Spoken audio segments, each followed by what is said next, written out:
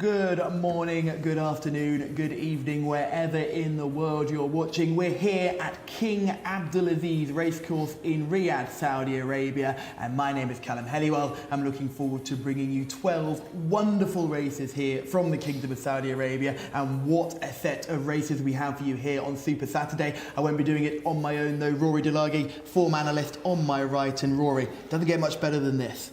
No, we had a tremendous day of racing yesterday, but yeah, some massive prizes on offer today, and some of the real superstars of Saudi Arabian racing on show today. So very much looking forward to it.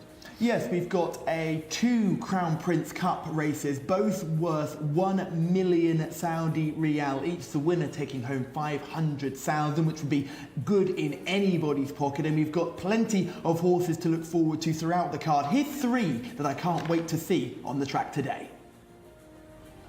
The first horse is Sunset Flash, a superstar filly and the apple of Alex Moreno's eye. He loves her and she's been a star all season. She's remained unbeaten this season and she'll look to get another win on the board in our second race of the day. The next horse we have to see is Najim, who won the Crown Prince Cup for local bred horses last year. He comes here looking to do it again, but this time he's not had a prep run. Could he be in a little bit of danger?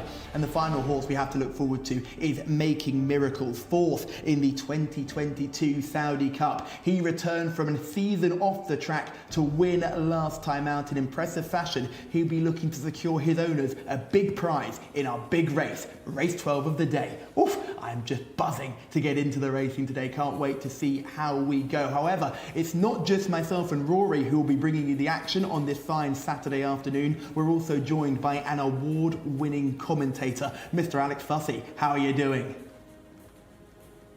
Thanks, Callum. Yeah, doing really well. Good to be back alongside you both. Looking forward to today's super card. A tremendous day of racing coming up. Action begins very shortly, 20 past, with a handicap 0 to 90 over 1,200 metres. It continues at that distance for the second race, which is a Fillies Open. Then the Arabian horses in action at 10 past 4. As you can see, that's also open company over 1,400. And further up in drip to 1,600 at 4:35 with a local bred maiden for colts and geldings. Local bred horses also underway at 5 o'clock in an open, and then a restricted win race, horses who have won between 1 and 3 events at 5:30.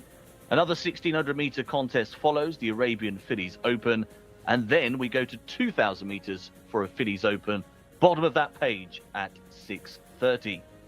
Over we go. The next is an open race, also over 2,000 metres, and then up in drip to 2,400 for the final 3 races. An apprentice jockey's hands and heels race, always an interesting spectacle, the 7:30, and then the 2 big ones, the local bred Crown Prince Cup, which will be at 8:10, and our final race is the Crown Prince Cup. Both of those local group ones with those tremendous prize money totals as well. So 12 races and a super Saturday schedule to look forwards to. What about the first then? We're getting underway very shortly with a 0 to 90 handicap over the 1,200 metre trip. No reserves get their chance, but the rest stand their ground. Number 1 is Asa. Number 2, Line of Departure, Nafal Anazi. 3 is Tabarak Al-Hakil, who is very much in form, looking for a 4th win from the last 5 starts. Number 4, Consensus de Vega, Tariq Al-Mansour. 5 is Amarillo Gold, got a wider berth, is drawn out in 13 for Camille Ospina. 6 is Al-Washmi for Abdullah Al-Credis. Number 7 is Wadi. That one has only had 1 run this campaign, but it was a bit of a disappointment. Number 8 is Dolma, also not really hit form so far this season. And then we move over the page to number 9, which will be Etisilat, who really, again, is another one who flopped last time out, went only 11th. Number 10, Taj Neom for Alex Moreno.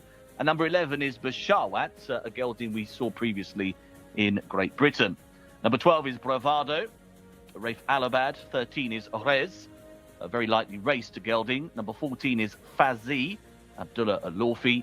15 is Wadhahi for Mohammed Saeed. 16 is Itkan, Ayad Al-Turisi. 17, Clarence C, looking for a second career success. And third, Altimat Rai rounds out the field here. He's riding number 18, Mustango. So that's a look top to bottom of our 18 runners in the first. runners will be very shortly making their way across to the parade ring as we look out on a tremendous scene here ahead of a super day, gents. Thank you very much, Alex. And yes, a super day starting with a top-class race, 0 to 90 handicap, Rory. We start off with a bang, don't we? We do, yeah. No sliding into this. Quietly, really competitive. 0 to 90 to start with. There's some old favourites on show as well. Certainly are. Let's start from the top and work our way down. Jcsa, horse number 1. Formerly with Carl Burke. Jcsa was 3.5 lengths, 4th of 19 to Alotabi and a 7 furlong 0 to 90 last time out. He's a pretty consistent sort. He was 3rd to Sunset Flash in his previous start over this course and distance, so the drop and drip was no trouble to him. Line of Departures, number 2. Line of Departure, a good horse in the UK 2 or 3 years ago, winning the Cathedral Stakes at Salisbury for Roger Varian. Was a non-stayer over a mile in the EU Cup here last time, the European Union Cup. Dropping back to 6 furlongs will suit, but he hasn't really clicked since arriving in Saudi Arabia. Tabarak Alcala, a horse I like, horse number 3. Yeah, both of his wins here have come at a slightly lower level. They've come in 0 to 85 handicaps over course and distance. Did well to beat Jcsa last time out, but a bit more on his plate here. Yes, Consensus de Vega is horse number 4. Yeah, she's a decent performer, Consensus de Vega, but all her form is around 7 furlongs or a mile. So dropping back to 6 furlongs is a bit of a question mark for her. And she's only won once here, and that was in a non-winners of 2 over a mile. So I think she's vulnerable in this company. Amarillo Gold is a horse that we've seen plenty of. Yeah, he's kept very busy, like a lot of horses who sport these colours. 6 furlong 0 to 80 winner at meeting 41 in Taif. Give 5 kilos to Taj Neom when beaten ahead 2 starts back, and clearly has the beating of Taj Neom on revised terms because Amarillo Gold is only giving 1.5 kilos away today. Al Washme is a horse that if this wasn't a handicap in an open race, you'd be slightly excited about, wouldn't you? It's an interesting way of putting it. Yeah, 7.25 lengths 3rd to first line in a course and distance open last time out. That's a pretty decent performance. Won a 7 furlong open meeting 55, the first meeting of the season here. That wasn't a particularly strong race, I didn't think, and his time for the 6 furlongs, 1 minute 13.32. Again, makes him look a little vulnerable in this company, I thought. Wadi is horse number 7. Getting a bit long in the tooth at the age of 11, and he's still very high on the weights given the level of his current form. Dolma, horse number 8.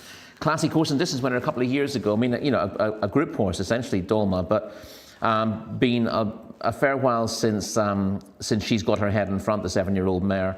And I wonder whether her star might be slightly on the wane these days. Atisalat, a grey I know we all know and love. Yeah, listen, he's a law unto himself. He does what he wants to do. We saw him absolutely flashing home one day in Taif, thinking this is a horse he's about to really hit form. But he's one of those when things go against him, he can actually look like he's a superstar.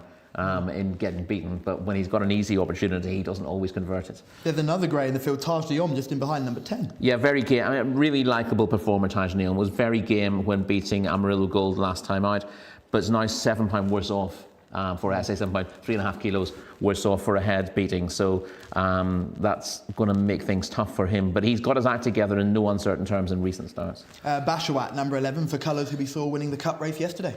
Yeah, has been placed twice since winning a maiden in Taif. But I think he lacks the class of a couple of these. His recent time over course and distance, 1 minute 14.19, needs improving upon markedly. Bravado's horse number 12. Out of form, hard to fancy here. And Rez is horse number 13. Beaten 5 lengths and a 7 furlong maiden on his debut here. He might do okay, but I think he's liable to need more time. This is a pretty tough contest to be thrown into in just your second start. Gets a big old rating as well in this race. 82 he's coming here off, which seems really high off just the one run. I imagine they'll be doing some overseas performances that we can't find. Yeah. Yes, right. So Fazay is horse number 14. For me, not the force of old. Again, another one who's been around for a while. He's an 8-year-old entire and showing signs of age in his last couple of starts. Wadahi is horse number 15. No closer than 13th on his last 5 starts and just looks badly out of sorts. It can't, number 16.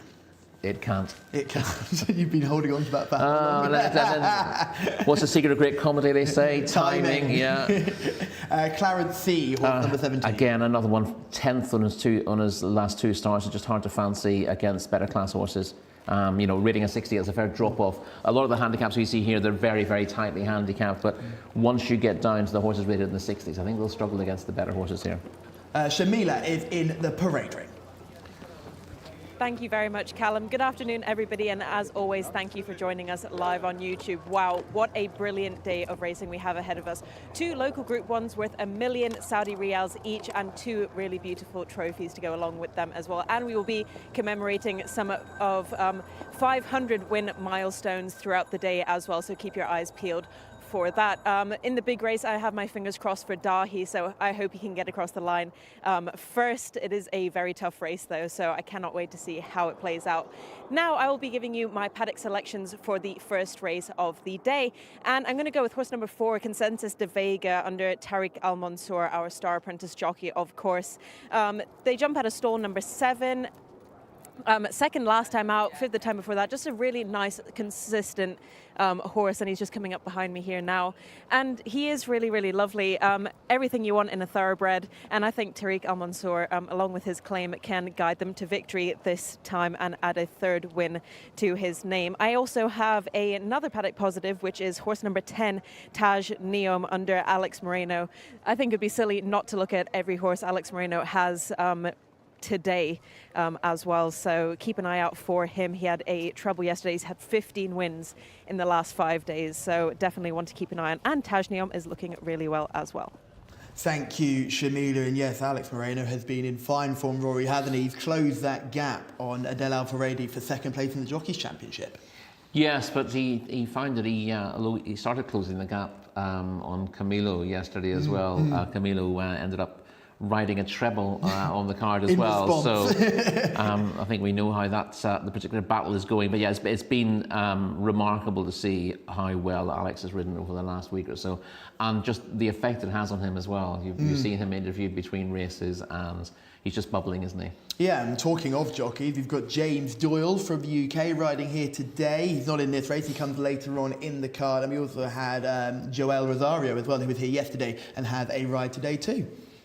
Yeah, good to see that. Nice to have a chat with Joel Rosario yesterday. He'd be looking to come back for the Saudi Cup, but he was very, very happy to be here and see what's going on. I don't think he could quite believe the developments of the track over this 1 year. I think that was the one thing that stuck out to me, that he's saying, not that long since he's been here and things have changed enormously. There's a lot going on here. Certainly is. We've got one more horse to talk about, Mustango, horse number 18. I imagine he's a similar vein to Clarence C. Yeah. A little bit too poor quality for this affair. We 2 more seconds we could have finished it all off. Yeah, he's been in a pretty poor vein of form with it. He won at meeting 44 in Taif, but since then his form has rather dropped off a cliff, and there'll be much easier races for Mustango than this. For sure there will be. So Fazay and Atifla are 2 of the bright white greys that we'll see throughout the contest in this one. They won't be difficult to miss, but I probably have quite a tough ask here. Atifla, you just don't know whether he's going to come here on a going day, do you? No, but you can never rule him out, because if he fancies it, he's more than capable of winning off this sort of mark. But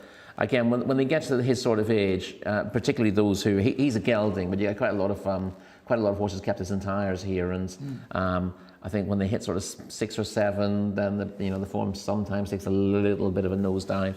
And it's difficult after coming back off a break, for example, to get that. Well, they try and let themselves down, don't they? They try to get they act like stallions. They want to, because they're tired, they're looking for a second career, really, aren't they? Looking for other roles in the office, we should say. I've got an opinion on Consensus de Vega. I think she'll love this trip.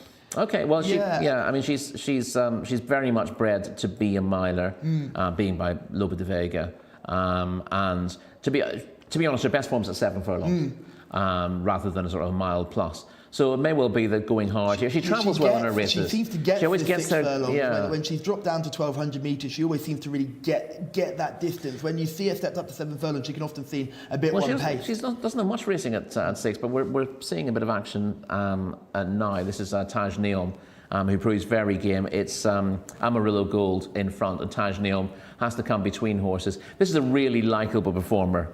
Isn't he, Taj Neom? His last couple of starts, he's shown tremendous guts. And he must be a wonderful horse to own. So he gave Rossmore Nation a scare in that. He did, yeah, Cup in exactly, yeah, well. Exactly the same thing. Looked beaten and then rallied and came back. And this time, again, he looked beaten, but he rallied and got back up to win by a head. And now he's significantly worse off with Amarillo Gold. I think this is a race that Amarillo Gold is more than capable of winning if he puts his best foot forward. He's not a not a regular winner, but he's certainly weighted to go very well today. Here's Tabrak Al-Khalek. This is him winning last time out and bouncing back from a fourth place effort in an open race, which I thought was good as well. Yeah, he's won 3 of his last 4, and he certainly wasn't disgraced in his penultimate start either. This was a 0-85 handicap where he runs down Jcsa. Late on, he got a nice run through here. He's a perfectly straightforward horse. It's Jcsa who's actually coming late, isn't it, on the outside? But he only just holds on. But he's a trier. There's a lot of horses reasonably close up there for me, and this is a step up now into a slightly higher grade. It doesn't sound like a big step up, does it? Just from 0-85 to 0-90, but I think I'll make it a little bit more difficult for him. But to be honest, quite a lot of these formerly classy horses have got questions to answer. We talked about this last time when we talked about how many horses, especially in the Arabian races, how many horses were rated £5 higher that they'd be facing today. And it's actually Taj Neom is rated 86, Bashawat rated 83. So there are 10 horses rated higher than what Tabrak Al-Khalek would have faced last time out. If you threw another 10 horses into that race, obviously you'd have to take a few wide as well. But it clearly makes your task harder. Yes. And you just have to work that little bit harder through the race. His run style means I think it'll suit him to a fair degree, and he is going in the right direction, Tabrak Al-Khalek. So I certainly wouldn't be ruling him out, but he does need to find a new career best, which in fairness he's done arguably in his last 4 starts. He's got ahead of quite a lot of these. He's got blinding early speed. I think he'd actually really want 5 furlongs in truth, but that race isn't available to him. But he's got really good gate speed. He's from stool 9, so he'll need that to be able to get across, because there'll be plenty of pace on his inside. Yeah, it'll be interesting to see how this shapes up in terms of early pace. There'll be no shortage of it here. I think even some of those horses we've said might struggle will be competitive early in the race. It's just a case of where they're going to be come the business end. So there'll be, I'd say, room will be at a premium on the run to the first bend. And as we see often enough, horses who are handicapped to win races don't often get the chance to do it if they don't get the breaks in the early stages. So as you said, you've got to have that gate speed to keep out of trouble sometimes. Yes, right, let's do some selections, because we know Shamila likes Consensus de Vega. I'm going to go with Tabrak Al-Khalek, horse number 3. Rory, who do you like here? From a handicapping perspective, Amarillo Gold has got a really good opportunity here, so I'm going to stick with him for all he's not the most regular of winners. So number 5, Amarillo Gold for Rory. So for everybody at home who's interested in our selections, I'm going for number 3, Tabrak Al-Khalek. Shamila's going for number 4, Consensus de Vega. And Rory's going for number 5, Amarillo Gold. You don't say we don't work at this timing thing, do we? Alex Fussy, it's over to you. Thanks, guys. Thanks very much. Yeah, loading well underway here for our first of the day. There's the 3. Tabrak Al-Khalek, the one that Callum quite likes the look of here. I was rather hoping that Taj Neom could put in another strong effort today. Been in good form, and of course the man on board could not be riding any better as well. Just a little side on there at the moment is Khan, number 16, who's being straightened up to come forwards to the boxes now as well. He's got that very handy yellow headgear on. There's Taj Neom, of course the winner last time, meeting 70, but a handful of rather good runs this campaign, placed efforts at meetings 45 and 53, and is now coming up to stall 18. That obviously means a very wide starting point for him. Amarillo Gold is just going up and into the starting stalls. As are also in as well, the big flashy grey. Fazay locked into line. Wadhahi's the final runner being pushed forward. So we're set. Stand by for the first. They're off. Racing away. Bit of a ragged start. Bit of screaming and shouting to the inside. I think 1 or 2 were a little inconvenienced. Possibly Asa, the worst of those, dropping right to the back of the field early. A very smart start on the outside by Taj Neom. Had the wide draw, but got away very alertly to lead up there. Also, line of departures not far away, and back on the inner is Amarillo Gold. Between rivals is Bashawat, the green sleeves and cap, currently racing into 2nd or 3rd. Just off the pace as they take the turn, Tabrak Al-Khalek has got a good spot. Wider then on the racecourse is Bravado, the blue colours between horses, and pushed along at this stage is Rez as they're taking the turn and they're about to swing for home. Mustango's got a bit of work on, but is creeping throughout the inside fence. They've levelled for the line. Up on the inside, Amarillo Gold is tackled now by Line of Departure. Down the centre is Taj Neom, still right there between rivals. Tabarak Alakil's got a chance, staying on his bravado. Bit late on the scene is Asa. It's Taj Neom and Tabarak Alakil locking inside the final 100 metres. Tabarak Al-Nakil on the inside of Taj Neom and just doing best. Tabarak Al-Hakil takes the opener. Beats Taj Neom into second. Amarillo Gold held third. They were followed in by Bravado and Asa. Victory then for number 3, Tabarak Al-Hakel, has gone on to win the first and remains in tremendous heart. What a great campaign it's been, winning today. Now 4 wins from the last 5 starts of this colt, and he's shown a likeable attitude to fend off the very tough Taj Neom, who again has run with huge credit in second place. There's half a length between them at the line, and it's 1:13 exactly your winner's time. Dead on the money, 1:13 dead. The winning start in terms of selections for Callum today, so good work from him there. In fact, it was a good work all round because we had the first 3 home between us. 3-10-5 is the order of finish in our first today. Tabarak Al-Halik beating Taj Neom and Amarillo Gold.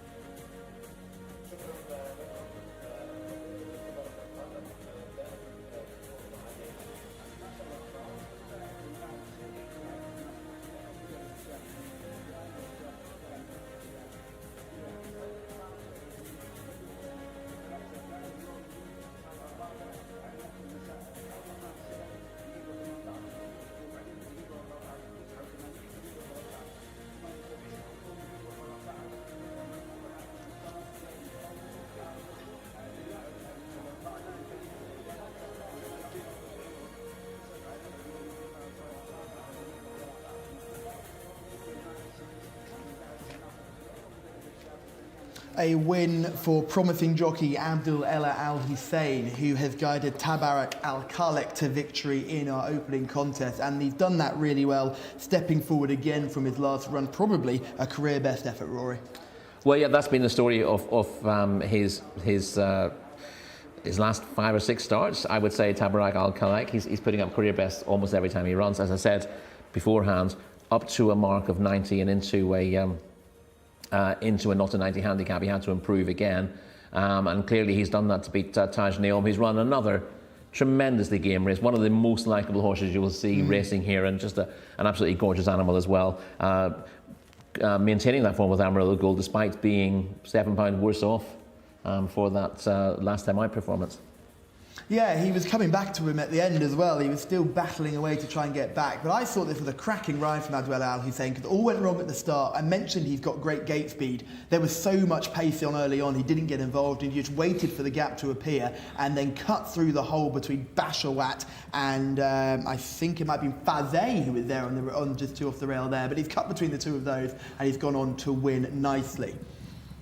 He has, yeah, and again, as we said, he's a very likeable performer in the way that he goes through a race. You talked about his good gate speed, but actually his last 2 starts, he's come from just off the pace with a turn of foot to hit the front and then withheld a late challenge. So he's got the right attitude for this game, and you know, you'd have thought even with another small rise for this, he'll remain competitive.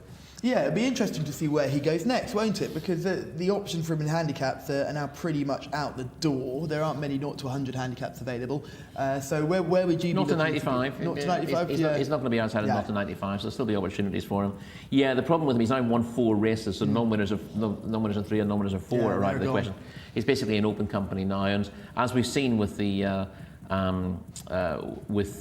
kind of races we get here, you get a wide range of abilities on show and open races. So I think you have to take his opportunities and see what comes up. But he's a Vioso sprinter. A time of 1:13 is decent as well, and that's the best he's done here. So yeah. Yeah, so it was actually line of departure who he split. So line of departure and Bashawat, and he had Taj Neom and Amarillo Gold, who showed blinding early speed, but they were going so fast early on. 68 clicks they were going towards the first bend. Yes, you see Amarillo Gold, who got outpaced, actually stays on again to hold third. You thought he was going to be very vulnerable in the straight, but he's run on well again. As I said, he's a slightly frustrating horse, Amarillo Gold, in that he's frequently in the places, but he doesn't win that often. But again, he's off a mark he can be competitive off. Yes, he certainly is, and I'm sure he'll be banging around in races like this before long too, and he'll be dangerous as well, just because he's got that early pace and he can sort of maintain that pace, unlike some of the others at this level. But Taj Neom, just another unlucky performance. He's done everything right, but he's just maybe been outclassed a little bit today. I don't think you can say he's outclassed, having been beaten half a length. But yes, he's just run his usual game race. He's weighted 86 now. But in fairness, you look at his overall form. It took him a while to get established in Taif, and again he took 1 run here. His first run here was disappointing, and then bounced straight back last time out. Now that he's got the hang of racing at this track, I think he'll continue to be competitive. And again, you know, he'll still qualify for 0 to 90 handicaps. Next time he's going to go up a pound or 2 for running so well again here. But he still has this kind of spot he can go for, but great shot here though, isn't it? You just look at his his head. In fact, the pair of them are both, they both show a lovely attitude going towards the line. They're in a battle and they both want to be in that battle. We often see horses keen to back out of a difficult situation at the end of races here, but neither of these give an inch, and it's really good to see. And it's great to see Abdul Al Hussein's celebration here as he crossed the line. He was absolutely over the moon with that, and you can just see here, he'll give the air a bit of a punch if we can just stick on him. And it's a lovely shot. It just shows how much it means to him. That is a real punch of the air and excitement, and he's chuffed to bits with that. A jockey that we don't see much of, but has already had a winner this week. Yeah, he's again, as we were saying when we were talking to Joel Rosario, a lot of big name jockeys coming to Saudi Arabia, but they can't just dominate. And the standard of jockeyship among the local riders is very high as well. So always good to see. Shamila is in the winner's enclosure with one of our first landmark celebrations. This saddlecloth will be presented to the trainer Gaith Al Gaith for reaching 400 wins yesterday.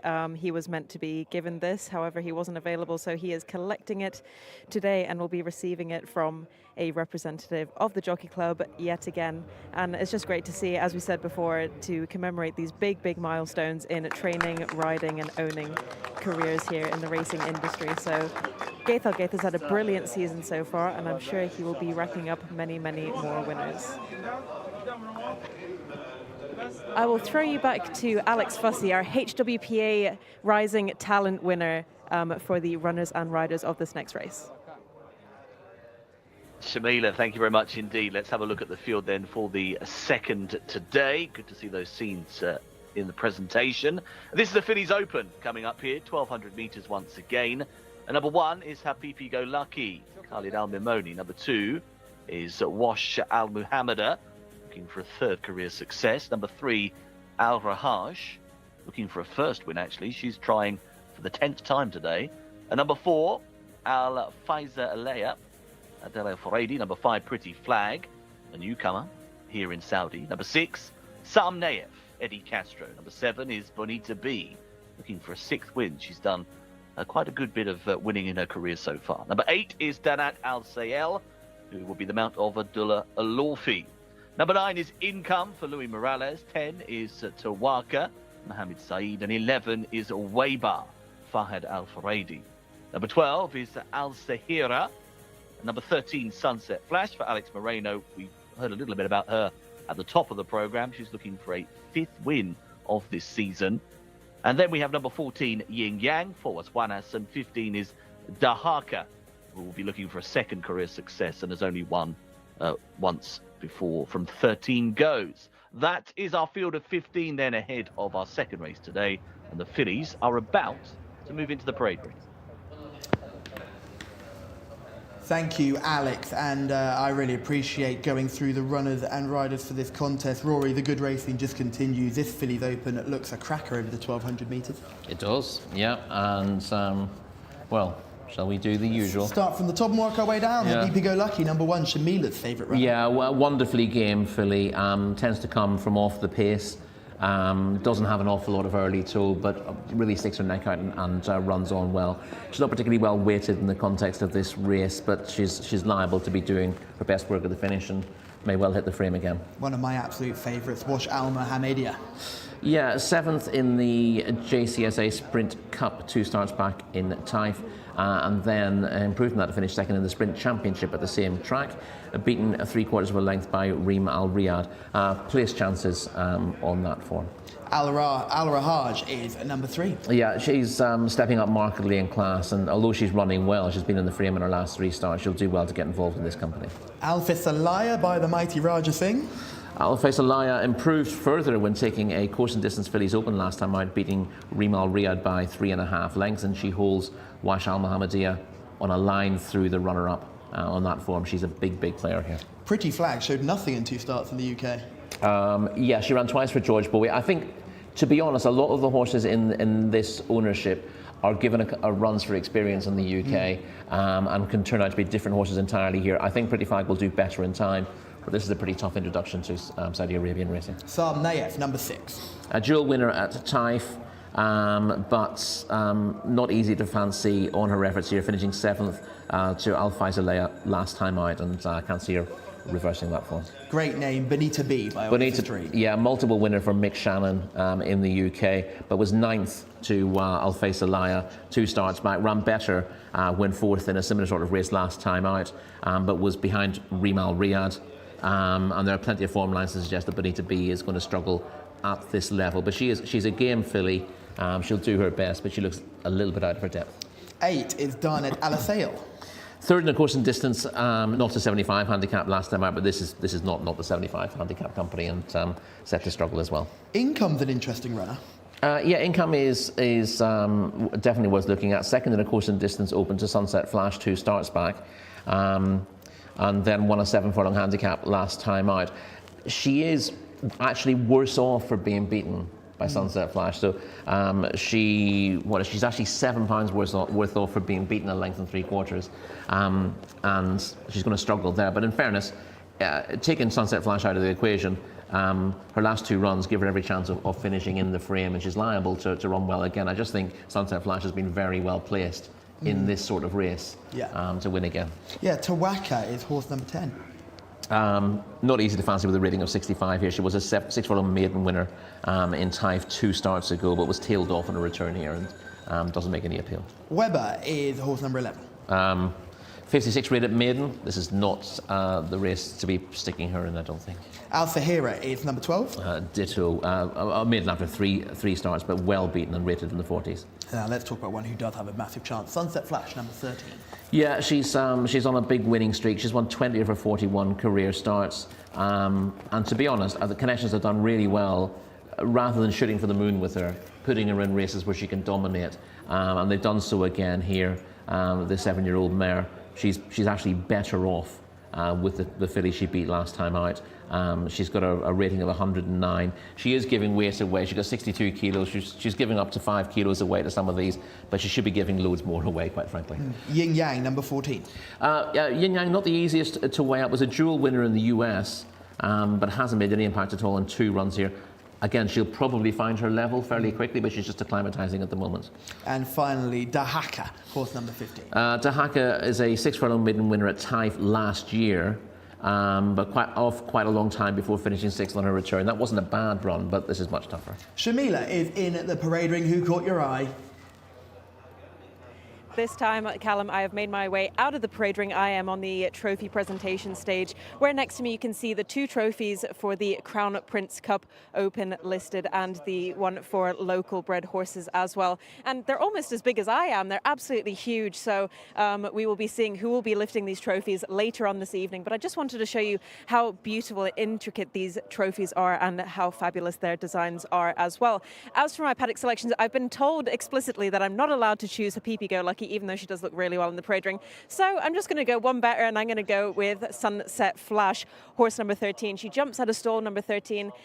Alex Moreno loves this horse more than he loves his own dog. Those are his own words. He has said that before. And she remains unbeaten this season. And I think she will remain unbeaten in this race as well. I don't think there's absolutely any beating her whatsoever. I will give you an underdog selection, though, trained by Gaith Al Gaith. Danat Alasail for Abdullah Al-Lofi on board. So we just seen Gaith Al Gaith get his prize for his 400 winner mark, so hopefully he can add to that as well. And I really liked the look of his filly in the parade ring, but it has to be Sunset Flash, doesn't it? It might just have to be Sunset Flash, Shamila. It's going to be very hard to see this one beaten. I'm a big fan of Wash Al Mohammadi. I've made it very clear that I absolutely adore this filly. I thought she was a very smart 2-year-old.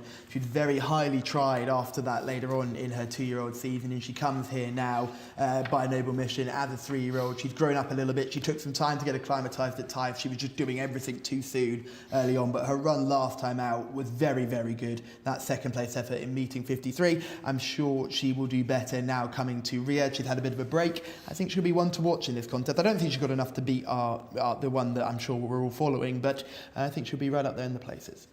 Yeah, she's got a better chance than her rating would suggest, I think, and there's still probably more improvement to come from Wash Al Mohammadia. Your slight concern, again, you said she took a bit of time to acclimatise to Taif, so she might just, on her first start here in Riyadh, take a little bit of time to getting used to the switch of surfaces again, but I wouldn't guarantee that will be the case. And she is a filly who should have a lot more to offer, really. Yeah, she certainly should. I think she, like I said, she just had to do some growing up, really. It was quite fun watching her run and sort of learning as she went. You can just see her in shot there, just coming through at the bottom of your shot. She's a bit jig-joggy there. She likes to get on with it quickly, and sometimes she leaves herself there to be shot at. But the run last time, she travelled so well into the race, and the rest of them were flat to the boards coming around the bend. I thought she was just outstayed on that occasion rather than out-sprinted. So hopefully, over this 1,200 metres, it's not quite as quick as the 1,200 metres at Taif in terms of tightness of the course. This one takes a bit more getting. That, again, could make her vulnerable and open it up to a horse like Alpha Salaya, who needs every inch of the straight. Yeah, and she's got a time of 1:12.62, Alpha Salaya for the course and distance, so she go close on that. But this is Sunset Flash, and this is her winning again. She's on the rail in the green colours with the red epaulets. saving every inch on the way round. That's Income in the beige and dark brown colours, would you say? I'm not going to get involved in colour comments now. But this is quite a tight finish. I think Sunset Flash, if they ran her in her class, as it were, when she was meeting horses of a similar rating to her, I think she might struggle these days. She ran in the Saudi Cup and was absolutely pumped. Yeah, and that's the thing. Yeah. I think Connections have been really clever to put her in races where she can dominate lesser rivals, even giving them weight. And the key with her at the moment is just keeping her happy. And it's always kid gloves. She gets on really well. Unsurprisingly, with Alex Moreno, who doesn't really these days, and with him riding so well at the moment, this looks made to be. Obviously, she nipped around the inside last time. She'll be going wider this time. This is Alpha Salaya. Well, we mentioned already, we need the whole length of the straight, coming right around the outside here, and she looked really impressive in her last 2 starts. Yeah, she beats Rimal Riyadh by an impressive 3.5 lengths. Rimal Riyadh, of course, had won the sprint championship in Taif, beating Wash Al Mohammadiyah. Beating Wash Al Mohammadiyah. So that's a good form. And Al Faisalea went a bit further clear than she ended up winning by in the end. I thought it was a very impressive performance. And again, another impressive daughter of Raja Singh, who's doing very well this time. Yeah, I'm a massive fan of Raj standing at the national stud. He's doing a great job with such a small crop.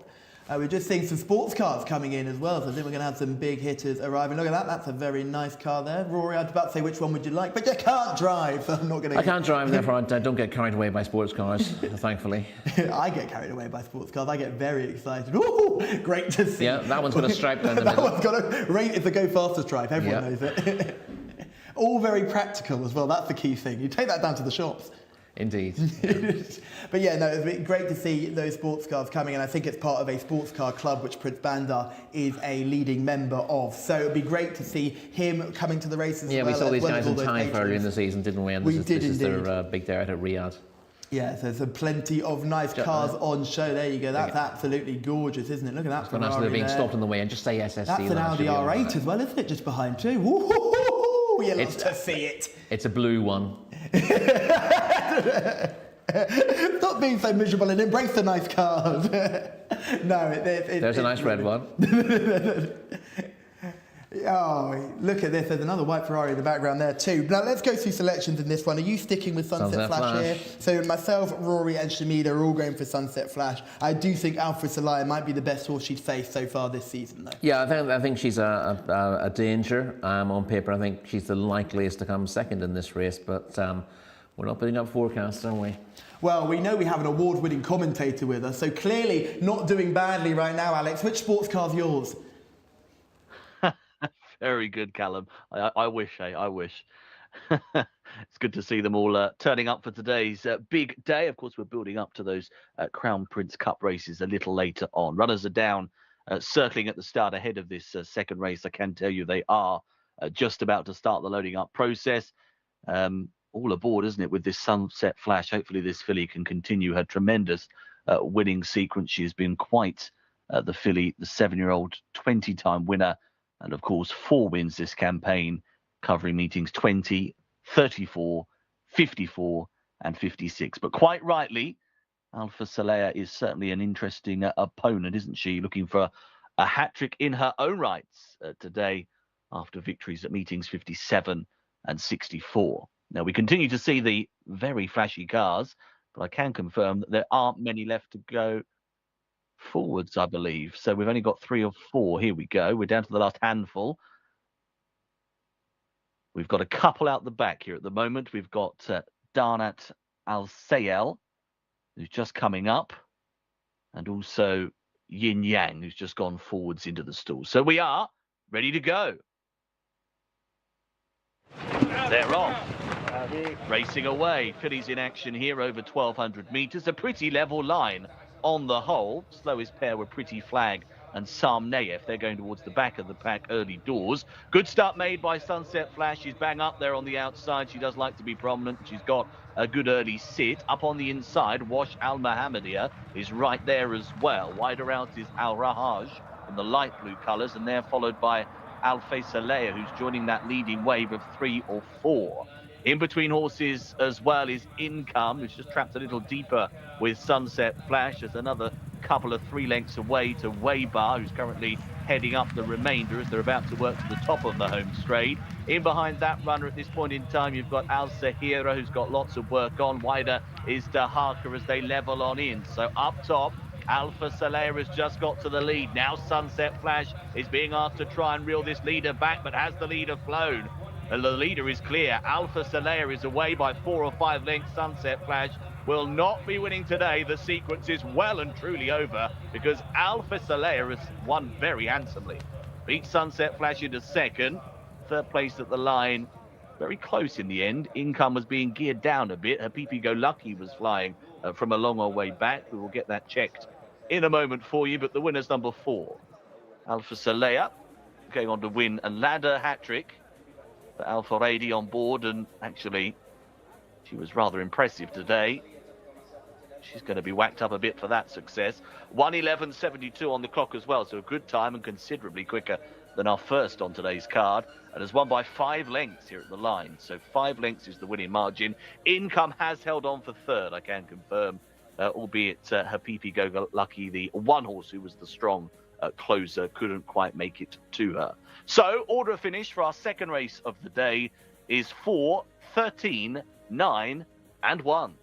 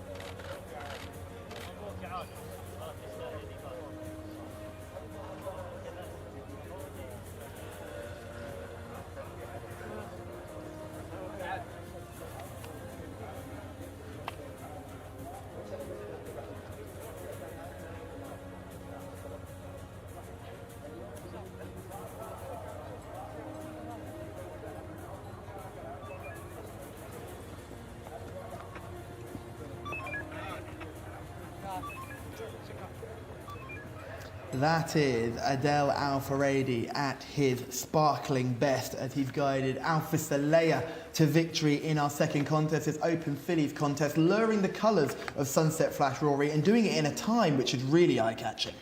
Yeah, 1 minute 11.72. You were saying you thought the time of the first race was good. 1:13 there, but 1:11.72 is as fast a time as I can remember here. I'll need to go through the records. On the bridle as well. It looks very impressive. Yeah, it was definitely an advantage to be towards the inside. I say an advantage to be towards the inside. Essentially, Sunset Flash got herself trapped 5 wide and had to go that wide round the bend, and that's made all the difference to her. When she won last time out, she seemed to win comfortably enough, but she got right round the inside and saved every yard. Here, it was a case of her going almost as fast as she could, but having to go that much wider, whereas the winner, first of all, she's improved again. The time tells you that anyway. So I think she would have been a real match for Sunset Flash if they'd had a similar sort of run. But with Sunset Flash forced wide round the bend at this trip, it was a tough ask for her. On the ratings, she had 92 for the winner, 109 for Sunset Flash. I don't think Sunset Flash is capable of running to 109. You look at her form and you look at her rating. She's just not done anything to get it dropped, has she? Well, she's been put in open races where she's maybe had a stone in hand of her rivals, and it's just a case of you never know what she's got in hand because Alex doesn't try to get to the bottom of her. But I think she's a very generous traveller. She doesn't. What she does on the bridle is pretty much all she has. And although she's very smart, I think Connections know that if they put her in cup races, she would probably struggle a little bit. So she's always in open races where she's theoretically a class apart, but she's winning narrowly enough and getting away with it. And this time with a bad run through, she's been exposed a little bit by the winner. But the winner, listen, is certainly worth a rating north of 100. She was getting 2 kilos. It was not a lot of weight, but she's had to run to a rating of about 100 to win this, I would say. And again, with the time of 1:11.72. If I was slightly smarter than I am, I could try to translate that into a rating for you, but I'm not quite clever enough to do that on the back of a 5-packet, as it were. Yeah, no, it's interesting to see that performance. What struck me about it was how Adel said go at the top of the straight. He wasn't hanging around. He see he had the advantage with the track position and just kicked on and said, catch me if you can. What was also interesting was that we've talked about the wide draw not being an issue, but it does become an issue when you've got pace to your inside, and there's a lot of good horses maintaining that pace to the inside. When we're talking about the draw not being an issue, we're talking about frequently maiden races or not massively competitive races. So you know that if you've got a horse who's got early speed and can tack across, it's actually sometimes an advantage to be stuck out wide. But if you need to go fast and you want to get to the bend and you've got 3 or 4 horses on your inside who've also got that kind of speed, then you're simply covering more ground. And you can see Wash Al Mohammedia broke from 2. We're always going to be bang up there. Suddenly you see Al-Rahaj as well is trying to stay up there, but he ends up drifting off as well. And then you've got Afis Salai, who was drawn in 4. So the 2, 3 and 4 horses all jumped out and did well. Yeah. Shamila is in the winners enclosure with some more winning connections.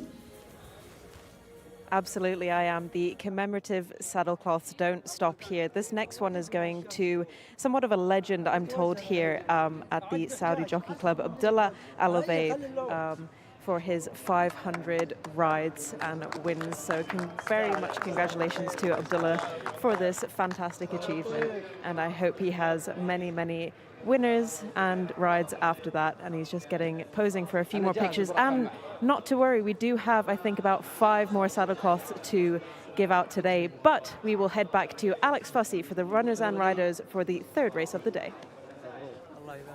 Thanks very much indeed, Shamila. Yes, let's take a look at the field then for our 3rd contest. Arabians in action for the first time next up. Fillies and Colts, an open race over 1,400. Number 1 is Two Man. Very lightly raced here in Saudi, albeit a 10-year-old. That'd be an interesting horse, probably more to find. And number 2 is Hazem Al Khaladiya, one of a few with the Al Khaladiya prefix in here. Number 3 is Sedik, who's won 3 times previously. Ayad Al Turisi. Number 4, Turkey Al Khaladiya, one of the Mutlaq runners in this race. Number 5 is Katia Al Khaladiya, who ran quite well to finish 2nd last time, actually, at meeting 72. Number 6 is Wathabat Al Khaladiya. Al Hussein. Number 7 is Jamil Al Wathba for Fawaz Wanas, a winner at meeting 46. Number 8 is Megdam. Jose Rodriguez will do the steering on board the bottom one on that list. Over the page we go. Number 9 is Kazwarat Al Khaladiya, another Mutlaq runner. And Abdullah Alofi, a winner at meeting 48. Number 10 is Mount Asir, a 5-time winner. The 7-year-old. Also a 7-year-old is the 11. Rahal Al Wathba. not been in the best of form, though, this campaign. At number 12, guess what? Yes, another mutlaq runner. This one is Saloum Al Khalidiyah. So a third in those particular Al Khalidiyah stables colours. Number 13 is Massenisa, a newcomer to Saudi, the 4-year-old. And number 14 is Al Nibras, who rounds out the field. A field of 14 and Arabian horses in action this time as we go back to Callum and Rory.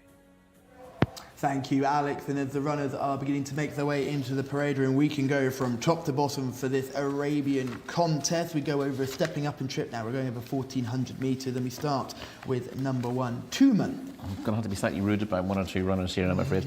Two-Man is returning from 2 years off the track, this 10-year-old, so that's asking an awful lot at any level. Doesn't look unfit, but it's very hard to come back from that kind of absence, and nothing to suggest that Two-Man is in the league of the better horses here. You've got Rakan Al Abeid on board, another promising young jockey who had a winner yesterday. Hazim Al Khalidiyah, number 2. Was soundly beaten when he had done a maiden last time out. Takes a marked step up in class here. Number 3, Sedic. Sedic's been in winning form recently, but his win came in a 0-75 handicap at meeting 63. Ran okay on his next start, but belongs in a slightly lower class race than this. Number 4, Turkey Al Khalidiyah, big rating. Yeah, rated 109. I think he benefited from a drop and trip when taking a 1 mile open last time out from Jade de Faust, hanging on fairly grimly there. This further drop and trip, probably not a bad thing, although he doesn't race very often at this, and he's certainly got solid place claims. Qatir Al Khalidiyah, number 5. Was 2 1/4 lengths ahead of Watabat Al Khalidiyah when the second to Wahija Athba over 6 furlongs last time out. Steps up a furlong and trip. Had Saloum Al Khalidiyah behind in 4th that day as well. So Qatir Al Khalidiyah is pretty solid. Not in winning form recently, been running solidly in most of his races, and he should be in the frame.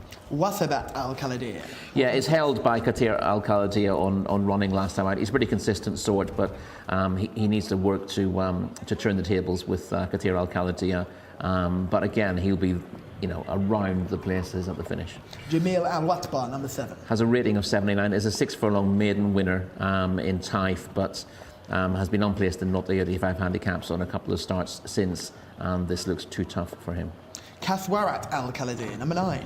Kaswarat Al Khalidiyah has a rating of 123. Was disappointing last time out, but that was a tough contest. But was a good third to Najib Al Zaman. He's an absolute superstar, Najib Al Zaman, in the King Khalid Racetrack Championship at Taif 2 starts ago. The winner has gone on to absolutely blitz his rivals here in a very warm contest. So I think Kaswarat Al Khalidiyah is the one they all have to beat. It was a Jockey Club Cup. He was in last time out, win only 9th, but this is easier for him to dominate these rivals. Yes, Mountassir. Mountassir does win races. He's got 5 career wins to his name. The last one came in a 0-85 handicap, and he ran an absolute stinker last week, so not easy to fancy in this sort of race. Rahal Al Watba, number 11. Yeah, 2 runs at Riyadh this season, and well held in considerably weaker races than this, so easy to pass over. Saloum Al Khalidiyah is number 12. Definitely best up to a mile, so this trip is absolutely ideal for Saloum Al Khalidiyah. Was 4th in a 6 furlong open behind Mutwaheja Athba last time out, which means that he was also behind Qatir Al Khalidiyah and Watabat Al Khalidiyah. Massenisa, eventually. Making his debut in Saudi Arabia, has a rating of 70. Unless that's massively wrong, won't be playing a part today. Al Nibras is finally number 14. Yeah, Al Nibras has a rating of 80, making his seasonal reappearance, and yeah, I think a 0-80 handicap would have been a more appropriate return, but the run will do him good, I'd have thought.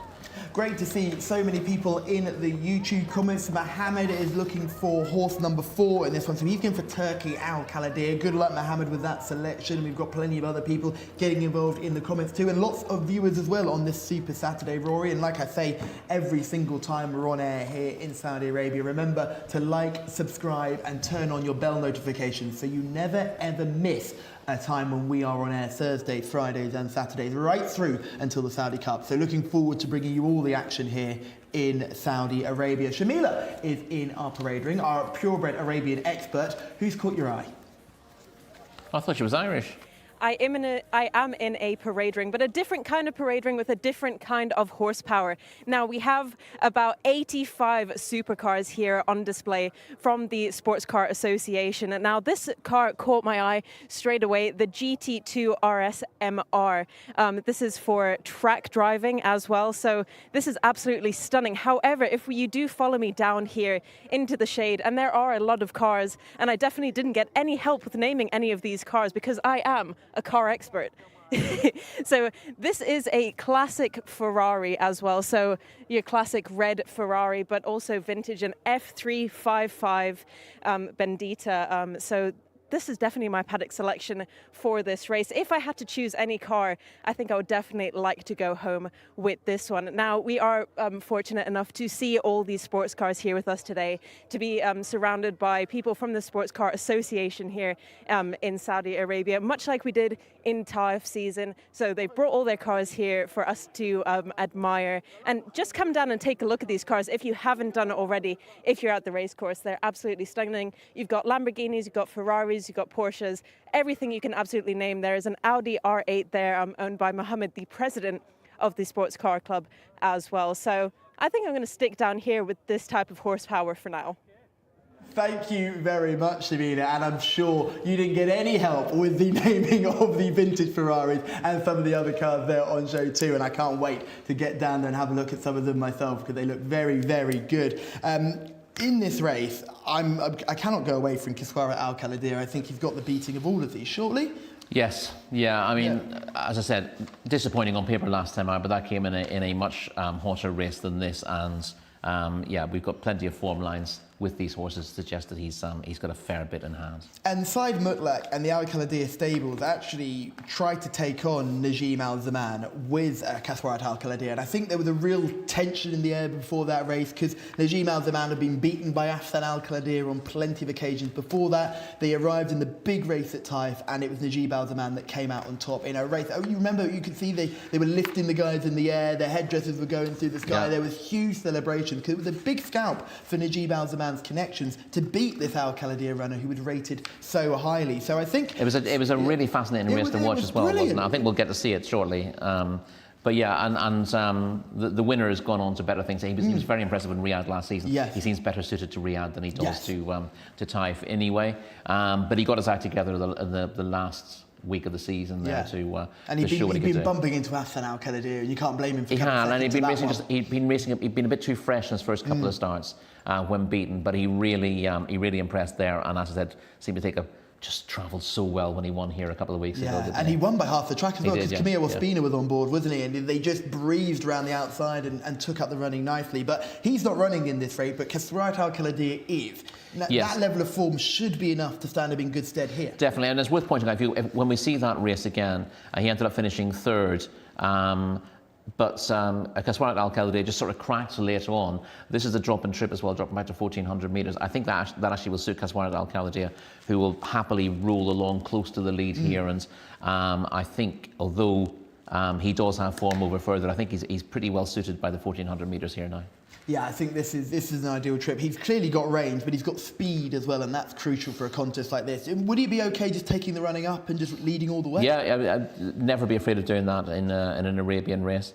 The last thing you want to do with a horse who's got lots of class is try to hold a little bit back. Because if in a falsely run race, they don't always quicken they don't pick up again, do they? So I'd be more than happy to see Kaswarat Al Khalidiyya go to the front early here. We're going to get a chance to see Turkey Al Khalidiyya in action. He did win, but the fact that Jcsa got so close to him must be a bit of a negative. Jade Faust, not Jade Carrera. Yeah, if Jade Carrera got close to him, that would be a different kettle of fish. Yes. Same colours, isn't it, as well? That's where yeah. So Jade Faust ran on strongly and looked like.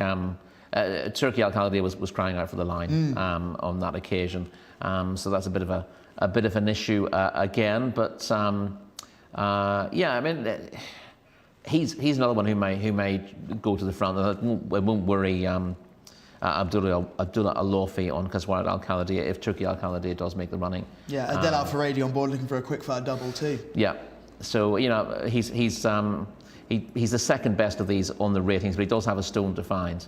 And I don't have a weight for Kaswarat Al Khalidiyah in my race car. Do you have in yours? I'll have a look and see if I can find one for you. I've got 58 on for Kaswarat Al Khalidiyah. So yes, so they're all 58 kilos then.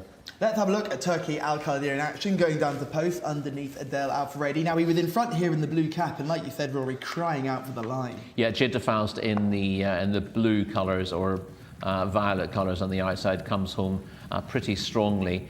Turkey Al Khalidiyah got himself in a winning position, but then it was hard going all the way to the line. It's a long way home, wasn't it? Yeah, I thought it was a game enough performance. You know, he had an opportunity to sort of roll over here and let the strong finisher pass, but he did stick his neck out and he's ended up holding on by a length at the line.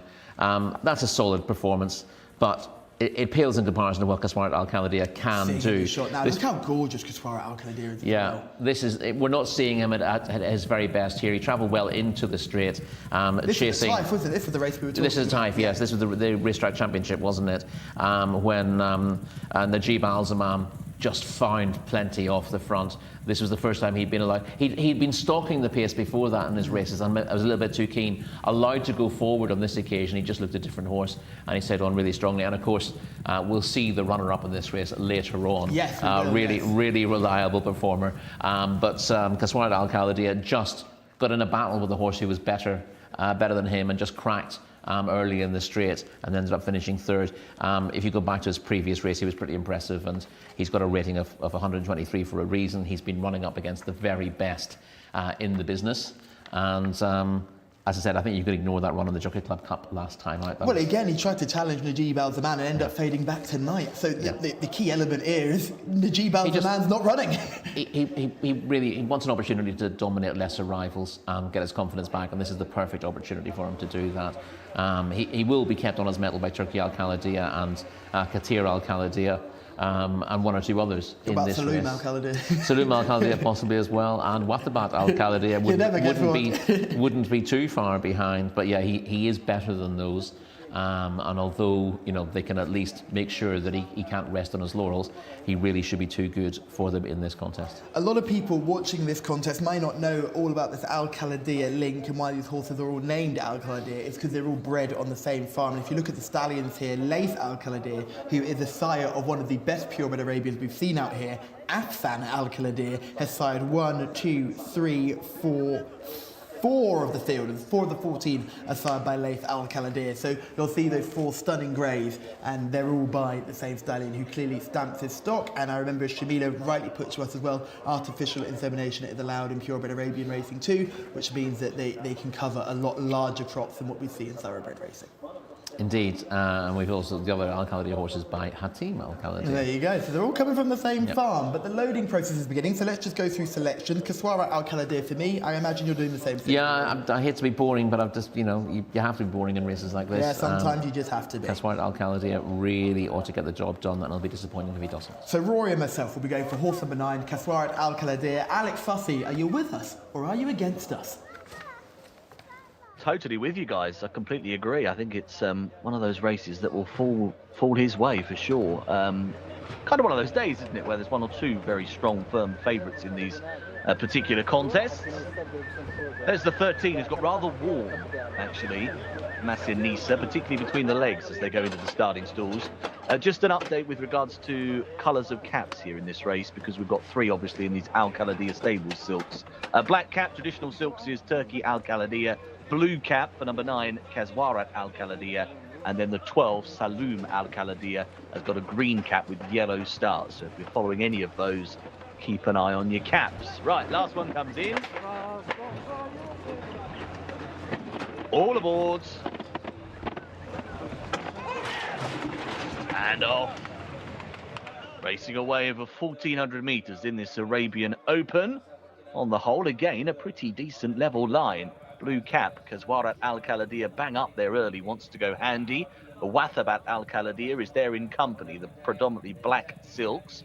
Wider Al Nibras, from a wider berth from the 14 stall, has got there to join the pace, and following them now is Turkey Al Khalidiyah with the black cap. That race is in company with Katir Al Khalidiyah. Next wave includes the green cap of Saloom Al Khalidiyah, who's out rather wide on the course. Then Jamil Al Wathbar, who's in between horses, back to the inside. is Sadiq. In company with that one is Hazim Al Khaladia. Back towards the outside is Mountus. Here towards the tail of the field, we've got the likes of Massinisa, who again is a caught a little deeper on the racecourse. Two-man has got an awful lot of work to do at this point in time. Rahal Al-Athbar is right out the back and not with any chance, it would appear, in behind Megdan. They're turning for home then, heading towards the top of the straight. Kazwarat Al Khaladia leading by a length, but Turkey Al Khaladia emerging as a big danger now and goes past. Turkey Al Khaladia has hit the front from Kazwarat Al Khaladia in second. Katia Al Khaladia is in behind those for third, but the leader is stretching right away. Turkey Al Khaladia opening up by 4, 5, 6, count the lengths. Turkey Al Khaladia wins race 3 very easily. Second spot goes the way of Kazwarat Al Khaladia. Third place will go to Katia Al Khaladia, and Saloum Al Khaladia was in fourth. Yes, that's right. 1, 2, 3, 4 for Al Khaladias. Number 4, Turkey Al Khaladia is your winner. 1:33.01 on the clock for your winner's time as well, and winning by 5.5 lengths. Came around the outside, zoomed on by, and it was very swiftly over. A third career success and back-to-back wins for your winner. And the order of finish for our third is 4, 9, 5 and 12.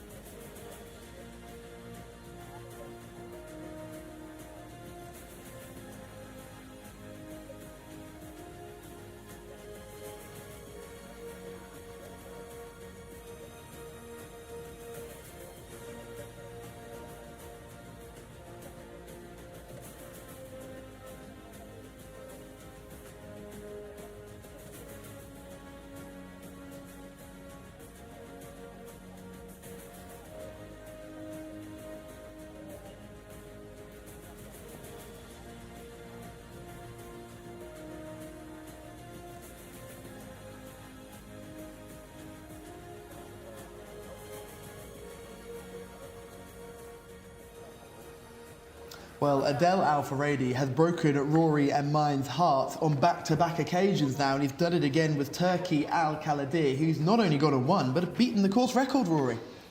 Yes, he beat the course record set by Dananir Al Khaladia.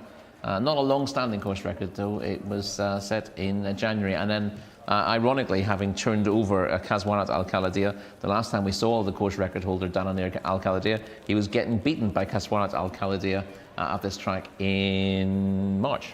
That is why you are our form analyst, my friend. Look at all that information. Well, there you go.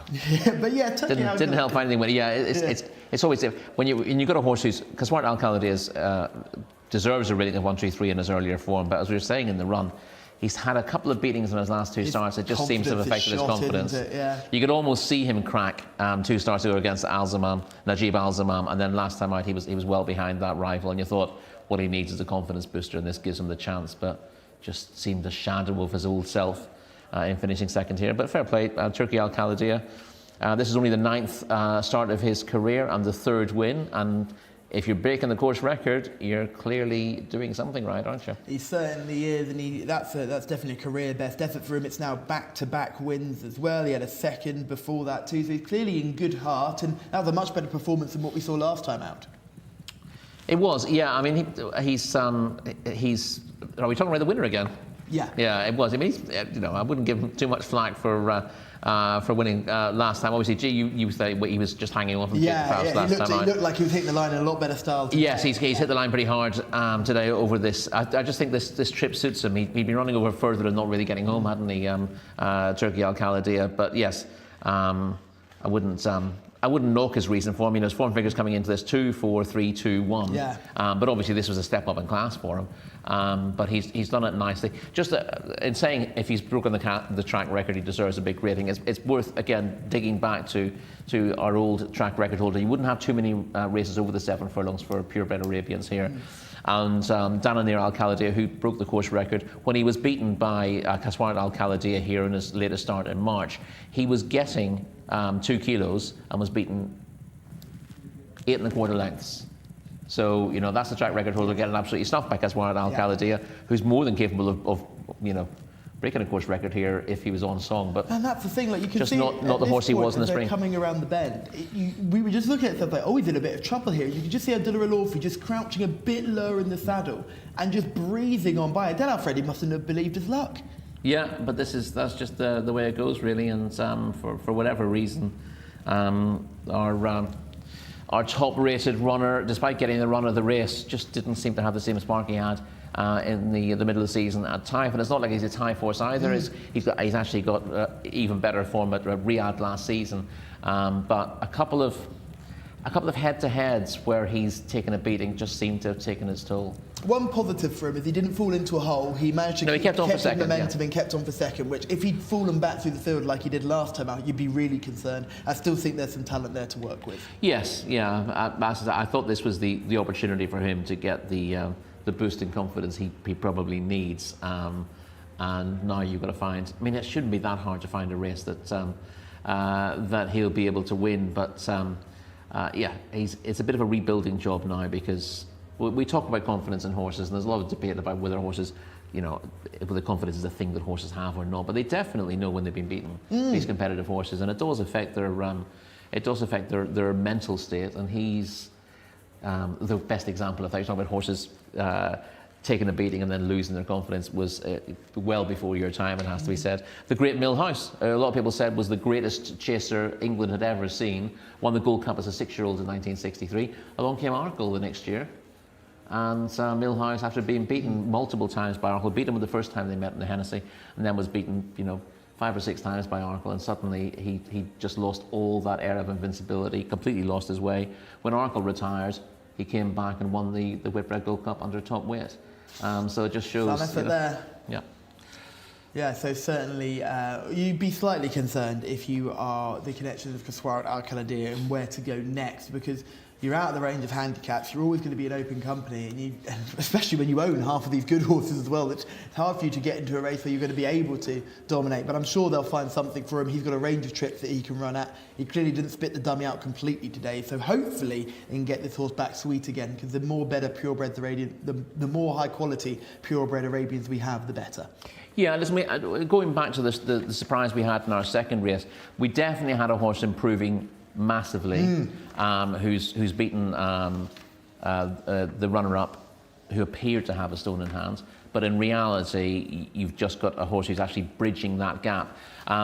Looking at the distances between the placed horses here, this isn't really the case with Turki Al-Khalidiyah. He's run an absolutely cracking race, obviously, but he hasn't taken a 10-pound step forward in form.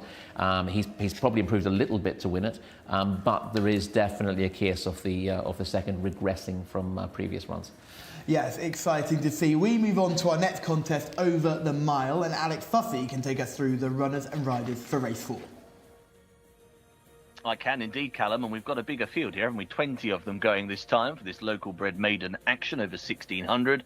Number 1, Hab Al Nasim for Eddie Castro. Number 2 is Bala Al Sham, looking for a first win at the 7th time of asking. And number 3 is Sam Al Muhammadiyah, Fahad Al Furaidi.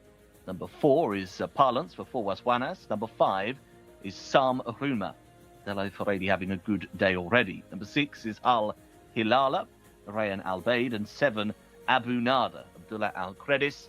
Number 8, Ghazal Al Saudia, a newcomer for Luis Morales. Number 9 is Savage, also another first-time starter, as is the 10, Abu Shakra. Number 11 is Al Saik, Tariq Al Mansour. Number 12 is Shab Nara, looking for improvement upon his first start. Number 13 is Umami, 0 from 4 so far. Number 14 is Mutafal Al Dorea. Number 15 is Anful for Wigberto Ramos. 16 is Al-Haf Al-Hama. Number 17 is Seattle Rain, Naif Al-Anazi. That runner over the page in the top of the next list that we will see. Number 18 is Sadem. 19, Anna Al-Saif, Victor Gutierrez. And 20, Ibn Allwood for Alex Moreno. Rounds out the field ahead of this Colts and Geldings maiden. And quite a few lightly raced individuals here for the boys to get stuck into. Thank you very much, Alex. And just a reminder for those at home who can't see that number 10, Abu Shakran, will now be ridden by Rayan Al Taresh. But this is a mile maiden, which looks to be absolutely set up for a newcomer to win this. There's a couple of these who have had runs that I think could be quite exposed. Would you agree with me on that one? Very much so.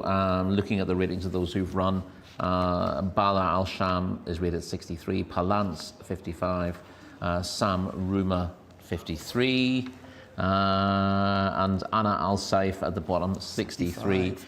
And I think one or two of those ratings are a little bit dubious as well. So it'll be disappointing. I've got Anna Al Saif, at 65 as well now. So he's gone up £2 for something. For finishing 10th last week. Well, that seems a little bit unlikely, but there you go. So Anna Al Saif is the top-rated horse who's coming off a run where he finished 10th. Suggests that a newcomer or a very lightly raced one, there's a few of these who've had one run, and some might well improve a fair bit for a single run. Let's go from the top and work our way down. Hab Al Nasim is number 1. Made late headway, win 6th to Seibut and Naya on his debut over 6 rounds at Taif. The winner was impressive there. The runner-up won the Fillies auction race at Taif later in the season. Is a red stable runner who was green and hung left in the closing stages. If you're looking for one to improve markedly from debut, Hab Al Nasim is probably the one. Bala Al Sam is horse number 2. Yeah, should be in the frame here. Twice in the frame in similar sort of contests before, disappointing last time out, but should be there or thereabouts of bouncing back. But a rating of 63 suggests that he's going to be vulnerable, especially after 6 runs, because there's no surprises left. Sam Al Muhammadiyah is horse number 3. Improved from a debut, when 4 1/4 lengths second to Hakimi. In that auction race here over course and distance last time out. Here the likes of Fiber and Gar Al Shaya behind. They both ran well yesterday. So Sam Al Muhammadiyah, no rating, but would be top rated if the handicap was inclined to give him a rating for those 2 runs, and clearly the one they have to beat here. Here's one we love, Palance. Well, we love a bit of Palance, but he's got more temperament than ability, it would appear so far. He's been 5th a couple of times. But he tends to play up a little bit, and they'd be surprised if he's good enough to win this. Sam Ruma, number 5. Well held in Taif on his last couple of starts, and doesn't make any great appeal here with a rating of 53. Hal Hilala is horse number 6. Tailed off 17th in Taif. Only beat one rival and well beaten there. So again, put a line straight through that one. Abu Nada. Abu Nada again. Well, you say even worse. At least there were more runners in that race. And meeting 62 here, we do have slightly bigger fields in Riyadh than Taif, but still no encouragement there. Ghazal Al Saudia. Yeah, this is one of the debutants. Good jockey booked. Luis Morales on board. Big race Louis, as you call him. He loves a Saturday. He loves a Saturday. But the dam had 31 runs in her career, only won one of those and was placed just 4 times. So there's not an awful lot in the pedigree to get excited about. Savage, what a name. Savage, good name, good name. Half-brother to 5-time winner Alzod Andy. Dam, 10 times raced here, placed twice, didn't win a race. But she's from a good family. She is a half-sister to a horse called Jcsa, who won a big local Group 1 at Bahrain earlier this year. So it's a good family, and I thought Savage, despite the fact that there's no absolute superstars in the immediate family, he is a half-brother to a multiple winner from an excellent family, so one to shortlist. Shamila, I don't know whether you're looking at cars or horses. Where are you now? You will be happy to know that I am back in the parade ring. And for this race, I'm going with this stunning 2-year-old colt by Dramedy. Horse number 3, the Mount of Fahad Al Furedi. Second last time out. Really nice looker in the parade ring. Not acting up whatsoever. Just getting a little bit spooked there by people on the outskirts. However, totally normal for these 2-year-old horses.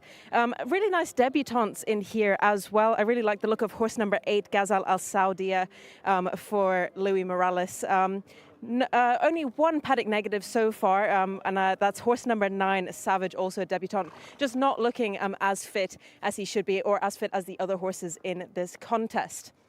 So I will be sticking to Fahad Al Furedi and Saham Al Muhammadiyah.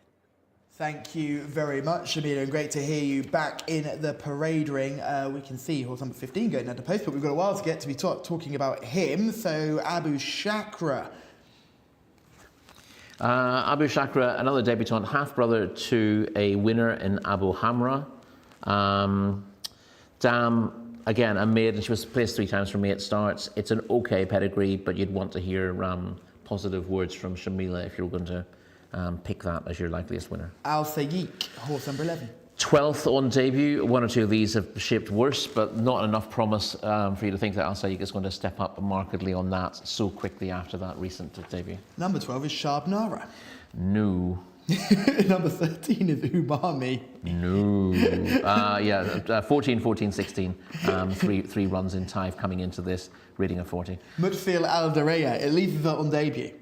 Debutante out of an unraced mare. She was out of a 2-time local winner called Wakida, who won twice in the white stable colours. So a little bit of promise on the debut for this black colt. Anfal, number 15. Just hinted at ability behind the easy winner Marquez last time. Marquez looks okay. Dam was placed more often than not, but didn't win. Again, a little bit of ability there. Already gelded, which is a little bit of a concern here.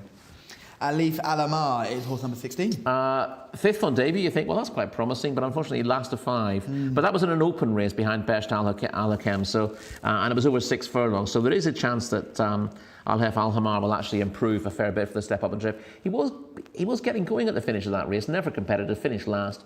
But I did, looking back at the replay, I thought, is he, he seemed to be hitting the line reasonably hard, so he's not a complete no-hoper.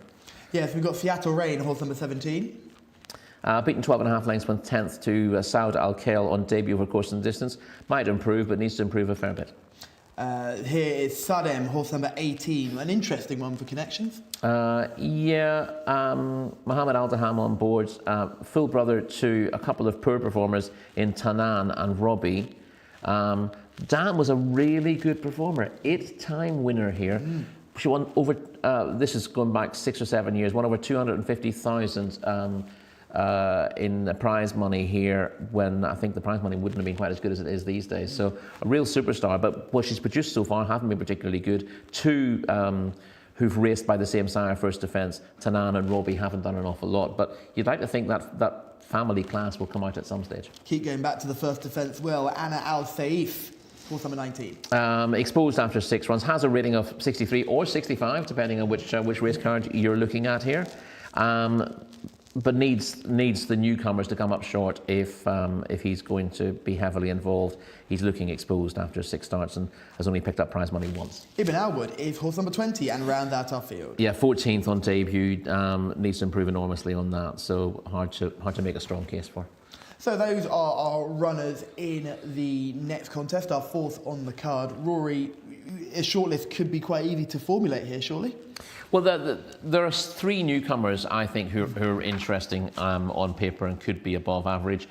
Savage got a negative, so we'll take it that Savage probably isn't ready for this. The odd thing, despite Moshagib, I wouldn't say is a particularly sexy sire, if you like. So I was slightly concerned about that side of Savage's pedigree. Ghazal Al Saudi is interesting enough, but the two most obvious ones, Sam Al Mohammedia is the one with the outstanding form claims, despite not having a rating. And the form of his run last time out, which again came in an auction event, not a maiden, has worked out well. And I thought Hab Al Naseem would run an awful lot better than it did on debut in Taif as well, because runners from this yard don't tend to be wound up for debut. And Hab Al Naseem didn't look the easiest of rides, did hang, but ran on late to be sixth, and I thought there could be a fair bit of improvement to come from him, and he's in what looks a fairly weak maiden behind Sam Al Mohammedia. Yeah, I looked at that Sam Al Mohammedia race, and you see him behind the, who was also Gar Al Sayed. Yes. Finished in behind him that day. Now that horse boosted that form massively he yesterday. Ran really well to be placed yesterday. A massive race, yeah, didn't he? Second yesterday. Didn't get a very good run through either, and ran. I wasn't sure. I was talking about that race, saying I know these auction races aren't necessarily particularly deep. The time wasn't great. 1:43.13 for the mile is not a very good time. But the fact that the form is working out behind the winner is a good sign. And Sam Al Mohammedia looks in a very, very winnable race here, so hard to be against. Yeah, Sardem for me would be the newcomer that I'm looking forward to coming out of 18. Not quite sure, but again, at least in a race like this where there's less quality on show down the middle, you've got a chance to get across to the rail. It's not like we saw 2 races ago. If Sardem does have the dam's ability and her previous foals haven't, then I wouldn't be worried about his draw. Yeah. Third time's the charm with this one, isn't it? Well, exactly. I mean, some very good race mares don't turn out to be particularly good brood mares, but there's always the possibility that one or two of the offspring end up being pretty good. And from a bloodstock perspective, from just a handling of young horses perspective, you could say that they've had 2 of these first defences out the same dam, and they're now beginning to work out what to do with them. What went wrong last time when we tried it? What went wrong the time before that? Well, let's try something new, and maybe Sardem's the horse they're trying something new with. And these connections had a big newcomer winner yesterday. And we see Prince Bandar admiring, I think that is the red one. It's the red Ferrari. one. It's the vintage Ferrari that he's admiring there. And yes, the chief of the jockey club here in Saudi Arabia. Yeah, what they want is a big tick on the side of that to make it look like a Starsky and Hutch car. But even then, it wouldn't. And I don't just have no class. And I don't even know what kind of car that was. No class. Well, we might not go back to these horses very soon. So let's talk about our selections here. Who do you like in this one? Who would you want to be with? Sam Al Mohammedia is the likeliest one. As I said, there's a couple who could end up being, flies in the ointment, but you've got to go with the obvious selection in these races, and we've had a couple of turnovers so far today, but you've got to keep playing the same game, essentially. Yeah, so Shamila and Rory are going to go for Sam Al Mohammedia. I'm going to go for Sardem, horse number 18, in the hope that it's third time the charm for the breeding. We've been turned over too many times when we've teamed up. We did so well yesterday. Right. Prince Bandar had his attention taken away from the cars there for a second. What do you think took his attention away? I'm not sure. What does he love? What does he love more than a car? Horses. No, it was a helicopter. Helicopter. Oh, yeah. What are you trying to fly the thing? I've seen it go past us. He is a very keen pilot as well. Can fly small aircraft and helicopters as well. There's some great stories about some of the passengers aboard his helicopter to be like, "Are you sure this is a great idea?" And we can see the loading process has begun, so we can go through the selection for one more time because we've got so many viewers on YouTube as well. Great to see you all keeping involved, and the comment section is buzzing. So Rory and Shamila are going to go for Sam Al Mohammedia, and I am going to go for Sardem, horse number 18. Alex Fussy, do you like anything else in this one? Very, very tricky race, isn't it, Callum, to get a real handle on. I was interested that Morales had been booked for Ghazal Al Saudi, so I'd take a little flyer on him, the 8 horse. He looked rather well in the prelims as well. Quite a nice, good-looking chestnut who moved pretty nicely down to the starting point, I thought. But it's a tricky little heat to assess. And we are getting through the loading up process. There on cue is Ghazal Al Saudi, who looks rather nice to my eye, as about to go forwards to stall number 8. And appears to have handled all of the prelims okay, or famous last words. Now backing away. Still got Palance to go forwards. Also Savage is awaiting. And another one a little hidden is Abu Shakra. That one's right at the back, still needing to go in as well. So we've got about 4 left to move into the stalls. I make it now.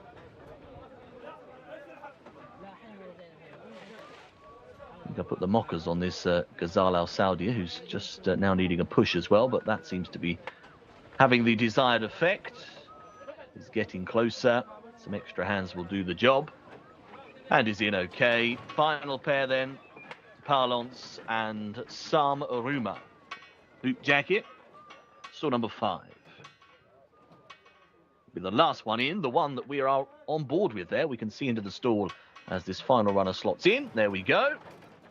Restless in 4 is Palance, rearing up a bit actually. Jockey's off the back at the moment. Getting very upset now in gate 4, has actually sat down here. So Palance very restless. Looks a bit calmer now. Jockey still off the infrastructure though. And coming off the back, actually getting out now.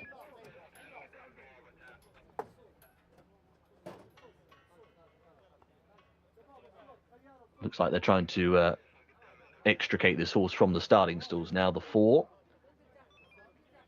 Extra handlers going in around the front.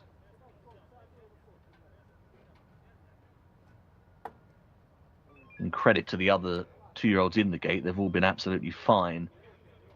There we are. We can see in stall. Good to see. He's up and on all 4s now. Palance. Just trying to work out next steps, I suppose. The jockey's back on the infrastructure, so hopping back on board. Well, sort of.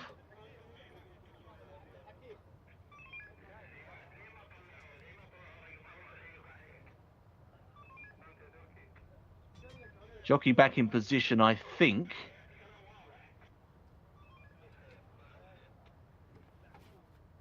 Wanas back on board now, Palance. And we look just about ready now. Waiting for the handlers to be all clear and the flag to go up behind. Oh, hello. Outrider back in front of the starting stalls, so I think perhaps the decision has been made to check the front of the starting stalls or to take this one out. Yeah, so the gate's being opened from the front here.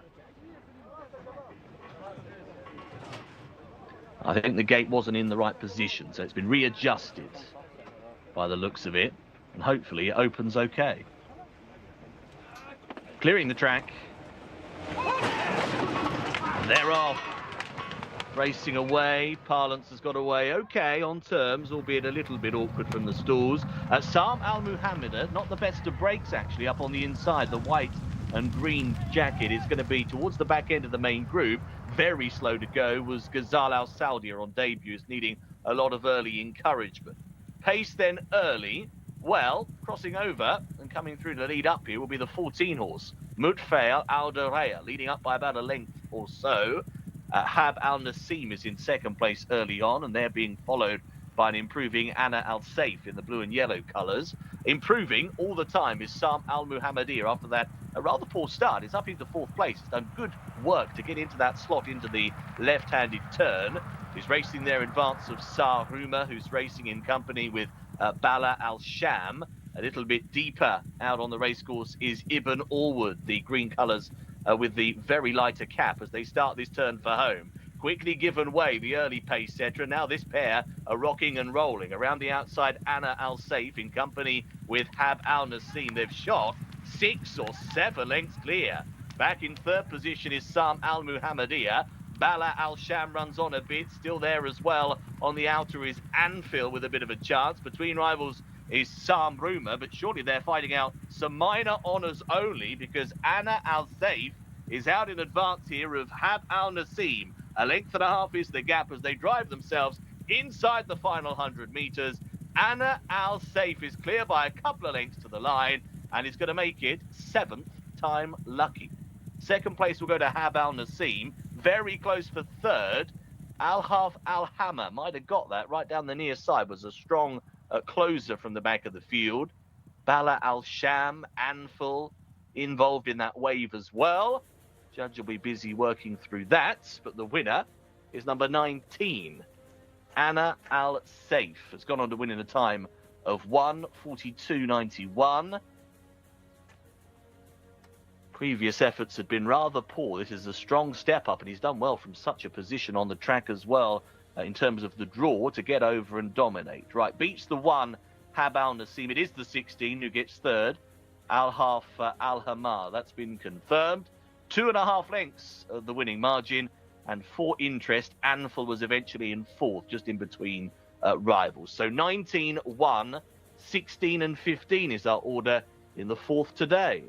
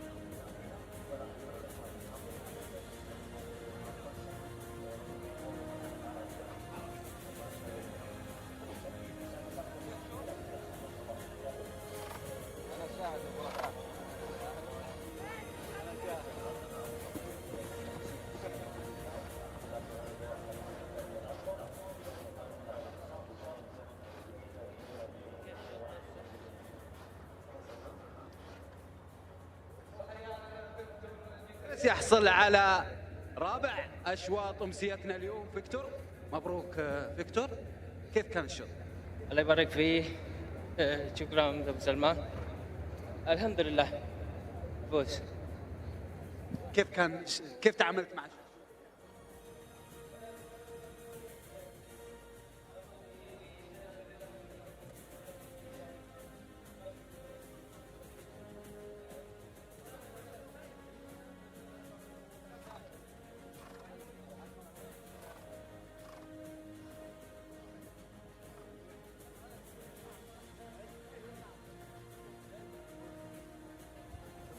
Victor Gutierrez coming in aboard Anna Al-Saif, horse number 19 on your race card. He jumped from 19, he got across to the rail, and he won what looks arguably one of the weaker contests we'll see in the maiden division.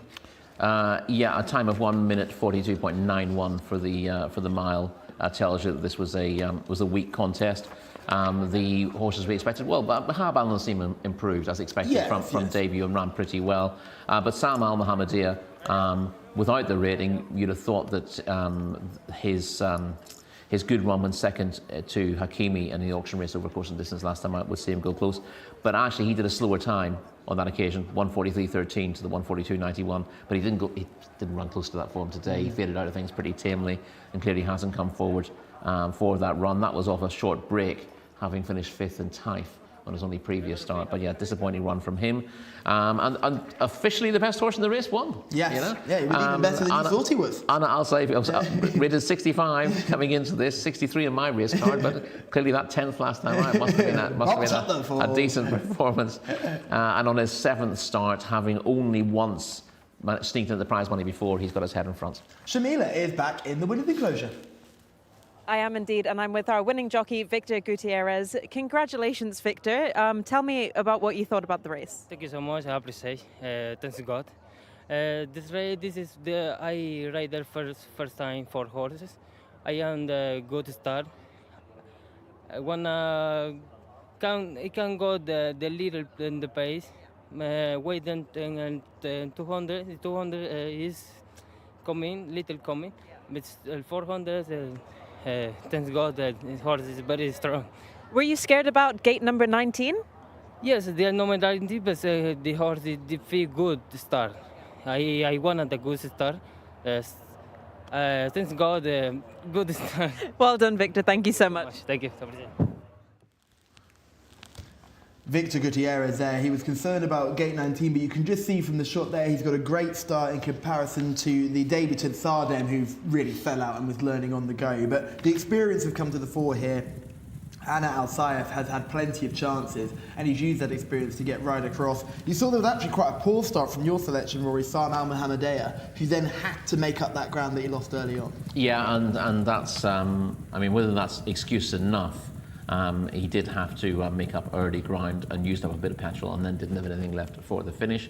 But the one I thought was a likely danger, likely improver, Hab Al Nasim was away from stall 1 in pretty good order and moved up to challenge the early leader and briefly looked the likeliest winner. But as you said, the one thing I've been stuck out in stall 19 with 6 previous runs behind him, Anna Al-Sayef at least had the know-how to get into a good position. We talked about it before already. When you're drawing out wide, if you've not got the quality on your inside, all fighting for that lead with natural early pace, you could get across in your own time quite nicely. We saw it with Power and Numbers yesterday in a much higher quality race, but that horse just has natural American speed. Got across from stall 20, was comfortably over before they reached the first bend, and that was over a much longer Whereas trip. a horse of the ability of Sunset Flash isn't able to do over 6 furlongs against horses who are capable of sprinting from the stalls. Exactly. So it depends on the range of speed available, and sometimes it's easier getting in gradually from a wide draw than it is maybe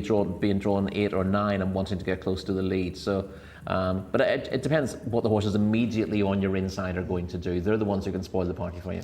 Do you know who's joined our party here on Super Saturday in Saudi Arabia? Is it James Doyle? No, well, he is here, but he won't be joining the party yet, but it's Jose Martinez. Jose is back with us with his morning coffee. We love to see you on board, Jose, and I hope you're looking forward to a cracking card for the rest of the day, and I'm sure Ed Rarfield will be watching as well. We've got plenty of Red Stable runners to look forward to throughout the day. Before 9 a.m. there, isn't it? Yeah, he's early. I'm not sure quite what the time is. There must be. It's at least 8 hours. That's why I say anymore. Good morning, good afternoon, good evening, because we have viewers from the Australian side, we have viewers from the US side, we have viewers from the centre. I understand how clocks work. Thank you very much. There you go. Well, I'm glad you do, because I still struggle. Our producer would know that I'm late to everything. But with that contest out the way, we can move on to race 5, and it's an open contest. And this looks like a fascinating race because it's over the mile, it's for the 2-year-olds, and there's only a few of these I can give good chances to. But those, I can't split the one that I've given good chances to. Yeah, exactly. I mean, I was wondering when I looked at this race, you'd have thought you'd get a bigger field for it, but I wonder whether there are conditions that we don't see here that limit who's in it. And we had the race yesterday as well. Yes. That top class 2-year-old affair yesterday, and I imagine there was a lot of horses that were maybe aiming for that because this is over the same trip. Well, again, we don't have many who are capable of doing, from what we've seen, have done particularly good times. But I expect to have improvement from 1 or 2. Fonder, for example, is definitely going in the right direction. A rating of 72 doesn't make him a superstar, but he's going in the right direction, isn't he? Yes, he's one that will relish this trip. Someone who relishes being in the commentary booth is Mr. Alex Fussy, and he can take us through. Only 7 runners and riders for this one, Alex. Yes, Callum, very much relishing this particular lineup. 7 of them makes a rather nice change, doesn't it? 5th race of today's programme. Number 1 is Wash Al Qurayshat for Camille Ospina. Number 2, as the gents touched upon, is Fonda for Alex Moreno, a winner last time, so looking for back-to-back victories. 3, Lay Ayun Machel, who's actually been quite highly tried, that filly. And number 4 is Calaf for Adel Al-Faradi. Number 5 is Amihaj, Ali Al-Mimoni. 6 is Raed Al-Qurayshat, a newcomer for Aswanas here. And number 7 is Mishraka, who's had 3 previous goes. To be honest, not a lot shown. So just a 7-runner field ahead of our 5th race. Runners not quite yet making across to the paddock, but I'm sure they'll be on their way very shortly for the gents to discuss. Thank you, Alex. And yes, only 7 in this field, so we'll imagine we'll get into quite a bit of details about each and every one of them. But let's just go through them from top to bottom to start with. Wash Al Kharasaya is the first horse. Plenty of experience to 10 runs. Plenty of experience, but exposed as no better than modest, so it'll be a big surprise, even in a small field, if that's good enough to win. Yeah, Fonda is a type who will absolutely love this trip, won't he? Yeah, I think Fonda's got a better chance than that rating of 72 would suggest. I thought he battled really well to beat Mata Hill ahead in a course and distance maiden last time out. The horse who finished 4th that day, Nassim Al-Raya, was 3rd here yesterday, so the form's already working out. I thought I'd happily put Fonda in a handicap of mark of 72. I think he'd be thrown in off that, quite frankly. Not 75 type contest. Yeah, but obviously he's here. I think he's good enough to win this race. Lei Oyun Mashayal is rated higher. He's got a rating of 79. But that's from Taif days, isn't it? Yeah, and he's also receiving a kilo. So essentially, he's got £9, or she rather, has got £9 in hand. But she hasn't progressed since. Is she going backwards, or has she been highly tried? I think her win was overrated at the time. She beat one with a bit of a reputation. Going back to meeting 24 at Taif, Multayam, she won by 8 1/4 lengths. That was a non-winners of 3 as well, and a looked reasonable form at the time. But she has had some tough asks, it has to be said. But although this is an easier spot, both of her wins have come at 6 furlongs at the 1,200 metres.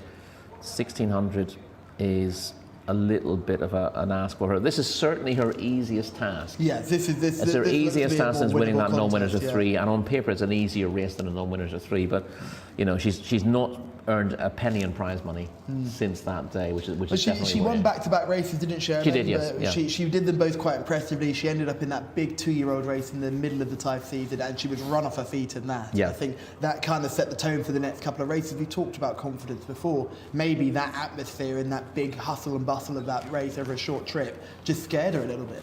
Yeah, possibly. And I would have thought, given a break and coming here, I would have forgiven the disappointing run in meeting 68. A little bit harder to forgive the run last time out. Again, that was a tougher race than this when she was 7th, but I was hoping for a bit more of a bounce back after her reappearance. She's still the likeliest winner on paper of this race, but I thought Fonda was probably the one most likely to give his running here, and he's also going to take a step forward, I think, in Fonda. There she is, and you can see why she was such a talented early 2-year-old. Look at her back end. She's a real powerful individual, short couple. She's not the most attractive of heads, but she certainly gets it done. She's got a lovely neck on her too, so you can understand why she did what she did. Here's Karlaf, horse number 4.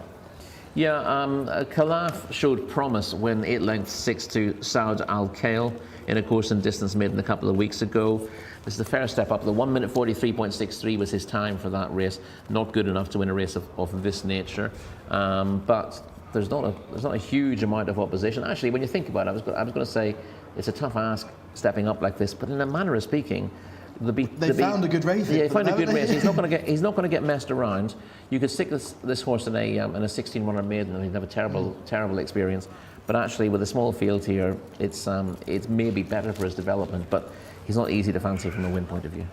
Mahij is horse number 5. Had the 2 runs, has gone backwards actually from the first start.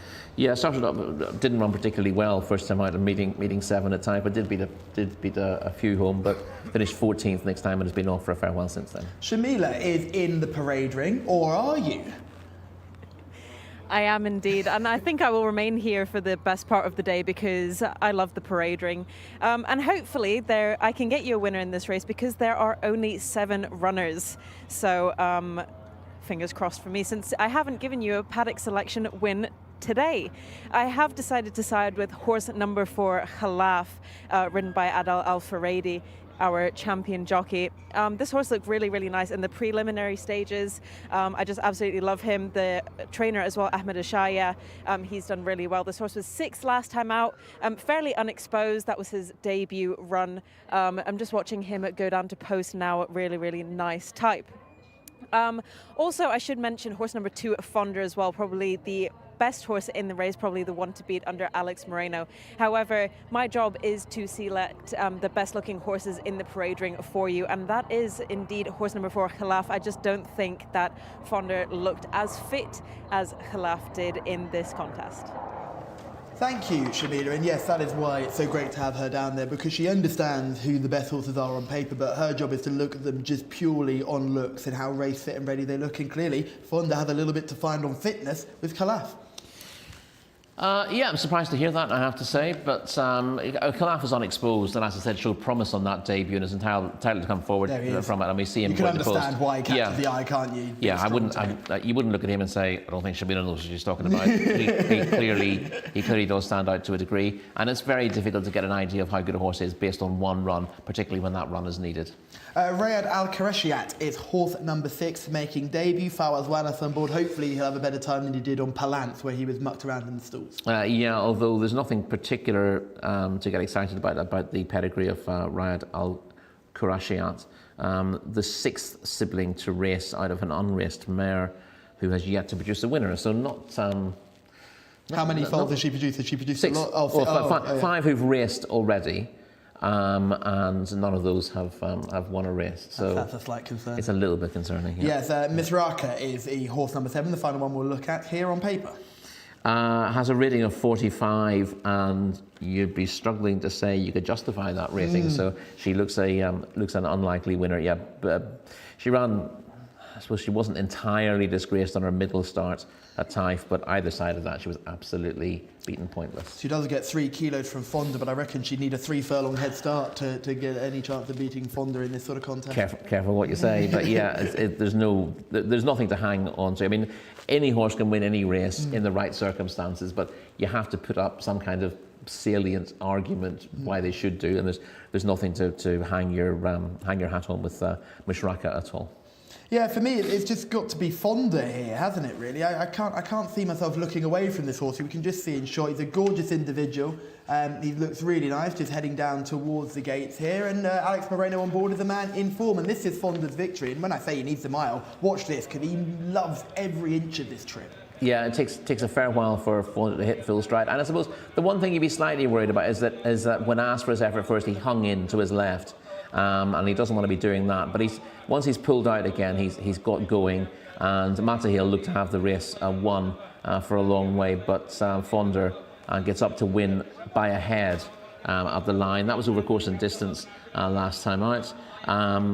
You could argue that he might want further than this, but I think what he needed was a little bit, he just needs to get his eye in a little bit. I think the trip's actually fine for him. He needs to get racing a little bit earlier.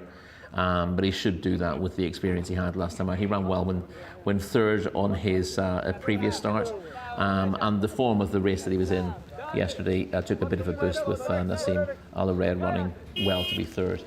In what was probably a better race than this. Yeah, I think he's the one to go. Leoyu Machiel must be the danger, though, surely, if she can bounce back to any of the form she showed in time. If she bounces back to her very best, I mean, that's the question is how good her very best is. It was a good race on paper that she won at Taif, but you're always slightly wary of those runs. That the fact that it's a tight track and quite deep as well clearly seemed to suit her. Early type as well. Yes, exactly. So and she didn't. I mean, she's shown a bit in 2 runs here, but she hasn't come forward in 2 starts. In saying that, she's been in tough races, and this is it's not a big drop in class on paper, but in reality it is. Yeah, this is a completely different race. So she would have been meeting horses a fair bit better than her in her last 4 or 5 starts. This time she's the top rated. She's got that man in the saddle, Naif Alanazi, who is celebrating reaching the 300 winners milestone. I'm pretty sure it was that he celebrated earlier this weekend. He hasn't had a winner yet this week, so he will be gasping to get this horse's head in front as the loading process begins. So we're both going to go with Fonda, I imagine, here? Yes. So Rory and I are going with Fonda. Shamila is going with Khalaf. Alex Sussy, they're loading pretty quickly. Very swiftly, Callum. Yeah, we've only got a couple left to go in, but I suppose that's the beauty of a smaller field to get installed. And we had a few issues, didn't we, with some of the loads already today. But these final couple of runners slotting in. Khalaf is into 4. And here comes Leoyu Machiel. Moves into the starting stalls, and they are set to go. Leoyu Machiel rearing. They're off. Got away okay, did Leoyun Mashiel. They go here over 1,600 meters this time. Will go forwards, in fact, that runner. Leoyun Mashiel going to the overall advantage. Calaf is settled in second place, black and white colours on the outer. They're followed by Fonda, Wash Al Karishat on the inside. A gap then of 3 or 4 lengths away to Ayamaji, who's back in 5th position. And the final couple of runners are Rared Al Karishat and also Mishraka, who looks a little chivied already, that big white-faced runner in last spot. So the leader going along quite strongly here, little over 57 kilometers an hour. It's Leoyun Mashiel, who still shows by a length and a half over Calaf in second place. On their outside is Fonda. Back on the inside is Wash Al Kareshiat, and then we've got the yellow cap of Amahaj, and at the back of the field, Mishraq has made a place, has moved past Rared Al Kareshiat as they turn for home. Leading rider, Naif Al-Anazi, having a little look underneath his shoulder there, feeling rather confident by the looks of it on Leoyun Mashiel as they reach the top of the home run. Heading inside the final couple of hundred, still has a couple of lengths buffer over the chasers. Calaf in second, down the centre, Fonda is chipping away, it's getting a little closer now. 100 or so meters to go, Leoyun Mashiel is all out, and Fonda is getting ever so close. Fonda getting to Leoyun Mashiel and getting up. Fonda goes on to win it, beats Leoyun Mashiel into second place. Calaf was in behind those third, and a bit of promise there from Mishraka, eventually finished fourth. Success then for number 2, Fonda. For Alex Moreno, continuing a very good run of form for him. And Fonda lands back-to-back victories, having scored here at meeting 69. Took a bit of time, but there was a sense of inevitability about it, coming down the outer of Leoyun Mashiel and always looking like going to get up. Has got there to win by a length and a half and has clocked a time of 1:42.66 in the process. Beating Leoyun Mashiel, who set the pace, having got upset in the stalls, got away alertly and set the tempo, but has eventually been beaten by a length and a half at the line. And Calaf, who also raced quite handily, has shown a bit of improvement to finish third here based on that original first run from him. 2, 3, 4 is the order of finish for your 1, 2, 3 in our 5th of today.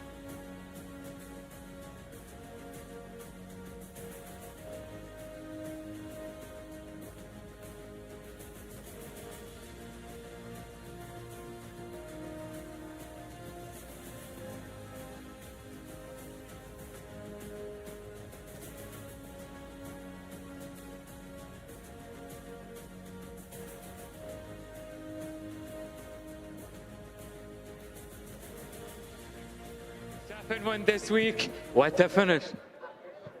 Thank you, Saleh. مبروك to Turkish Ahli. Fahad Al-Fayedi. The team, Honda, he doing well today. He was the favorite. Thanks God. Well, the pace was a little bit slow, He's not a speed horse. After the last 600, he just come like the way he liked, Mabrouk 31.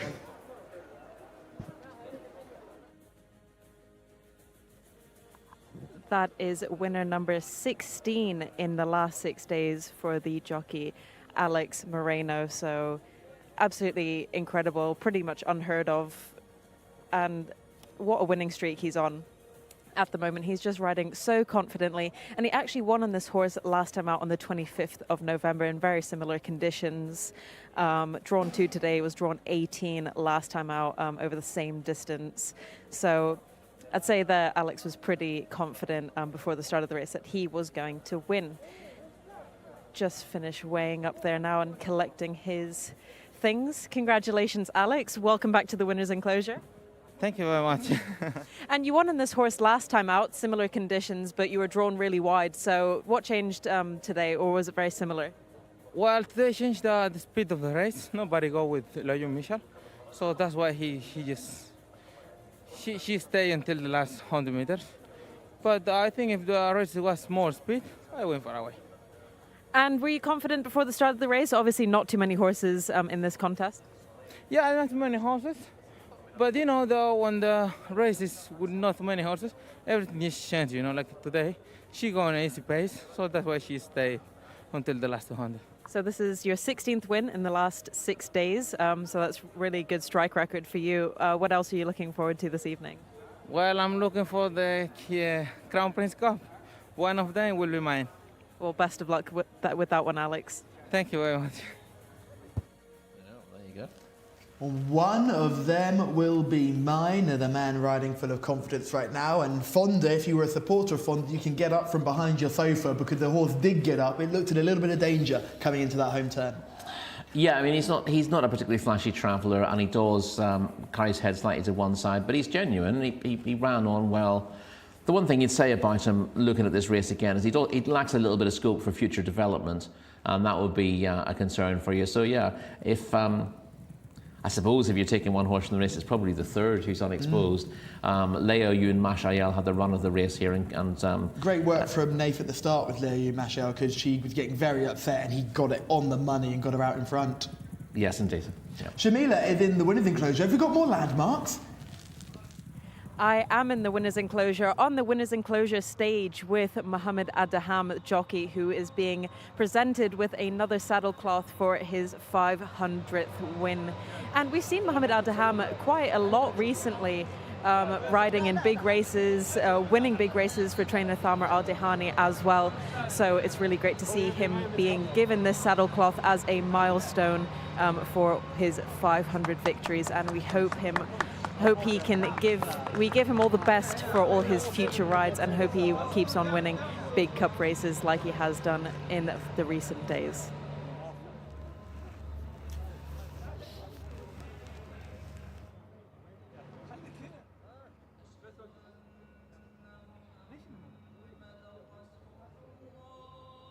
Al-Daham there getting his 500th winner saddlecloth there, which is great to see. Interesting with Mohammed Al-Daham, he bounced back from a really badly broken wrist that he broke in Taif in a Gallops accident, and now he bounces back and he's riding plenty of winners. He had a winner yesterday. I think he had a double yesterday, in fact. He did. He had two indeed. Yeah. He's riding extremely well at the moment.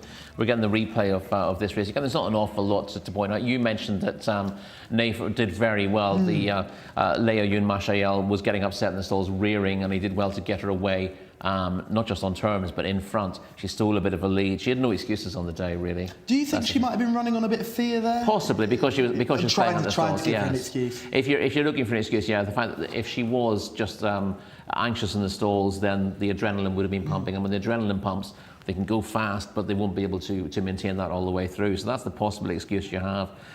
The winner has dug in very well, again, despite hanging a little bit. He's covered a bit of ground going wide, but I think he needs to do that because, as we saw last time, it was only when he was pulled to the outside that he started making ground. The horse in second at the moment ended up finishing third. That was Shamila's pick. That's a good enough run from him, and he's the one who's unexposed in the race after just 2 runs. He's got a bit of physical scope about him as well, so maybe he's the one to take forward, but the time is glacial. Yeah, the time was really, really slow, wasn't it? And do you think he can go further? The winner? Yeah, he does. I mean, he sort of looks like it, but he's picking up the pieces in his races rather than really kicking in the turbo late in the day, isn't he? You'd certainly try him over further based on the way he's hit the wire here, but I do think he'd be quite hard to place. He's won 2 races now. He hasn't had to run to a particularly high level to win this Open, and that's going to make him very difficult to place in the future. Luis Morales is just getting his 500th winner saddlecloth as well. Plenty of big names racking up the 500 winners. And Big Race Louis, we call him. He rides an awful lot for those colours, Prince Saud bin Salman Abdulaziz as well. So great to see those colours on show with Louis wearing them. And Rory, for me, he really burst onto the scene in that big meeting at Taif. Do you remember it was King Faisal Cup night? Well, I was going to start giving you a hard time, but you keep calling him Big Race Louis. But how many big races has he won? Yeah. And then he's on the biggest day of the year. Day of the year, he rode a treble. He rode a treble, so he was absolutely superb. That kind of proved the whole point about him. Yes, really, and that was it. And we had some great interviews with Louis as well, where he discussed the fact that he was finding it hard to come by rides, but with the help of Prince Saud, he was able to get involved and be riding these good horses. Yeah, because of course Pat Cosgrove was brought over during the season to ride the Prince Saud horses, and that didn't really take off. He only spent a few weeks in Taif before heading to when he was in Dubai. He went ended to up in Dubai and bounced between Dubai and the UK. But yes, I think we talk about those colours as well. They are. We've spoken quite openly about buying these American horses, bringing them over and running them here in Saudi Arabia. We've seen those Prince Saud bin Salman bin Abdulaziz colours doing just that. What do you make of those horses coming over? Do they come over? They must come over with an advantage compared to European horses brought over here. Yes, I mean, we're seeing quite a lot of horses with turf backgrounds in the UK coming here, or racing on synthetics, but a very different surface to the dirt here. But also, if you're bringing horses over from fast dirt tracks in the US and running them in Taif, that's a bit of a culture shock for them. Yeah, Jimmy Jerkin said it himself. Yeah, it's a much deeper track, and it seems it rides deeper midsummer than it does later in the season as well. So that's I think a few of the horses that Pat would have been riding in the summer in those colours would have been all at sea on the track. Yes, he would have had a really tough time of things there in the deep cuppy surface of Taip, and we've got plenty more exciting American purchases to run today. We've got one exciting European purchase, a listed winner in Italy, makes his debut for the White Stable today, so that'll be fascinating to see. One thing that will be fascinating to see is our next contest. It's our 6th race on the card. It's a crackerjack of a contest for 2-year-olds, non-winners of 4. Only another small field for you though, Alex. Enjoy this one. Thanks, Callum. Yeah, spot on again. Small field it is. 7 of them lining up for this 1,600-metre contest. Let's take a look at what we've got in the lineup. Number 1 is Naya, a winner at meeting 51. Fahad Al-Faradi will be on board. Number 2, one of the geldings, is Jcsa, Camille Ospina, winner of a debut run back at meeting 29. Number 3 is Rue Al Saudia, a winner last time out for Gaith Adel Al-Faradi, won at meeting 49. And number 4, Al Massia. This one also a winner this campaign at meeting 26. Number 5 is Fulham. We've just seen Luis Morales picking up his saddlecloth. This one will be his mount and was a winner last time at meeting 56. Doa Al Fakrin is number 6. She's more exposed. She's had 10 starts to date. And the final runner, number 7, is Saud Al Kel, who was a winner at meeting 70. Tariq Al Mansour will be the man on board. They are the 7 runners ahead of our 6th race. A reminder, this is a restricted win race. Only 1 to 3 previous victories allowed in this contest. Yes, no 4 race winners in this one, Alex, but we've got a couple of very nice horses. In fact, every single horse in this field has won a race, and we'll start with number 1, Naya, who won an auction contest. Yeah, she won an auction contest at Taif. We've discussed that a little bit Louis was on board that day. He was indeed. She found it a much tougher going here when finishing 8th in the King Khaled Military Academy Cup, I believe it's called, last time out. That was a much deeper race than the contest she was in at Taif, which was, there were 2 or 3 good horses in that, but there was some very ordinary runners in the race that she won, so that might have helped her development a little bit. But her time again for this trip, 1:45.27, is a pretty moderate one there. She scrambled home She will as well. Probably. I think this is her run last time out rather than her run in Taif, but I think that will probably aid her development. You know, it was a tough old ask. And again, it's always the question we have when a horse or a filly who's won a race fairly easily steps up in class and finds it's too much. When they step back in class next time out, have they come forward or have they shrunk backwards from that experience? And we'll find out when we see Naya run here. Jcsa is a fascinating horse for the White Stable, was hugely impressive on his winning debut and then ran in a very nice race second time up. Well, again, this is the whole conversation we've been having, particularly with White Stable runners who impress on debut. I think we'll see Jcsa winning his maiden first time up. He won very easily over a mile. He then dropped back in trip in the Taif Cup over 7 furlongs. That was a tough contest. He went forward from a low draw that day and tried to match strides with the winner. Then paid for doing that late in the day. He clearly staged for. I think the step up to a mile again will suit him, given he won over a mile on debut. I'd be quite keen to see what he looks like because he was rather unfurnished. He just walked behind us. Yeah. He still looks quite unfurnished, to be perfectly honest. We'll get to see him sooner rather than later, but we've got our ideal position. We've just seen him, and he looks a big raw type, doesn't he? Yeah, I think the break would have done him good as well. And I don't think that was the ideal contest for him, that sharp 7 furlongs last time out. So Jcsa should take a step forward again, and I'm glad they've given him a break after that. I don't think it was a great experience for him, to be honest. Yeah, Ruel Sodier is horse number 3, winner last time out, finally breaking the maiden. Yeah, at the 4th time of asking, winning over 6 furlongs at meeting 49 at Taif, beating Marquez, who's won since. When he won Ruel Sodier, he was strong at the finish. Yes. Marquez looked to have that race won. Ruel Sodier came from an unpromising position to run him down. So I don't think the bare form is brilliant, but obviously it's been franked since. I think the step up to a mile probably helps Ruel Sodier here. Al Masir is horse number 4. Interesting runner. His win back in meeting 26, I remember watching that before we even came out to Saudi Arabia. He looked quite good, another big, raw, unfurnished type. Yep. But he since has looked all at sea since then. Yeah, and he finished, when Jcsa disappointed in the Taif Cup, Al-Masir was behind him, Al-Masir rather, was behind him that day, finishing 10th, and then disappointed in that auction race at the end of the season, where he should have done a lot better because there wasn't an awful lot of depth in that.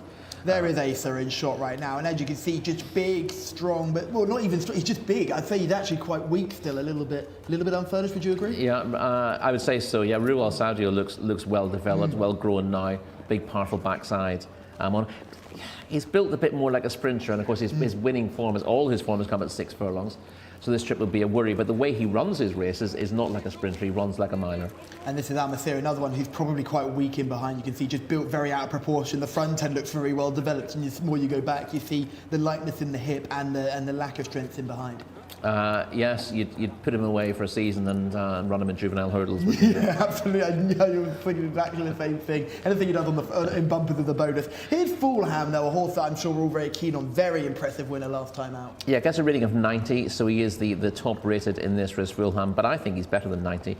Was ahead of Al-Masir when finishing second on his debut, and he's gone forward from that. He was given a break after meeting 17 at Taif and came back here on the second meeting of the season here, meeting 56, and I thought he ran really well to take a course and distance maiden and what looked a decent course and distance maiden as well, which has worked out since. They took off the noseband. He wore a noseband on debut, and they whacked off the noseband. Again, they don't need to declare that, so that's not something that comes up in your race cup. And I thought that was an interesting note that they went, okay, we're not going to go with the noseband, and we're going to go with something. We're just going to go with the normal bridle. Yeah, exactly. And listen, we've looked at some fairly ordinary times from the man in the last couple of races, and looked at horses who've maybe done 143 coming into it and saying it really shouldn't be good enough to win a race like this. And actually it has been in one of those races. But Fulham, on his debut at this track, did 141.04. Oh, okay. Which is a very good time. Now, we saw horses dipping below 139 in top class races. They've got experience, yesterday. haven't they? Yeah, but for a 2-year-old to be doing 141.04. Small field as well, wasn't it? Yes, after a longish break from one run. I thought that was very impressive from Fulham. Again, in a small field. He beat Fee Regicare. I've just realised he beat Fee Regicare. He's a very good horse, isn't he? Yeah, Fee Regicare hasn't just won since, he's won twice since. Yeah, and looked good doing it. Yeah, he absolutely bolted. He won by, I don't know, but 13 lengths on his next start, and then he won a strong contest when we were back home. So that form has worked out tremendously well. And if you're giving him a rating through Fee Regicare, which is a dangerous thing to do, I thought Fee Regicare shipped very, very well when he was second to Fulham. You'd be giving him a higher rating than 90, but that's by the by here because his opponents are all rated around 70. Yes. And he really should leave them for dead here. Doa Al Takreen is horse number 6. Has been kept very busy since the end of the Taif season, has had 4 runs already and 2 in the last week or so. running respectably, but no better than that. And with the Trending mark in of the right 67, I'm not sure, well, 1:44.71 is the time that Doha Altacreen has done for this track. So, you know, she's 3.5 seconds slower than Fulham. Saud Al-Khail is the final horse we'll look at, horse number 7. Yeah, course and distance maiden winner last time out, 1:42.10. On the subject of ratings, I would say Doha Altacreen doesn't look particularly well treated off 67, whereas Saud Al-Khail 69 looks an under reaction by the handicapper, but for that 3.25 length win in a maiden last time out, and he would look an absolute good thing in a handicap. I was just about to say, does he fit into something that I would call colour bias, where because he's not in some big fancy stable colours, that the way he won his race doesn't quite get everyone so excited as it did last time? Yeah, it's a strange one. It was a fairly recent run, but not so recent that the handicapper hasn't had a chance to reassess him since. But yeah, I'd have him closer to 80. Yeah. Shamila is in the parade ring. Who's caught your eye? Another small field this time, 7 runners, and the horse that I like in this race is just coming up behind me here now. Horse number 5, Fulham, ridden by Louis Morales. Really good strike rate. First last time out, second the time before that in his second run. So hoping to add another winner to his name. It just looks really nice. A lot of these horses are on their toes in the parade ring, and that is because it's probably to note as well, horse number 7 has been taken down to the start early for causing a lot of trouble in the parade ring. Has absolutely been taken to the naughty corner. Tariq Al-Mansour has already mounted, and yeah, looks like they are bringing him down to the starting gates earlier than everyone else. He was just causing a lot of corruption and kicking the rails, and it looked like to me that he was rejecting the tongue tie. He didn't look happy at all with the tongue tie that they had placed on him, so that is definitely one to note down. Another horse that I really liked was horse number 3, Rue Al Saudia for Gaith Al Gaith as well. So hopefully Gaith Al Gaith can add to his 400 winners. I will be sticking with Fulham as my parade ring choice. I initially liked horse number 1, Naya, as well. She looks absolutely stunning, but she is getting a little bit worked up because of that horse number 7, and she has been on her toes ever since. So I will be sticking to horse number 5 and Louis Morales. Thank you, Shamila. Yes, Louis Morales and Fulham look hard to beat, but if there's one person that can beat them, it's Camillo Ospina, who's been in great form, had a treble yesterday. Quite a start to today, but I'm sure his rise will get better throughout the evening. Yes, he's certainly never a man to count out, and he's got an interesting ride here on Jcsa, who had excuses last time out in a strong contest, and hopefully can come back well. Do you think he's going to ride this one positively, get him out in front and try and be a target for Fulham and try and just run the sting out of him? Probably. That's the way he's been ridden in 2 starts today. Look at the size of it. It didn't really work out for him the second time out in that Taif Cup, but you know that was. They were dropping him back into it, though, weren't they? And him on a tight track, it's almost a credit to him that he finished where he did. And it came pretty quickly after his debut as well. So yeah, he's done too much in front that day, but I don't think they're going to change the tactics. I think the key is going back up to a mile, which will suit him, and I don't think they'll be afraid of going forward with them again today. I'm certainly not the paddock expert either, because that is Shamila's role, but looking at them going around, Nail is getting a bit jig-jogging behind. Jcsa is nice and chilled, and Fulham has always been keen and ready to go, but I think the thing with Fulham is that he just looks more ready as a 2-year-old. He's short-coupled, he's strong in front, he's strong behind, he just looks more furnished and ready to go as a juvenile. Yes, yeah, and I'd say the same sort of thing with Rue Al Saudia, who also takes the eye. The question with him is whether he's a stayer at this trip. Yeah, the mile will be interesting, and I imagine Jcsa is going to make sure they're all stretched out. Saud Al-Khail must have a chance, surely, with that course and distance win to his name. Yeah, he's got it to do on paper, but as I said, I think I'd give him a bigger rating than the 69 that he gets. We're looking at Fulham in the parade ring now. We're going to get a chance to see him in action. This was his second start. This was in October the 27th. He wins on this occasion, and he beats Riyadh Jcsa, who has not boosted this form. He said, I like this form. It is really, really good since then. This is a solid performance. It looked like Riyadh Jcsa was going to win this easily. And for him to have gone past as he has, Fulham, it's not like the second stops. Look at where he is in relation to the rest of the field at the line. He's tying up a little bit in second place, but they're not really catching him. And Fulham was going right away at the line. If you'd like him if the runner-up did nothing next time out. Yeah. You'd just like it because of the style of that win. But the winner, the runner-up, absolutely bolted up on his next start. On the subject of bolting up, here's Jcsa bolting up on his racecourse debut. There's nothing in behind him this day, to be perfectly honest with you. But he's won in very, very good style. Had to be ridden to the line. He looked raw. He looked like he would develop from this run, but he was turned out reasonably quickly in a strong contest in the Taif Cup. Over 7 furlongs on his next start, and although he again got out on the lead, he was pressed by the horse who ended up winning that race and couldn't maintain the gallop. He was just being forced to go a stride faster than he was capable of through the race, but he'd be a lot happier coming back up to a mile again today, particularly on this track. Yeah, in that race he had a couple of winners in behind. Did he have any winners in behind? No, he didn't have any winners in behind, did he? No, I'm looking at the distances. I got confused with Barrique Alfuz. I thought that was the horse in those colours behind, but he's not featuring in that race. So difficult to gauge that performance because he's done what he's needed to do on the track. He's beaten what's put in front of him and he's done it well. But then you go, those horses in behind have not boosted form, and you look at the other horses. You're judging him on looks essentially, and the fact that he was able to win so well on debut, despite clearly looking like he was a horse he would come into his own given time. And distance, and of course, excuses for his next start. But when you say you've got any excuses for a horse, they're always possible excuses rather than definite excuses. Yes, we don't know. You can basically say, well, this is a disappointing run, but maybe this was a problem. Maybe the fact that he was trying to match strides with a horse who was faster than him has stopped him running his race. That may well be true, but you don't really find out the answer until you see the horse given a second chance. No, you do not, and it'll be fascinating to see how they get on here. They're going down to the start at a very leisurely pace, so we'll just do selections nice and early. Shamila is a big fan of Fulham. I imagine, Rory, you're teaming up with her on that. Very much so, yeah. Yes, and I am going to go against you both because I think someone has to give a shout out to Jcsa, but I think it's going to be very hard for Jcsa to beat Fulham here.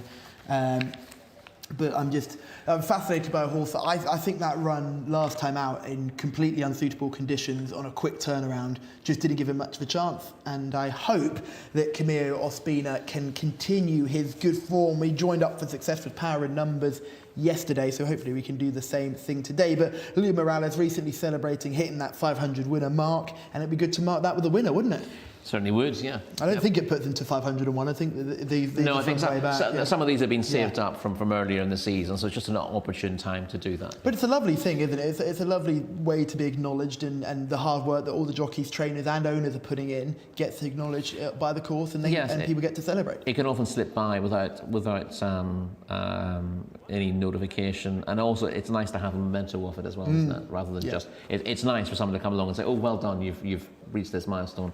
But it's better still if you're able to take something home and keep that for posterity. Absolutely, and I'm sure there'll be plenty of saddle cloths hanging up in frames around people's houses all over Saudi Arabia in the near future. Fulham's getting a little bit keen here. Would this be a concern for you? Yeah, he was just getting a bit wound up going down to post, and he hasn't quite calmed down. He's wasting a little bit of energy. He's just very keen to get on with things, but of course the problem with that is the longer they go jogging, the more they're sort of wasting that energy that they'd be better keeping for the race itself. Yeah, it's going to be fascinating to see how he gets on. He did go down quite keenly. I'd just be interested to see how Jcsa gets on as well, considering that he went down quite easily, but then it's got slightly more worked up here at the start. You can just see Ruel Sodi is probably the horse that's handling these preliminaries the best. Yeah, if you knew that Ruel Sodi was going to stay the mile here, you'd be reasonably keen on his chances because he did it nicely last time out. He beat a horse that has gone on to win. And he did, despite the fact that all his form has come at sprint trips, and he is kind of built like a sprinter as well. He did it by running strongly in the latter stages of the race. So that there's a lot to like about Ruel Sodi, and he may well be better than the form he's shown at 6 furlongs when given a chance to stretch out. Clash of the horses and clash of the good jockeys. We can see Luis Morales and Camilo Ospina eyeing each other up nice and early for this cracking contest. So with Rory going for Fulham, Shamila going for Fulham, I'm taking them both on with Jcsa. But as the runners continue to load, we shall hand over to Alex Fussy. Thanks, Callum. Yes, we are going forwards. Runners are loading up here ahead of race number 6 today. Fulham, very edgy, I think is the right term for him. The whole way through the prelims, all the way down to the post, been on toes the whole time from start to finish so far. But never quite boiling over, but always on the edge. As you can see him jogging forwards there into the starting stalls. So Fulham is in, and we won't have too many more to go. In fact, only a couple. Jcsa is coming up, and also Rue Al Saudia will be the final runner forwards to stall number 3.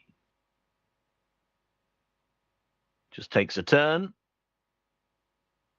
Zooming into the gates. Oh, and away from them. Not surprised the speed.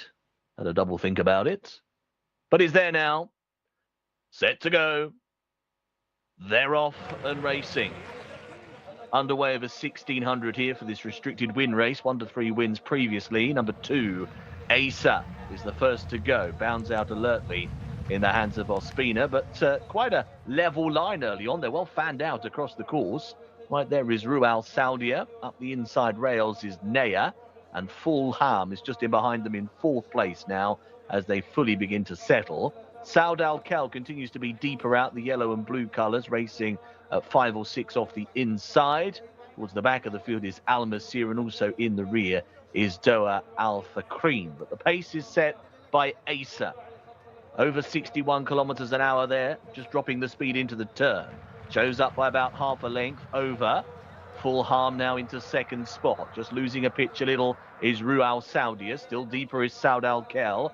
On the inside running rail is Naya, who's now coming under some riding, is looking a little bit awkward as well, as the top 2 start to pour it on as they're about to swing back towards the home straight. So Jcsa in front, leading by a length and a half over Fulham in 2nd, who's now asked for a lot more. They go away of Saud Al-Khel in 3rd, and then Rue Al Saudia, but Jcsa is kicking and finding plenty. Has moved on by 3 lengths here. Inside the final 200 we go. Jcsa out in advance of Fulham. Back in 3rd place is Saud Al-Khel, may be vulnerable for that 3rd position, but up towards the line, this big imposing sort. Jcsa is going to go away and win it very tidily. He's clear by 3 lengths on the way to the line and beats off Fulham in good fashion. 3rd place, Rue Al Saudia, just getting that in advance of Saud Al-Khel. So number 2, Jcsa, is the winner. 1:40.09 is the time posted here by this gelding. Adding a 2nd career success. Very lightly raced individual in the hands of Camillo Ospina. Got a good start, got away to the lead. And, well, was always looking like winning, really. Has won by 3 3/4 lengths in the end. And has beaten off Fulham into 2nd. And Rue Al Saudia, as you can see, just rallied on the inside for a very remote 3rd place. Nice effort from Jcsa, and he's shown promise of quite a bright future ahead. Looks a very scopy individual. 2-5-3 is the order across the line in race number 6.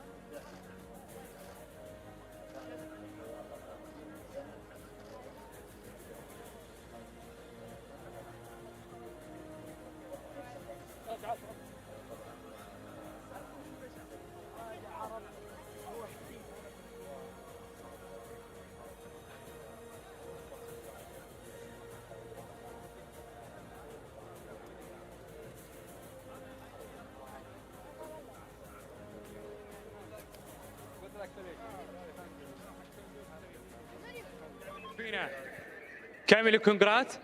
He's back for the 8 furlong. Oh, thank you very much for bringing me to Abdullah. Thank you very much to Talal bin Sharai, Abdullah Ba for the trainer, This guy, he's good horse, he ran in tie, he won. In the second race, he ran behind, but today he was very good. Abdullah, he bring the horse very good, 100%. And this guy, he went in front. Yeah, the last 2 furlongs, when I asked him, he responded very good. And this guy, he won. Thank you very much. A winner for a good friend of our channel, Camilo Ospina, this time. He won on this horse on his first ever run at meeting 29 over the same distance. So he's been on a bit of a break, hasn't been since meeting 39 where he came 6th back in Taif. But no doubt that this was a stunning looking horse. He is a 2-year-old gelding by Tajaweed. Jumped out of stall number 2. Very small field for him to conquer there. But Camilo Ospina times these rides absolutely perfect, and it's a great result for White Stables and the King Abdullah bin Aziz and Sons, and of course the racing manager Talal bin Sharim.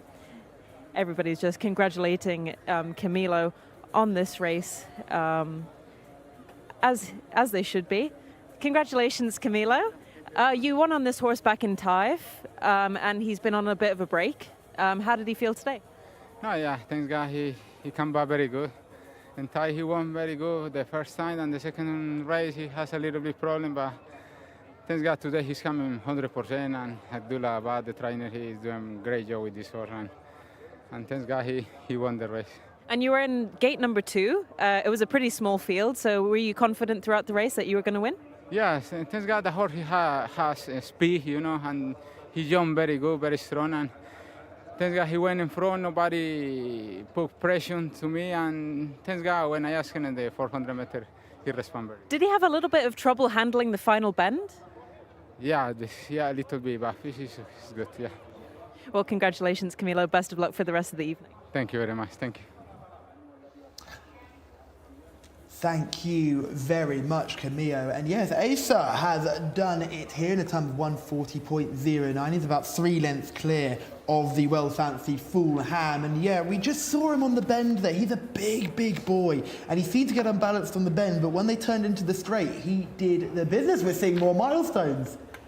Oh, who's getting this milestone? We see someone who's getting a 5. Shamila is in the winner's enclosure.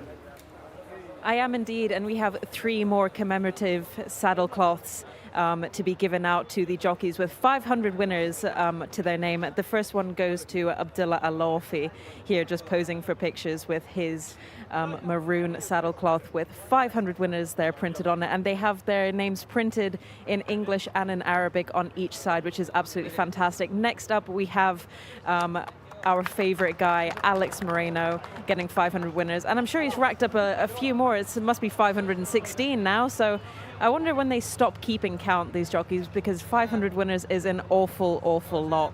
But it is a huge milestone, and I'm sure the next 500 winners will feel just as special. But really great to see everybody out here supporting the jockeys. And Alex is just posing for pictures there as the second jockey to receive his saddlecloth. The third and final saddlecloth of this prize giving will go to Abdullah Mishrif, just coming up on stage here now. Absolutely fantastic training performance for Abdullah Mishrif, for 500 winners, and for anybody, for any owner, trainer or jockey to receive 500 wins is absolutely amazing. Oh, Alex has just let me know that it's 510 now, is it? Yeah, okay, thank you, Alex. So, so he's already on the way to his 600th win as we speak. But I will throw it back to you in the studio. That is all this week for our commemorative saddlecloths. Thank you, Shamila. Yes, those commemorative saddlecloths are wonderful to see, and Alex Moreno letting us know that he's already on 510. You'd expect nothing less from a man riding full of confidence, but a horse full of confidence is Jcsa here, where he gets to the lead, gets that break, gets to the rail, but that's not the story, because look, he's still trying to hang away from the rail here. Yeah, and we'll see that markedly when they actually when they come to the bend, that he just hangs off it a little bit, almost before they get into it. Look at him, he's really having a look at it, isn't he? So that's not giving Camilo the easiest ride. Doesn't help Riyadh Saudia at that stage. Right? That horse ends up losing his pitch, but then running on again for third. Clearly stays the trip. Yeah, handled that trip well, didn't he? Yes. So he's well, again, the handicapper won't be harsh on him. He's one to look out for in lesser races than this. Writing on the wall at this stage with Jcsa going well in front, despite the fact he's been a little bit wayward. He was travelling well, and the runner-up never really looked like getting on terms. And the one thing that your eye was drawn to here, looking at Fulham trying to get get on terms with the winners, the difference in size between the two of them. Fulham's not small by Saudi standards, but the winner, big horse with a long stride, and he was able to use it the way he wanted today. Looking back, you can see how inappropriate 7 furlongs at Taif was for him last time out. Just uncomfortable at the track. He wasn't particularly comfortable at the track here, but he learned plenty from this, and he's done that. Again, it's beneficial to see the time he's done. He's gone 1 minute 40.09, easily the best time of the night on these the races we've seen at the trip today. It's not a superstar time, but it's a solid time. That means that they can go forward and third start as well. Run him in better open races. That's 2 from 2 now at a mile. More importantly, so he should be able to go on from this. He still has plenty to learn and plenty of strengthening up to do as well. So again, you wouldn't mind seeing him given a little bit of time. And further back in the field, I think Riyadh Saudia lacks a little bit of. He's always lacked a little bit of mid-race speed. He lost his position there, but the way he stayed on shows that he definitely stays a mile, and he's unexposed at this sort of trip. So I think he'll pay his way for connections.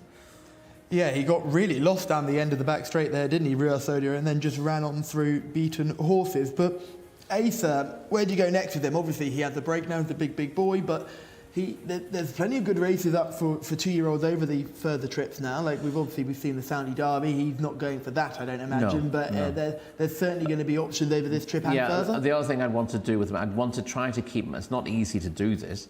Keep him away from big fields for a while, if that's at all possible, because he clearly needs a little bit of room to operate in. He's slightly uncoordinated, and if he's stuck amongst horses, I think he's going to struggle to show his form.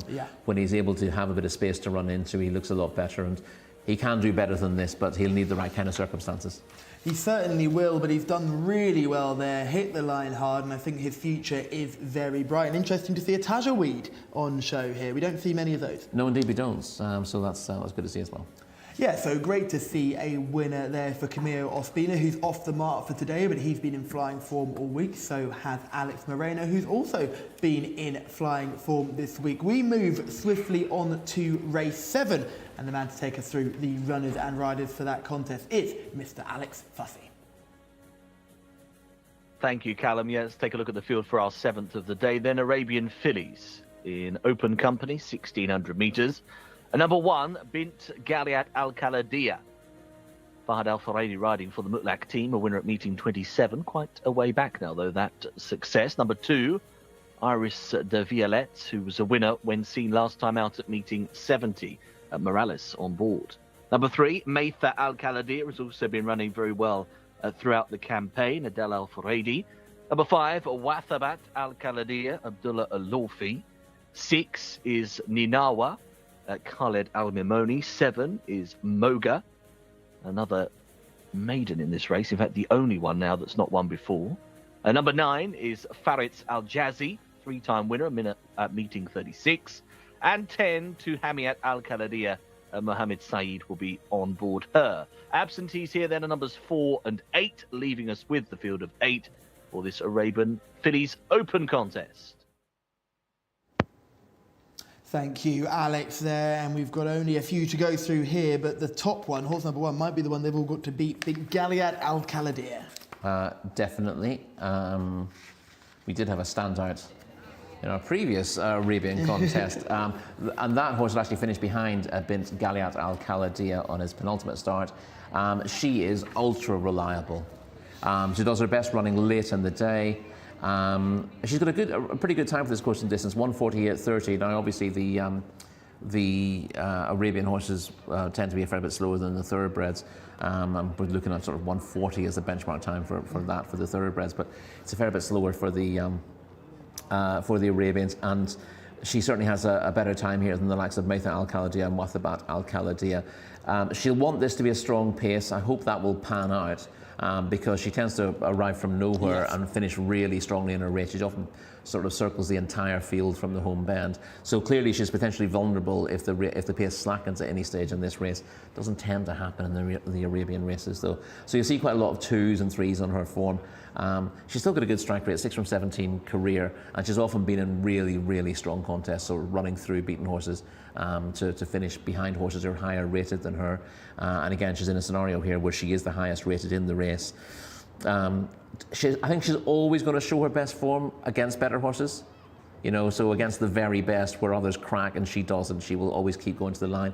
Whereas she's not the ideal type to boss inferior. She doesn't want to go to the front and monster them in that way. Even the race she won way back last season, she came from off the speed. Yeah, you know, if you're looking for an easy win, you may have your heart in your mouth here. The way her races tend to pan out, but I think her class will come to the fore in the end. And I'd be surprised if this ends up being messy in terms of pace, which is the one potential thing that could get her beaten. Iris de Violet is horse number 2. Not a 75 winner last time out, but that not a particularly strong handicap, and I would say she's going to struggle against these open class horses. Maytha Al Khalidiyah is horse number 3. Yeah, a solid performer, Maytha Al Khalidiyah, 3-time winner in her career, rated 109. She beat Wathabat Al Khalidiyah and Farid Al Jazi by 6.5 lengths and 7.5 lengths, respectively, rather than, you know, it wasn't 14 lengths behind. Over course and distance, 2 starts back. Was a good 4th in stronger company last time out. She should confirm form with the pair who were behind her last time out, but she'll struggle to get to grips with Bint Gayat Al Khalidiyah unless this turns into a tactical affair. Dara, horse number 4. No horse number 4. Oh, we've lost Dara. Yeah, Dara is off my list.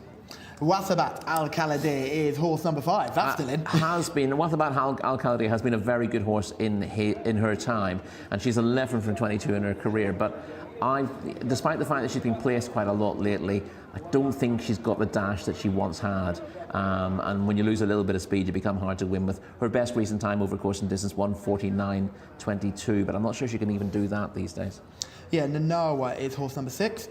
Nanawa was a winner over 7 furlongs in July at Taif. That was in an 80 to 100 handicap, but she hasn't done nearly so well in Riyadh, and she's not easy to fancy, despite the fact, you know, she has got an official reading of 95. That gives her a bit to do, but I don't think she's even running to that recently. We've seen plenty of Moga before. She's back in company that she might actually have a chance in. No, she isn't here. No, she's got no chance in this company, Moga. She was placed a couple of times in weaker races than this in Taif, but she's not an open race performer.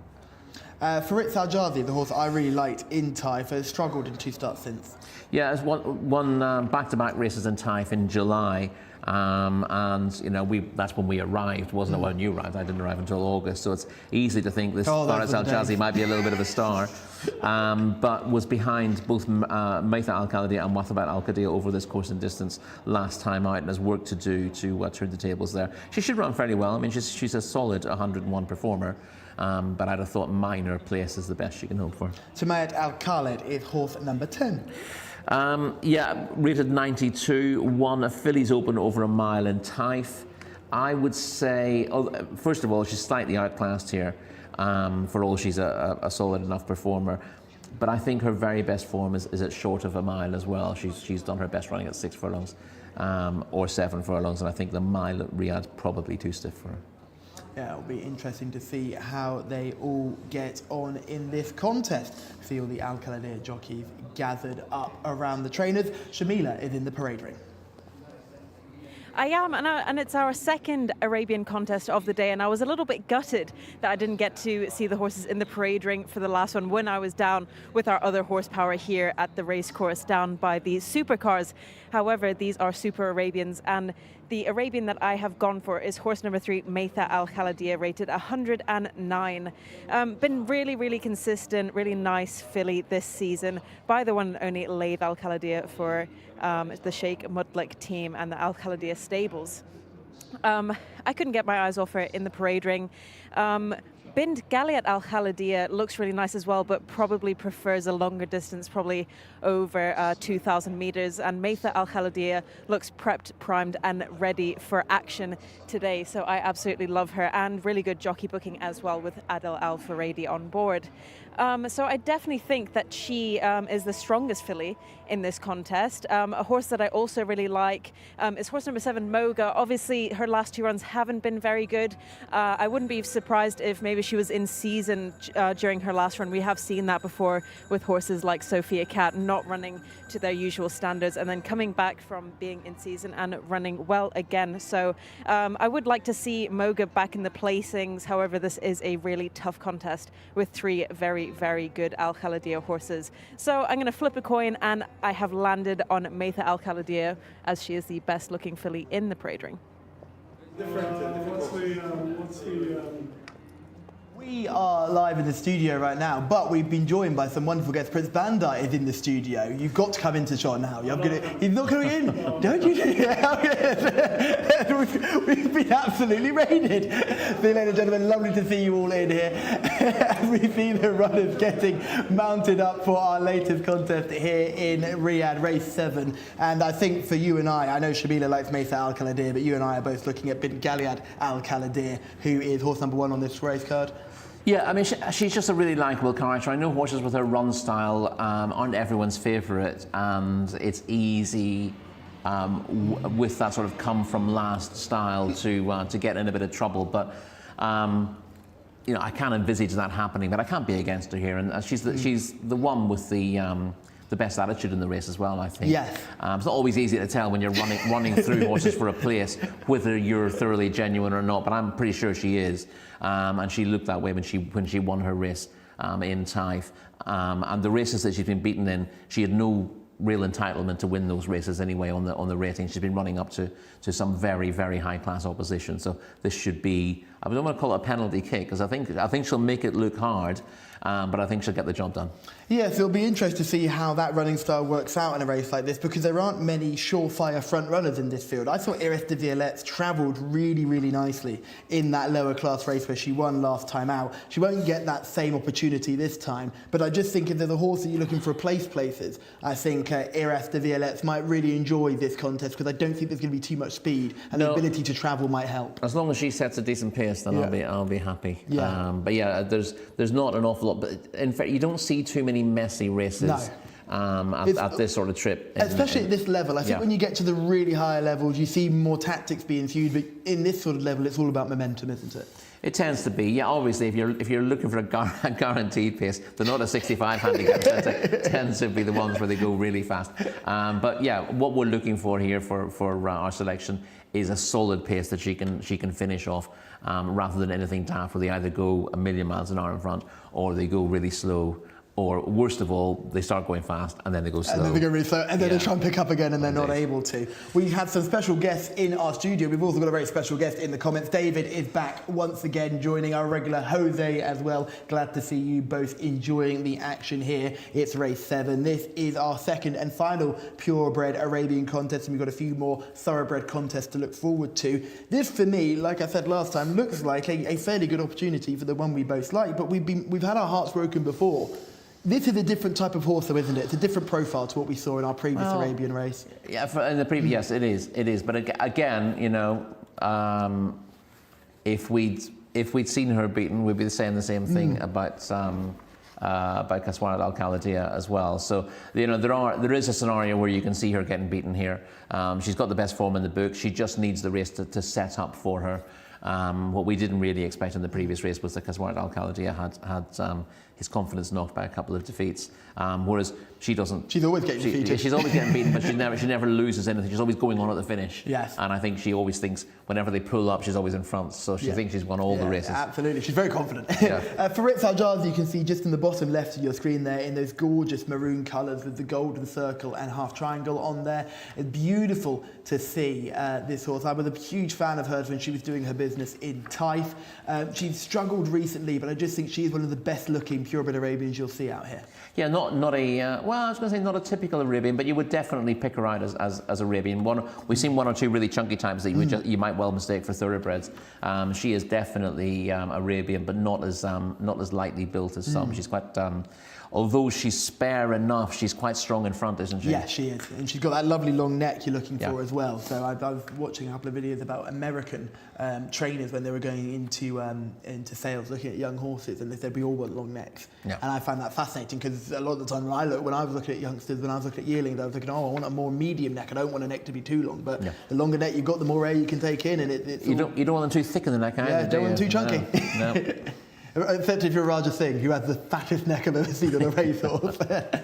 Or Fastnet Rock as well, he's also one with a chunky neck. But I think selections in this one are quite easy. Bint Galiat Al Khaladir for myself and Rory, Maytha Al Khaladir for Shamila. There is Bint Galiat Al Khaladir. We haven't had a chance to have a good look at her yet. She's just a very small, lightly built animal, but she's a nice look. She looks nice enough, very, very typical. She's quite Arabian. dainty, but she's not, you don't look at her and worry about her size, but we see her in action here in the yellow cap, typically in a bad position turning into the straight, but really beginning to motor as the race reaches the climax. She doesn't actually go any faster late in her races. She maintains a gallop as others begin to weaken, but she always seems to run on with great enthusiasm at the end of her races. The horse who beats her here is an absolute world beater. He's a superstar. She'd no there's no reason to think she could get within 5 or 6 lengths of him, but she's run very well to beat the rest of the field.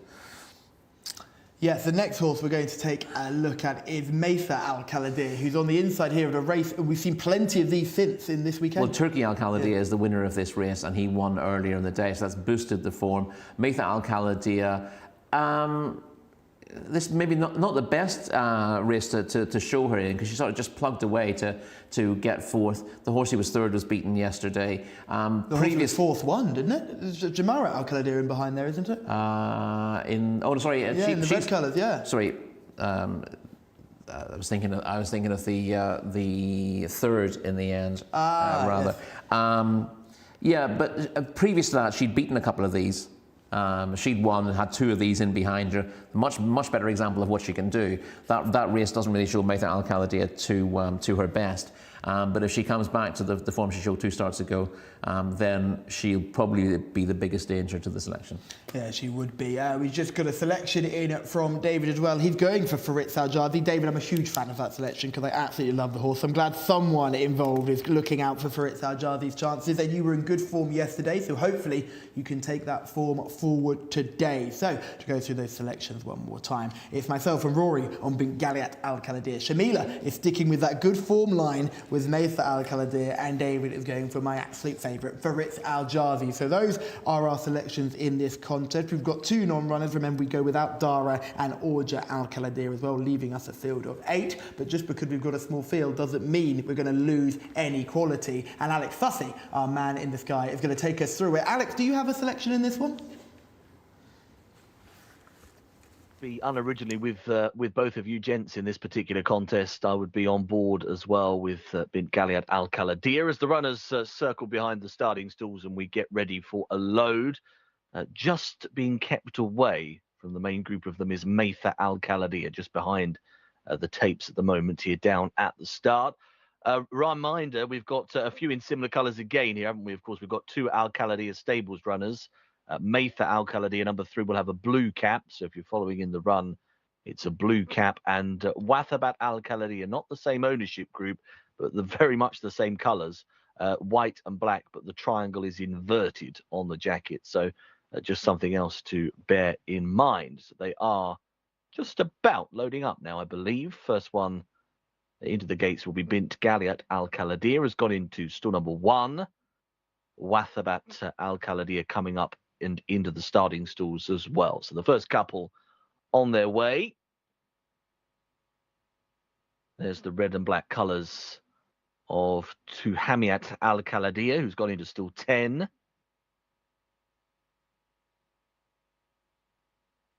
Moving forwards is Iris de Violette.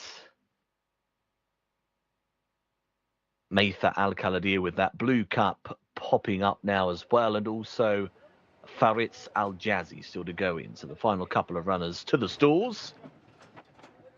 Moving on in, standing by. They're off. Underway here over 1600 for this Arabian Fillies Open contest. The best of beginnings, actually, by Bint Galiat Al Khalidiyya is going to be at the back end early on, racing out the back of the field with Irish the Violette. Pace then coming from tacking over. Wathbat Al Khalidiyya will get the overall advantage, leading by a little more than a length. Pace is rather steady in these early stages. Check colours is Ninawa, racing on the inside rail, the blue cap of Maytha Al Khalidiyya. Next in the field and wider out is Faritz Al Jazzi. To the left of the group is Tuhamiat Al Khalidiyya, red and black colours. Then the black jacket, orange stripe, which is Iris de Violette, and the back marker is Bint Galiat Al Khalidiyya. Will have to pass them all for victory here. Turning left, beginning the turn back towards home. Almost a four-way go up top now, with on the inside Wathabat Al Khalidiyya joined by Maytha Al Khalidiyya. Wider still is Faritz Al Jazzi. Just losing the position a shade now is Nawara. As they turn on in, Irish the Violette was short of a bit of room. Up on the inside, Bint Galiat Al Khalidiyya strongly driven. Still going okay to Hamiat Al Khalidiyya, but has got 5 or 6 lengths to find. They have levelled in. Less than 300 metres to go, and now it's Maytha Al Khalidiyya who takes off and over, goes to the lead by a length and a half. From Wathabat Al Khalidiyya, rallying again is Nanawa, now switching down the centre. Bint Galiat Al Khalidiyya is late on the scene, plugging away. Maytha Al Khalidiyya by a length, trying hard is Nanawa, getting closer to within half a length. Make that a neck, here comes the line. Might have just held on. Maytha Al Khalidiyya from a strong rallying Nanawa. Bint Galiat Al Khalidiyya in customary fashion kept plugging away but could never get to the front two. A good finish to our 7th race today. The Arabian Fillies Open with Maytha Al Khalidiyya all out from the strong finishing Nanawa, but holds on to win in a time of 1:49. And as you can see at the line, had the head down just where it mattered, did Maytha Al Khalidiyya. And of course, Al Faradi with the 3rd winner today. And he's had a super afternoon, beating Nanawa, who rallied quite strongly, having looked a little outpaced at one point, just ahead between them. And as the gents highlighted, Bint Galiat Al Khalidiyya, she's a little bit frustrating. She's talented, but she does leave herself with quite a lot to do, and she's plugged on again for a place. It will be 3rd this time. 3, 6, and 1 is our order in the 7th race, the Arabian Fillies Open.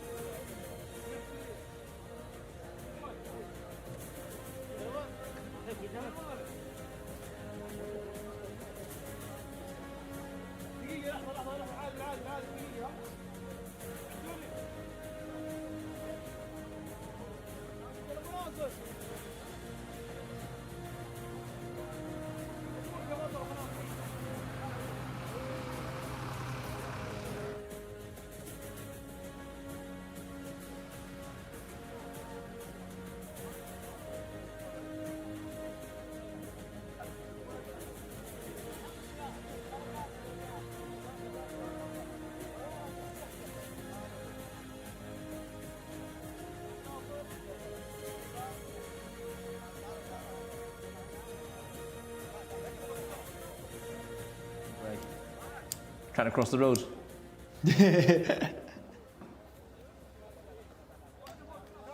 And Adel Al-Faradi has secured the hat trick. You see Said Mukluk celebrating another winner. That's a double for him today as well. Good to see Adel Al-Faradi at the treble as well, just making sure that Alex Moreno doesn't take all the plaudits this week. Well, no, first it was, again, Alex flew again yesterday to up to 15 winners for the past week. And then Camilo came along and said, don't forget about me with the treble. We've also had doubles from other riders. Yeah, Mohamed Alabel had a double, didn't he? Adel is pushing forward to try to keep Alex at bay in the Riders' Championship as well, so it's been quite the week. Yeah, it's going to be getting quite tight in that battle for second in the Riders' Championship. I think Camillo can rest easy knowing his position is okay, especially if he's chipping in with a couple of winners every day. But the battle for second looks like an absolute humdinger, and you can just see Adel Al-Faradi has got Mesa Al-Kaladir in front. Now, might not be all sunshine and rainbows in the Al-Faradi household, because Farhad Al-Faradi is aboard Bint Galad Al-Kaladir, you can just see on the rail at this moment, probably put this horse in the wrong place. Well, I mean, she was drawn on the inside, but she likes a bit of room because, you know, she tends to loop round her field and run on late. And he first attempted to burrow up the inside on her. Ran into the rail. She actually bumped the rail at one stage. And I just think she was very happy trying to challenge on the inside of horses. When she's been switched out wide, she's run on, but she's lost a lot of momentum by having to switch. And that has cost her the race. I mean, she might have lost the race anyway. As I said, the issue with her is she needs them to go hard and stop in front of her to some degree, the way she runs. But the route she took up the inside was unfortunate, the way the race panned out, it must be said. Yeah, so we see them breaking away in two real halves. You can just see Iris de Violettes is right at the rear of the field alongside Tamayat Al-Kaladir as well, who's towards the back too. And up front it was your eventual fourth. It's interesting, you know, you thought that Iris de Violette might actually shape this race by going to the front and setting it up. In the end, actually, she's the one who's probably ruined our selection's chance in the end. Yeah, she probably had, hasn't she? Because I think Fahad would have liked to go to the outside of the field, even though he's drawn low, and that should have been easy enough to do, given she's a hold-up horse. But that outsider's been right on her shoulder and it's all going the way better around. At this stage as well. Yeah, so the only way he's had of easily coming past her without checking back is going up the inside. And that's ended up being the route that he's taken. She doesn't like it though. This is where she hits the rail. Yeah, I think, she doesn't. She gets tightened up a little bit there. She doesn't seem to be enjoying coming with that run. Whereas normally, as I said, when she's coming from way off the pace in stronger races than this, she really works up a head of steam. But I don't think she particularly likes. But what's the decision he makes here? He literally thinks, I'm going to ease off and now pull out wide, and try and get another run at them here. But the winner, the bird has flown. Yeah. And actually, ironically, there would have been a gap to come on the inside at that stage and plenty of space if he'd gone for that. But I don't think he would have caught the winner in those circumstances. She doesn't want to have her run stopped. That's the whole thing about her is she doesn't quicken. She just maintains that pace all the way through, and having to be taken off heels and switch wide did interrupt her momentum, and that's really not what she wants.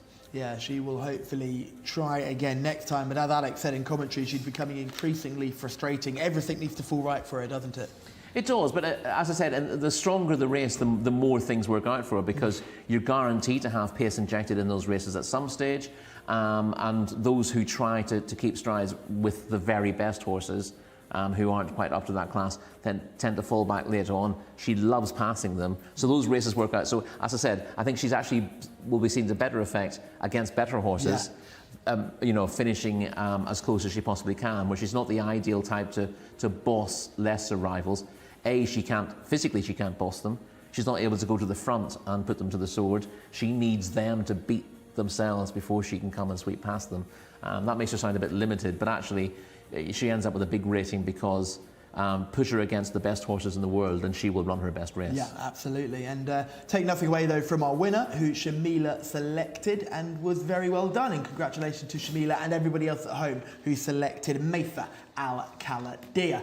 Now, we must look ahead at some tables with the Jockeys, Trainers and Owners Championship and find out who is doing well and who is falling away. And in the Jockeys Championship, you can see Adel Al-Faredi. He already had a buffer over Alex Moreno. Remember, these tables are from before we started racing today. Alex has had a winner, but Adel's had a treble. He's pushed himself to 59 now. Big race, Louis has got 45. He will try and close in later on. And Nath Al-Anazi, who just missed out on Leoyu Mashliel, still looking for his first winner this week, Rory. Yeah, he went close in a couple of races ago, but yeah, struggling for that winner this week. But incredibly competitive cards, and of course Camilo, he keeps nicking the winners here and there to maintain that big advantage. And yeah, we probably should actually work out exactly how many races there are left for the top riders until the end of the season, because we do have a bit of a break before the Saudi Cup, Then we have 3 weeks after. See what the mathematical chances of Alex Moreno, or indeed Adel Al-Faredi. It would be some feat, closing that gap. Adel being the reigning champion, but Camilo, we said it before, he looks unstoppable. But then when someone rides 15 minutes a week, you think, oh, maybe not.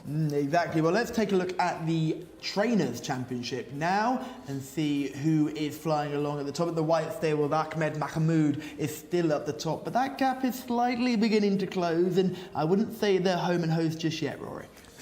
Yeah, again, well, I mean, the gap's closing. We look at Sad Mutlaq in second place there. He's going to be on 44 now, isn't he? Yeah, He's had 2 today. You know, but in saying that, we don't really see Sad Mutlaq overhauling Ahmed Mohamed at the top of the table. It's Al Bada and Al Musa and Nath Al-Mundil, who's moving up very nicely into a share. He could have gone fourth there. Sunset Flash had got her head in front today. And you know, she looked a very likely winner on paper. But Nath Al-Mundil placing his horses really well, so he will continue to climb the table, and that's where it gets interesting. It gets interesting in behind the leader here. I'm not sure anyone catches Ahmed Mahmoud at this stage, but there will be a few more names that you'll see beginning to sneak onto the Let's have a look at the Owners' Championship finally, and this will be one that's really fascinating because the points are slightly different here in the Owners' Championship, where you can get bonus points for big race wins. Yes, for the jockeys and trainers, although it says total points, it's still just wins. But with the Owners' Championship, you're getting more for the Cup races and considerably more for group prizes. And the key thing is just look at the ordinary Cup races for Sheikh Abdullah Hamoud Al Melek Al Sabah, because he's got 4 of those Cup races. Shamila was very keen to mention this yesterday. They keep banging in these winners in the most valuable races. Yeah, the interesting thing there is the ratio of wins in ordinary races to the Cup races, and getting a third of as many winners in ordinary Cup races, or throw in the Group 3 as well. That's very impressive statistics, which can't even be matched by the White Stable, who've got tremendous figures at the top there. Yeah, they've got 76 usual race winners as well, so it'll be fascinating to see how they get on, and it's a wide open contest. And I think looking in behind there, I think there'll be certainly plenty of owners who will be looking to sneak in with plenty of racing still to come. Alex Sussy, you can take us through our next race because it's a cracker. Yes, it is indeed, Callum. Plenty of runners lining up this time around. We are up to 19 of them in this upcoming Fillies Open, race 8. Certainly the quality on the increase now throughout the rest of this card. Number 1 is Direct Security. 2, Fariba, who hasn't really shown up so far this season. Number 3, Notation for Nath Al-Anazi. 4 is Banaha for Turki Alofi. 5, Shark Darfour, Tariq Al-Mansour. 6 is Athiba, only 1 win from 14 starts. Number 7 is Kailat Delmon, Ayad Al-Turisi. 8, Nassim Al-Riyad, who has only won once as well from 14, so same sort of record as the 6 horse in here. Over the page to the 9, Palermo, Camilo Ospina. Interesting lightly raced filly. Number 10, Mathiel for Eddie Castro. 11 is Mamlak for Rayan Altaresh. 12 is Estoppel. Adel Al-Faredi having already a tremendous Saturday afternoon. He rides her.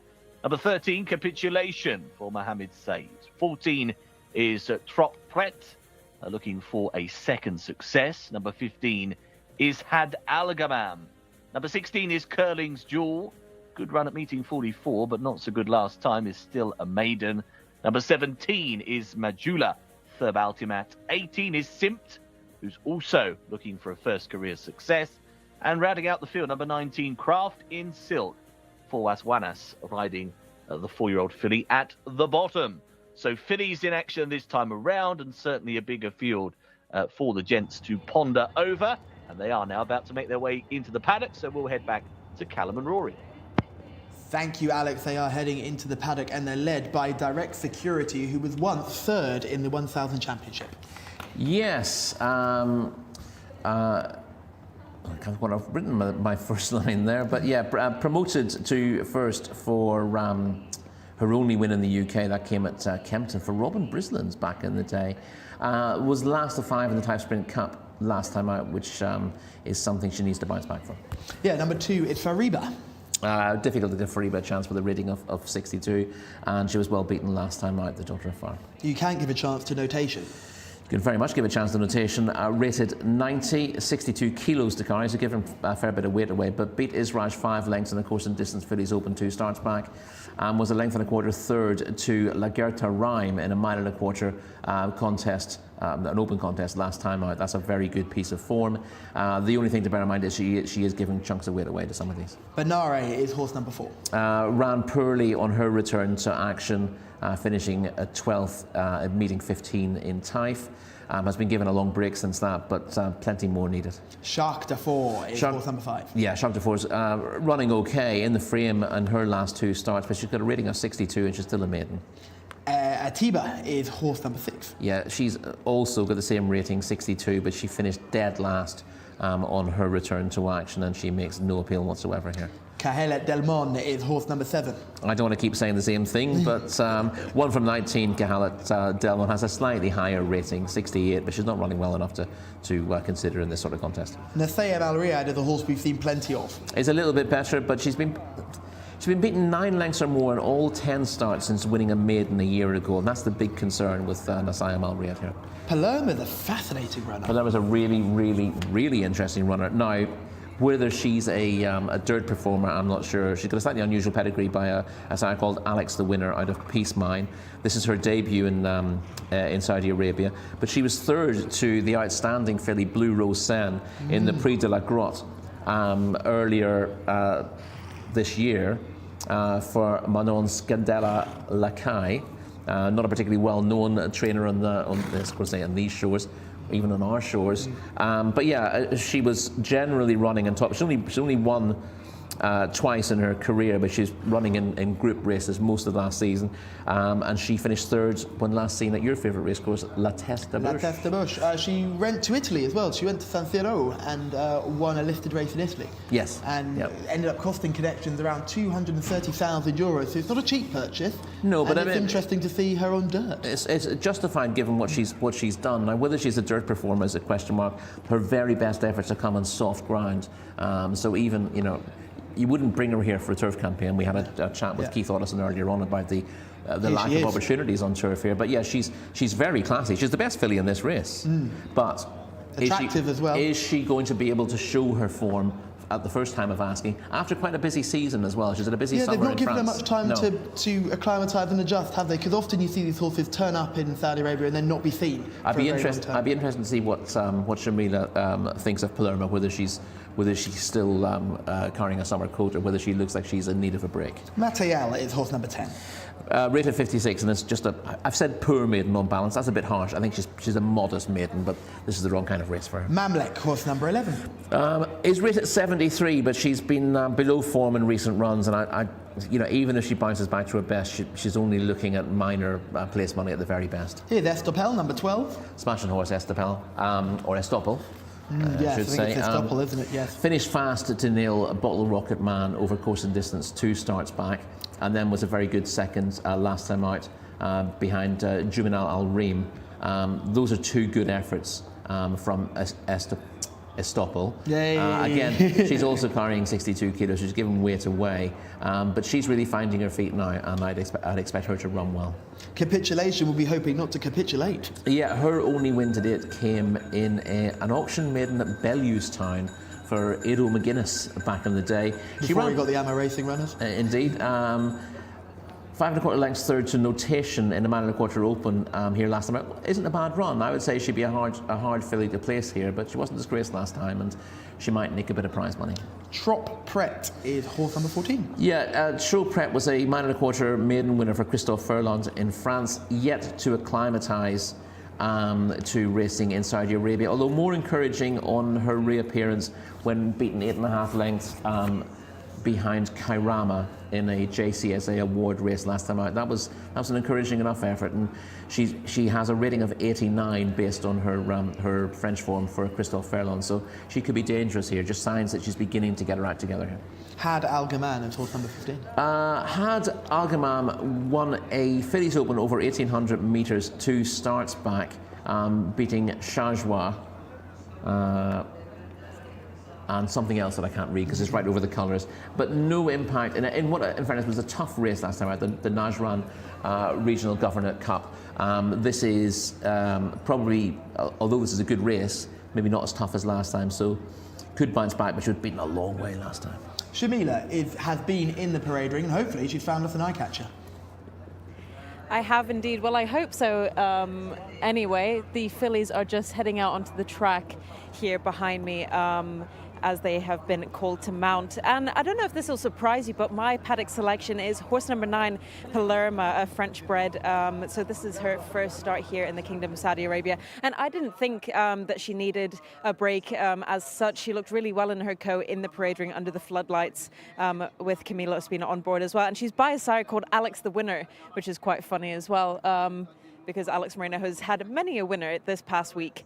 But I really like her. She's going to be my paddock selection. However, you cannot not talk about horse number 12, Estoppel, as well. She is a really, really strong filly. Second last time out, first the time before that under Adel Al-Faredi as well, our champion jockey. There we just see Camila Ospina and Palerma. They are going to be ponied down to the start as well. And just want to note that was taken down to the start early is horse number 14, Trop Pret, with Mohammed Ad-Daham. So just trying to keep her calm as well. As the last few horses are just coming out here now, I didn't have any paddock negatives for this bunch of fillies. They all look really well, and the serious racing is starting to begin. I will give a little shout out to horse number 19 as well, Craft and Silk. I thought she looked really well in the parade ring, but I really like Palerma, and fingers crossed for her and Camila Ospina. Thank you very much, Shamila. Let's have a look at some of these in action. Here's Notation going down to the start and looking gorgeous, and probably a horse that you'd love to own out here, Rory, wouldn't it? I'd love to own any of them out here, to be perfectly honest. But yeah, Notation's a really likeable sort.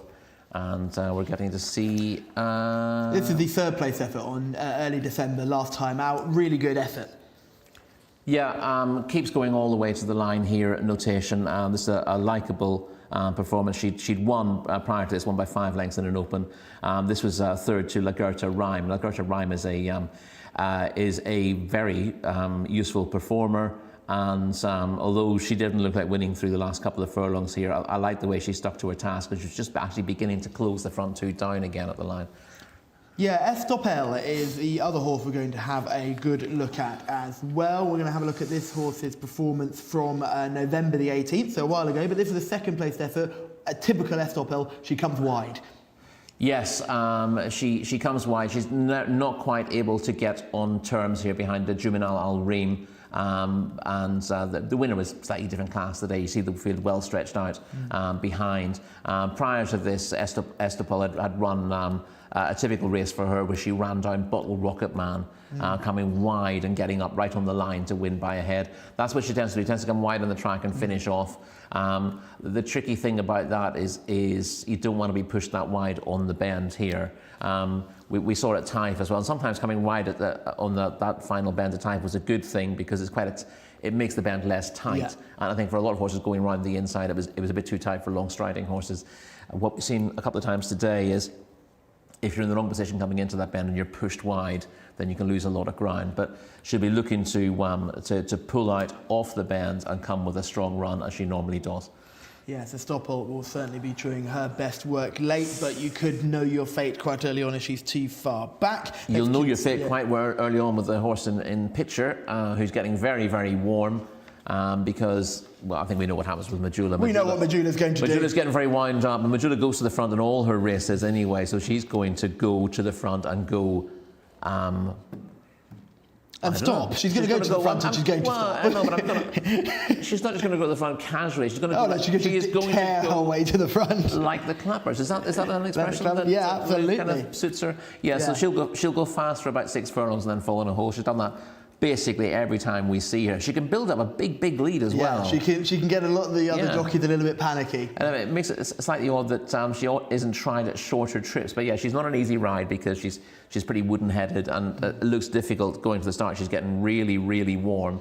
And considering this is a cold day, or it's getting cold at this stage, that's a worrying sign. But well, her rider's going to have some fun for about a mile. Yeah, so it'll be a thrill to be on board. Curlin's Jewel, we missed that one, horse number 16. Looked to be trending in the right direction on penultimate start, but then really let herself down, I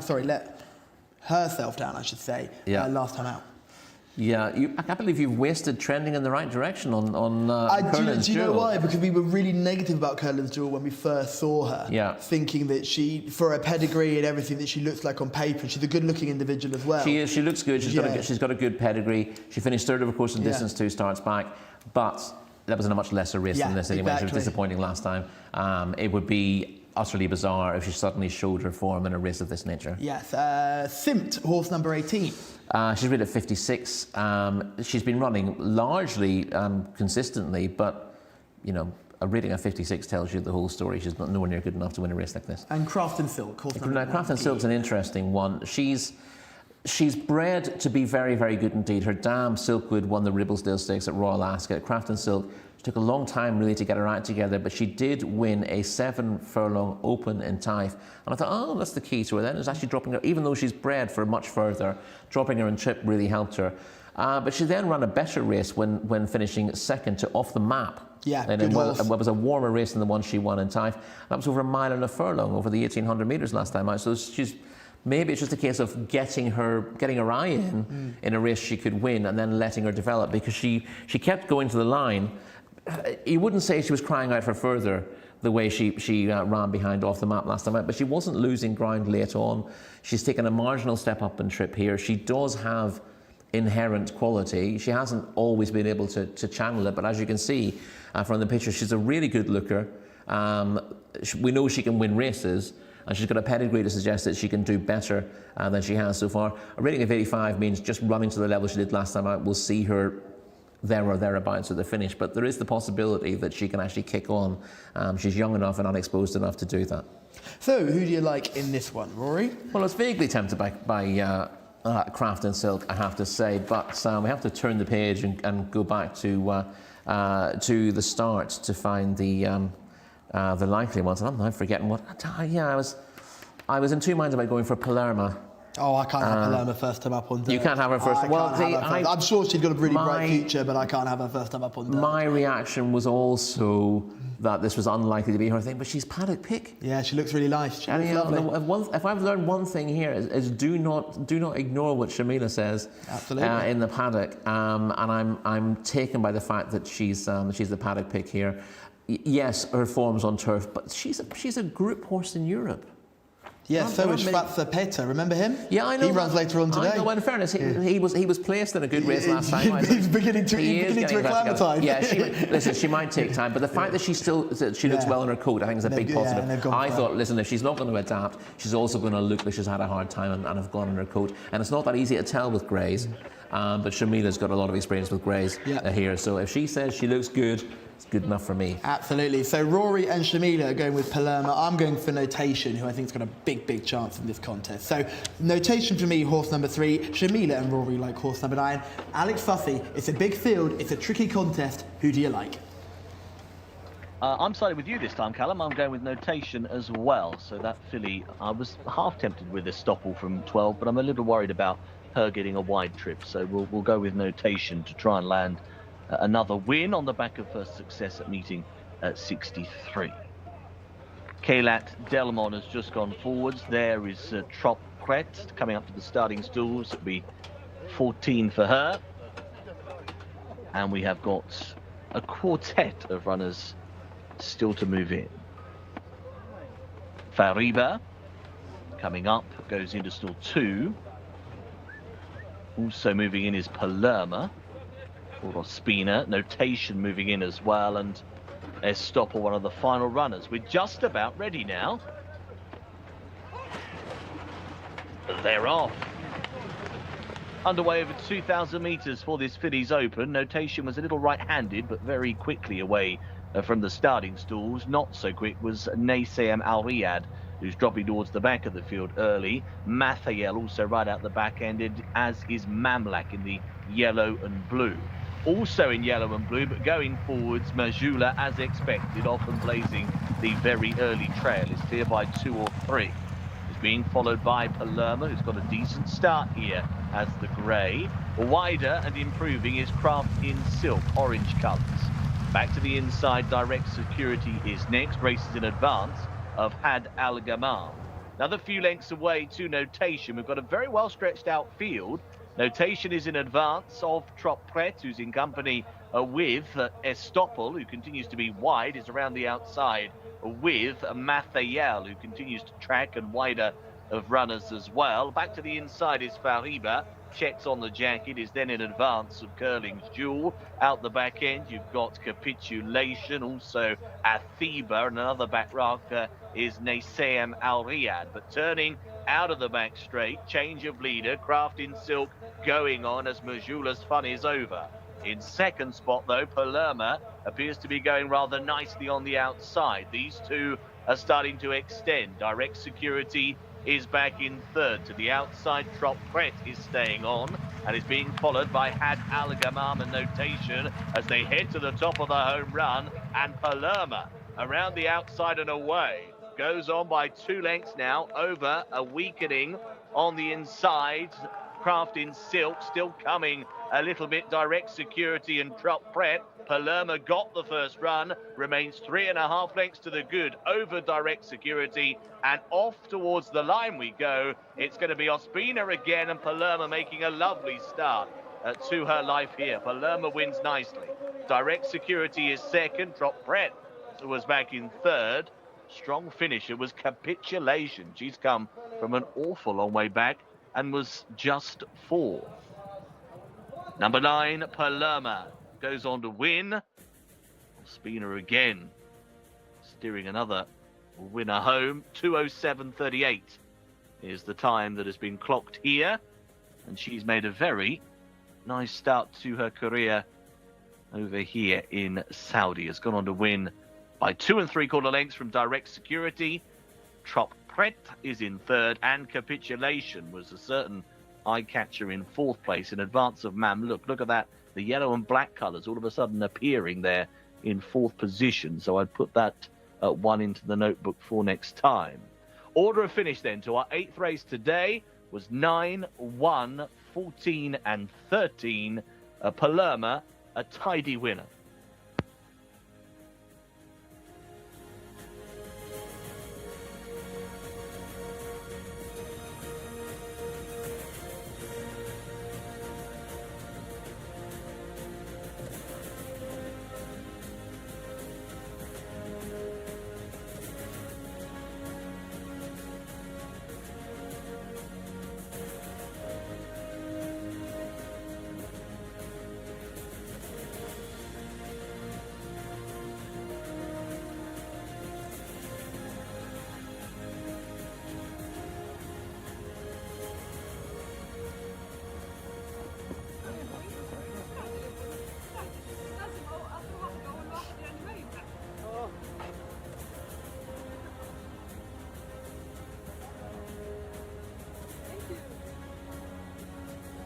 ايوه جت عليها مظبوط.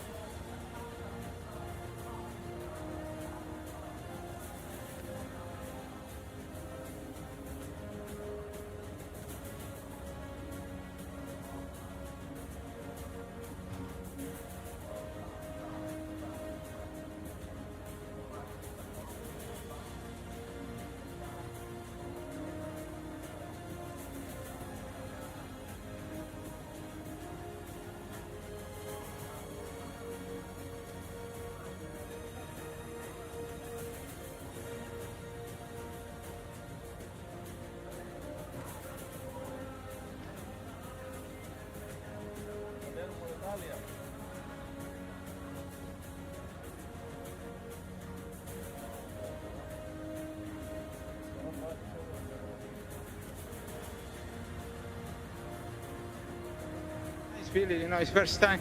She first time ran here, but I saw the races in French, and she is doing very good. And thank God today she coming 100%. That's filly, and she's coming very easy behind the pace.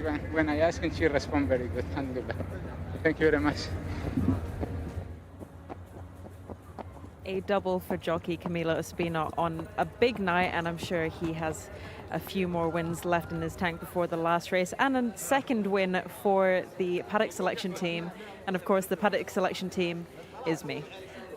So really nice filly Camilo has on his hands here for the White Stables, and for trainer Ahmed Mohammed as well, for the King Abdullah bin Aziz and Sons. This 3-year-old grey filly by Alex, the winner out of Peace Mine. She's just a champion, isn't she? She's had winner in France and Italy. She's come over and dominating on the dirt as well. I wonder if they are waiting to try her out on the turf surface when it opens in January as well. So it'll be really good to see her. But it'll be great to have a word with Camilo Ospina after his second win of the evening as well. Congratulations, Camilo. Double today. Yeah, thanks God. You know, the horses for my stable, and appreciate it to the Prince Mita bin Abdullah always, Talal bin Sharai, and the trainer Ahmed Neri. Tell me a little bit about this filly, because she's come over, she's had a winner in Italy and in France, and she's done really well on the dirt today. Yeah, I know. It's a good feeling. You know, I saw the races in French, and when she come here, I breathing from the start. She's breathing very good, and I like it. Today, thanks God, she's coming very good. It's nice feeling, but I think it's more than this. You know, she need a little bit time after the race, and I'm very happy. You know, this is the first time run here, and she won. It's very important for us. Do you think that they'll send her back to the turf when the turf opens up here? Yes, but you know, the last decision is with the Prince Mita bin Abdullah, and we'll see. You know, that's filly she ran before in grass. And I think it's maybe it's first time she ran in there, but she do very good. Yeah. And you came out of stall number 9, so you were right in the middle of everybody. Did you think she was going to handle it? Yeah, no, she brought very good, and I put behind the pace, you know. Thanks God, she's coming very good. She has a speed, you know, and when I asked her a little bit in the 600 meters, she's coming very strong, and I waiting until the last 300 meters, and thanks God she keep going until wire, but she stalled a little bit because a long time no run, and the first time in Saudi Arabia, but I'm happy with her. Brilliant. Thank you very much, Camilo. Thank you very much. Thank you. I have to stand up and applaud both Rory and Shamila for keeping the faith with Palermo, who has done really well here on her first start in Saudi Arabia and blows the whole argument that horses need time to adjust and acclimatise out the water. Well, it's often the case, but that's why it's always worth having a check on the pre-race, because moving here can have an adverse effect on them, and obviously the climate is different for a lot of ex-European horses. But we get no problem with American horses coming over here and winning. So it's the surface, when you're looking at class animals, you know, you hope that they will handle the track. It's also a big plus, I think, that this filly was coming from a reasonably unknown trainer, certainly by non-French standards.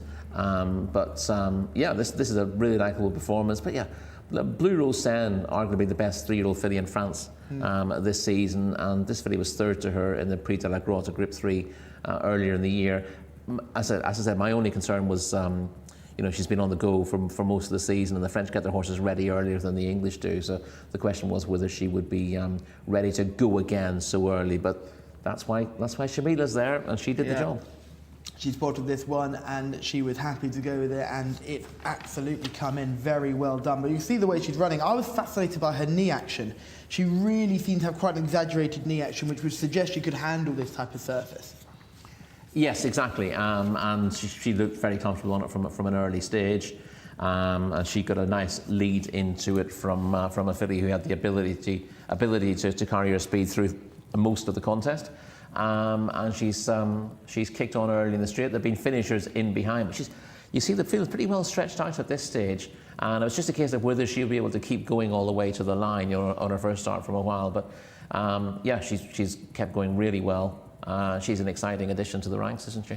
She certainly is. Just a couple of bits of housekeeping here. Cricket HS is just asking about times of races. We've got 12 races to look forward to today, cricket. And thank you, David, for mentioning that we are currently on race 8. So great to see the YouTube comments all supporting each other. I'm a big fan of our YouTube commenters. It's good to see them all involved in a supportive, positive environment. A horse that needs no extra support is Palermo, who has gone and done the business here nicely. And it's at this point where you just see her just breathe on by Craft and Silk. It's Direct Security, who David had tipped up earlier on, was thinking that probably the only horse that was going to challenge.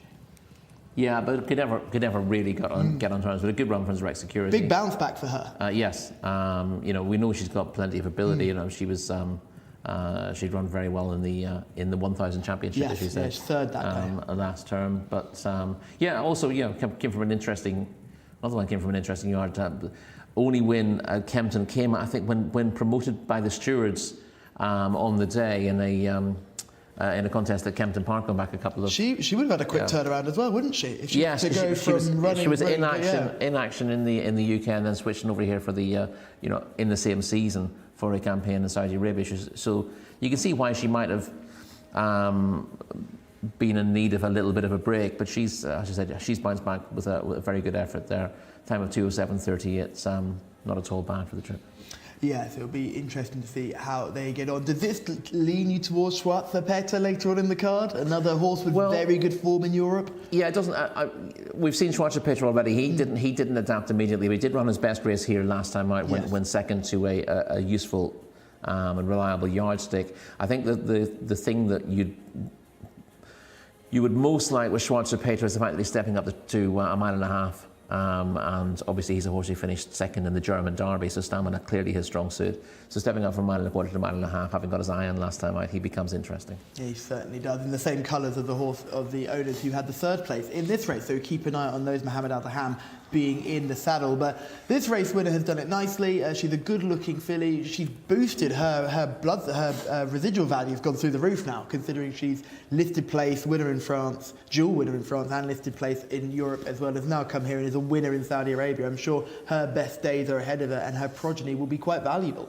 Yeah, and again, that's always something to bear in mind. The White Stable not just buying horses to race, but they're thinking of building up the stud as well. Yeah, 230,000 euros. Looks quite well spent. We will move on, though, to race number 9. Am I on the right race? Race number 9? Are we on to race number 9? I know, it seems like it's come too soon. I keep thinking, I thought we're on race 8, but we're on race 9. We're absolutely rattling through the car today. We step up to 2,000 metres. We're staying over the strip, sorry, at 2,000 metres. This is a cracking contest. It features a horse called Premium Ticket, who would have had his form boosted by Mr. Trinket had Mr. Trinket not run into trouble in running yesterday.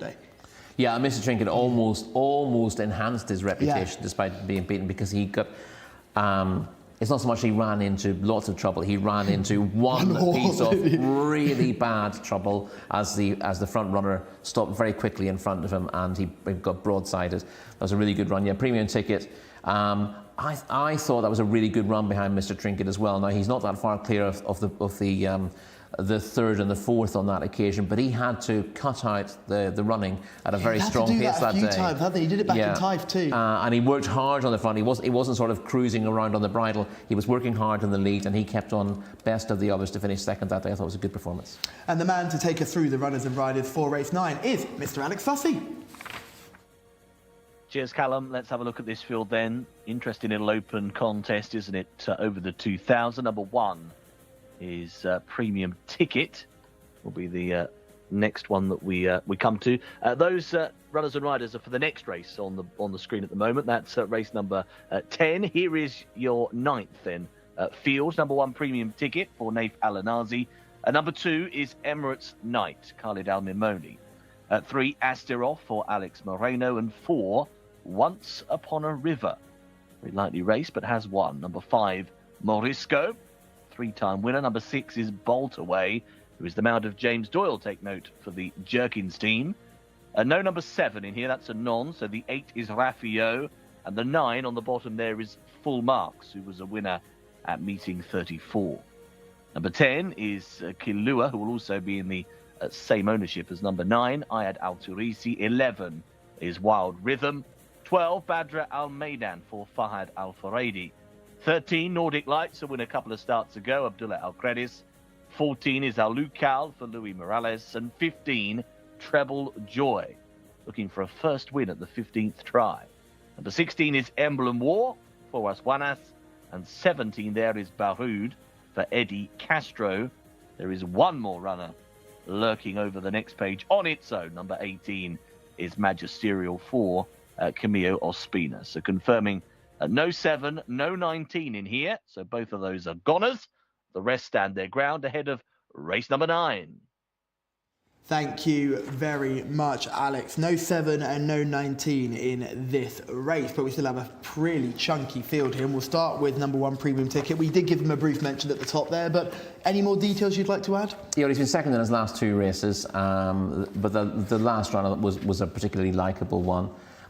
When he had no match for Mr. Trinket in the finish, but as we said, looking at that race yesterday, Mr. Trinket's literally sprinted clear to win by 7 lengths, and Premium Ticket really set that race up for Mr. Trinket the way he went from the front. So with 57 kilos on his back and getting plenty of weight from a few of these, he should run a decent race again. He doesn't have the highest rating, but he's in very, very good form. Number 2 is Emirates Knight. Behind Premium Ticket, went 4th. In a 1.5 mile open, 2 starts back, and was beaten over 31 lengths behind him on his return to action. When I say 2 starts back, his 2 starts back, that was at the end of the Riyadh season last year when 4th. And he would have needed the run last time out in that race won by Mr. Trinket, but he was beaten 30 odd lengths. He might need another run to come back to something like his form. Astraras is horse number 3. Again, in that same race as well, he was 9th. That was a fair way behind Premium Ticket, but in fairness, he does have a pull at the weights. That was a 0-90 handicap. He's £5 better off with Premium Ticket, so he could get a fair bit closer today. He's got a higher rating than that one, but to offset that, he's giving 5 kilos away today. About to say, give them weight away. Once Upon a River is number 4. Won a maiden at Roscommon as a 2-year-old for Ger Lyons, but poor efforts here. He may find his form. He's only had the 2 runs so far in Saudi Arabia, but was close to last both times. Good jockey on board in Ricardo Ferreira, the Portuguese maestro. Morisco is horse number 5. Yeah, all 3 of his career wins have come for Tom Daskins, about 3 years since the latest of those. Creditable 6 to Zaran over 1,800 metres in March. But he was pretty poor in Taif and not easy to fancy here. Boltaway and James Doyle will be teaming up again. Yes, James Doyle will be familiar with Boltaway, been on board him before, and this horse used to be in training with Roger Charlton, for whom he won multiple times. He was 4th to Zaran, 2 starts back. Respectable 6th to Al Marmoon Gate over 1.5 miles last time out. And I believe he won either this race or a very similar race at this time of year last year. So he tends to bloom at this stage of the year. So Boltaway, rated 95, one to bear in mind. Raffio is horse number 8. Rating of 83 for Raffio, and some good efforts in Taif last year, but he was off a long time and changed stables before his reappearance, and he was beaten a long way when 16th to Nordic Lights 3 weeks ago. He's going to need more time if he's going to come back to form.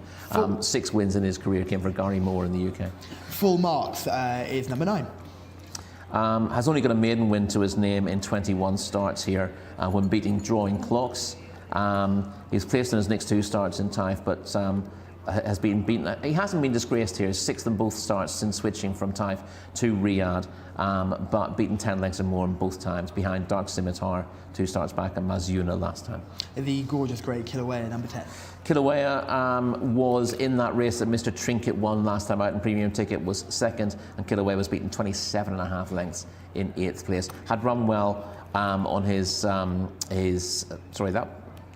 I'll take that back. He was beaten 27.5 lengths behind Mr. Trinket. It wasn't in that race the Premium Ticket was in. That was back in Taif and beating 54. He'd been running well up to that point, but that's a tough one. Shamila is in the parade ring. We'll have to be quick because the bell has just gone for the jockeys to mount, but welcome back, James. Thank you. Thanks very much. Good to be back. This is your first ride of the day. What do you make of it?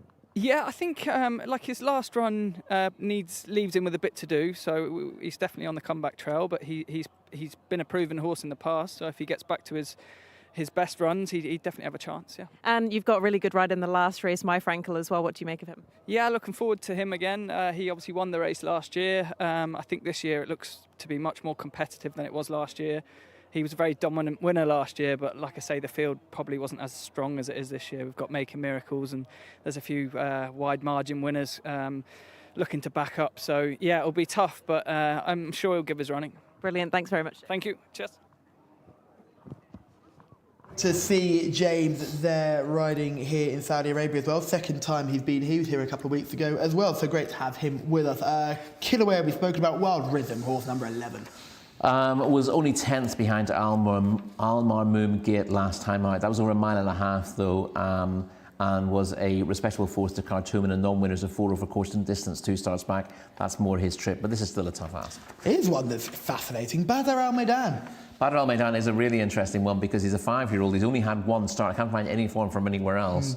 But he made his debut here to finish 4th in an open race first time out. Absolutely out the back, turning into the home straight. Listen, he was beaten well far enough in the end, but he absolutely rattled home. We'll for see some 4th. video footage as well. We may not see him. We certainly we won't see very much of him. Even if we do see the video footage. Nordic Lights, horse number 30. Yeah, we just saw him a shot a second ago there. He beat Riyadh in a course and distance 0 to 85, 2 starts back, but was behind Premium Ticket and Treble Joy last time out, won 6th. This is a step up in class, really, for him. Alukal, I like this horse number 14.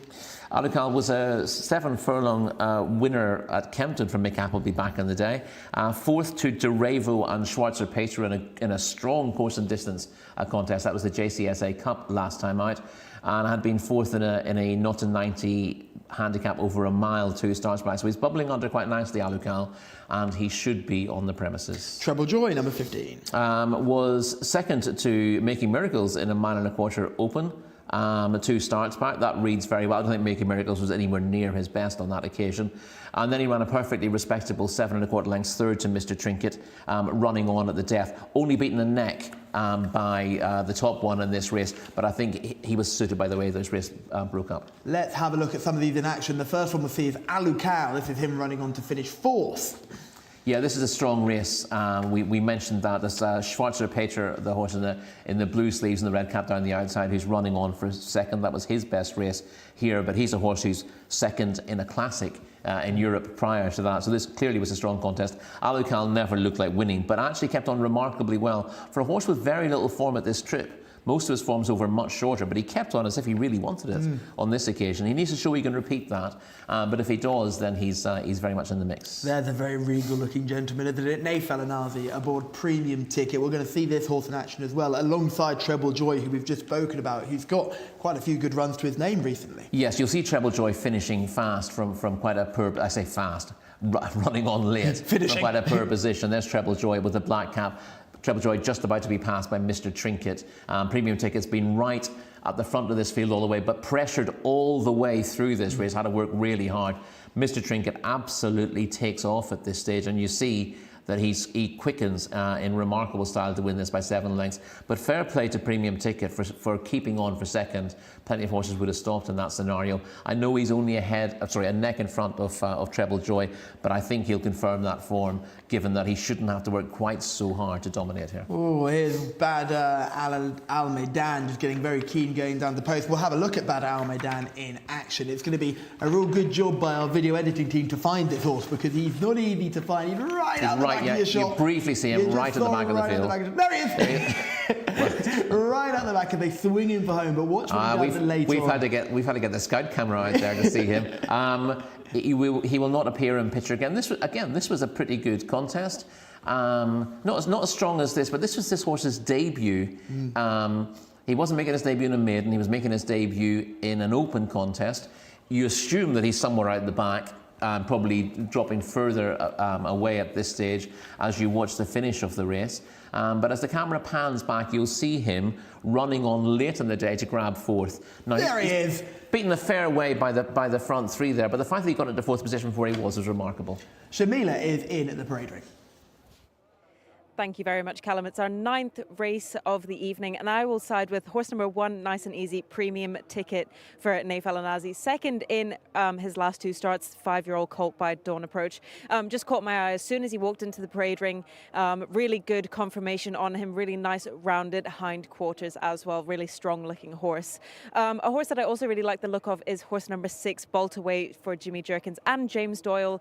Hopefully James can get on a winner today. He was here last weekend, had a few rides, but was very, very unlucky. And one paddock negative for you, horse number 16, Emblem War, for Abdulaziz Khalid, who has a horse in the big race in Dahi, but this horse had to be taken down to the start a little bit earlier, just acting up in the parade ring a little bit, so hopefully it doesn't boil over before the start. Thank you, Shamila. Yeah, I was going to mention Emblem War, the horse I really liked going down to the start. There's a beautiful shot of him just heading down. He's a big, strong boy, and I think he was ready and raring to go. And Fawaz Wanas, who's had a bit of a nightmare day today. I think Palance is enough to put fear into anyone, and he's now on Emblem War, who's turned out to be a nightmare as well. So what do you make of Emblem War's chances on paper? I wasn't massively keen on Emblem War. He's only got a rating of 70, I thought there's going to be plenty of pace on here. I thought a wide draw would not really help Emblem War. For all that sometimes it's a good thing. And on paper, he's got plenty to find. Baroud and Magisterial are 17 and 18. Yeah, they both got ratings in the 70s. Baroud is running well. He's been runner-up in his last 2 starts, but this is above his pay grade, really. And Magisterial, for all he has plenty of ability, he was a dual winner for John and Thierry Gosden in the UK, both of them in novice company. Wasn't he a classic type at one point? Was he kind of pointed towards those trial races, or am I getting him confused with someone? No, I don't think so. No, I don't think so. No, there was a horse with a similar name who did go in that direction, but it wasn't him. He won at Leicester in a novice race, and he did that well enough. But he showed signs of temperament, and he's been well beaten in a couple of starts here. So. He's not easy to fancy. He might, again, as a son of Frankel, who's still fairly young, he might find his feet here and do okay at some stage. But his wins were certainly his second win was on softish turf at Leicester, and the dirt doesn't seem to suit him. No, so we'll be probably staying away from Magisterial and Baroud as well. I'm stuck between Treble Joy and Boltaway. Rory, who should I go for? Go for James Doyle. Go for James, eh? Yeah. Do you know who's also going for Boltaway? Who? David in the comments. Oh, well, there you go. He's gone for Boltaway too. Red Stable. I'm sure. The comments will be all full of Boltaway. Yeah, the Boltaway fan club will be getting involved sooner rather than later. Remember, though, Jimmy's wife is now here in Saudi Arabia with him, so we've lost one of our commentators. So we need to find out where Ed Rarfield is. Tell him to get an act together because we're losing viewers. Yeah, listen, Boltaway's got. I mean, I know James was a little bit circumspect about Boltaway's chances. He won a very similar race at a very similar date last year, so I can't work out if it was this race. It might have been like at the previous meeting, but it was an open race over 2,000 metres. He's got very good form over course and distance when he's right. He's a little bit in and out. I don't think he liked Taifi. We went there once. He finished. He was beaten out of sight, wasn't he? I'm not sure if he beat anything home that day, but he's been better since coming here. I know he was only 6th last time out, but that was behind Al-Mamum Gate over a mile and a half. We're going to see later on in the card. And you know the way the winner went through that race was remarkable. So I wouldn't hold that against Boltaway too much. I thought he showed up pretty well for a long way there, and he'll appreciate dropping back to 2,000 metres. So he's got a big chance here. I'm going to agree with Shamila with Premium Ticket. Now, on the ratings, he doesn't have quite the chance that some of these do. Just absolutely loved how he went eyeballs out last time out and kept going all the way to the line. No match for Mr. Trinket, obviously. But with only 57 kilos on his back, I think he can surprise a few here. So Rory and Shamila teaming up once again. You did it with such success in the last race. Why change it? Why fix something that isn't broken? So Premium Ticket is a selection of Rory and Shamila. Boltaway is a selection of myself and David. And I must give a shout out to Treble Joy, who I think would have a decent enough chance here. Alex Fussy, have you got a horse that none of us have picked? Yeah, I have actually, Callum. I quite like Alucal, the 14 in here. I thought he carries quite a lofty rating. He's put in a couple of decent efforts when 4th the last twice. So hoping that he could show up to very good effect today. Of course, only carrying 58 kilos in here as well. So not a bad weight compared to 1 or 2 others. So we are moving forwards pretty nicely. There's the 4 Once Upon a River. Just going forwards. Next one up will be Full Marks. Just keep an eye out for Full Marks and Kilua, horses 9 and 10. They'll have very similar colours, red and black, just different caps. As we pan across the stalls there, we'll highlight that perfectly, actually, the white cap on the 10-horse Kilua. There is James Doyle on Bolt Away, just gone in. So that one's locked away. Emblem War. One of the last, if not the last, in fact. Just kicking out a bit, Emblem War, who was highlighted as being fractious in the prelims, and that's coming to fruition here now at the start as well. Just looking on the agitated side. Is there now. Ready to go. They're off. Underway here for this open contest over 2,000 metres. A little bit slower. Badra Al Maidan is right at the back of the field early. Blue jacket with the white cap. Up on the inside, Premium Ticket got a smart start, and also Once Upon a River. Striped colours is going forwards. Emirates Knight is just in behind the speed. Dark blue jacket there is in third place on the inside. And Bolt Away has got a decent position in fourth place. Wider on the track, Magisterial coming forwards to join that leading line and is starting to tack over as they merge onto the main part of the track. In terms of midfield positions at the moment, Al Lucal is just off the speed at this point in time. Emblem War remains out very wide. Baroud is also trapped right in the centre of the racecourse in no man's land, right out there. Back to the inside, Running Rail Treble Joy has managed to get over, has come right over to the inside, racing in advance of Full Marks and Kilua, who are together. With those is Nordic Lights, looking to the back end of the field at this stage. Wild Rhythm only has a couple behind. One of those is Raffio. Also towards the back is Astaroth as they take this left-handed turn, and the slow-starting Badra Al Maidan. Up top then, on the inside, Premium Ticket is pestered by an improving Alucal, who's on the outside and now taking over to take the lead. Right in amongst rivals still is Magisterial. Behind them and driven is Bolt Away. Emblem War is also flat down into the drive. Nordic Light spot the white face, is trying to run on a bit, and they're being followed by Treble Joy. They're at the top of the straight, heading inside the final 400. Alucal is committed, is sent for the line, leads up by a length and a half. Where's the closers? Nordic Light still there. Plugging away is Treble Joy, Magisterio, and Bolt Away down the wide outside as well. Coming from the back is Baroud. Alucal is now really paddling up top and is being pressed on both sides. It's Nordic Lights on the outer. Up the inside is Treble Joy. Nordic Lights and Treble Joy to the line. Nordic Lights just in front. Nordic Lights has beaten Treble Joy. They were followed in by Alucal, Baroud in fourth, and Kilua was next, running on into fifth. Victory for Nordic Lights. Number 13 has won it in a time of 2:07.81. Very gutsy effort from Nordic Lights, and has won again, having won two starts ago, I should say, at meeting 68. Wasn't quite so good last time, but right back on song here, and has denied Treble Joy by a neck. Surely he's got to pick up a race soon. Treble Joy, 0 from 15 now. He's a little bit frustrating, but he's quite genuine. He just keeps bumping into one. Lucal has run well, but was sent on quite a way out and then began to get weary late in the piece. Baroud, the fourth one home. Order of finish then, race 9 today was 13, 15 and 14. A neck the winning margin, and the winner's time was 2:07.81.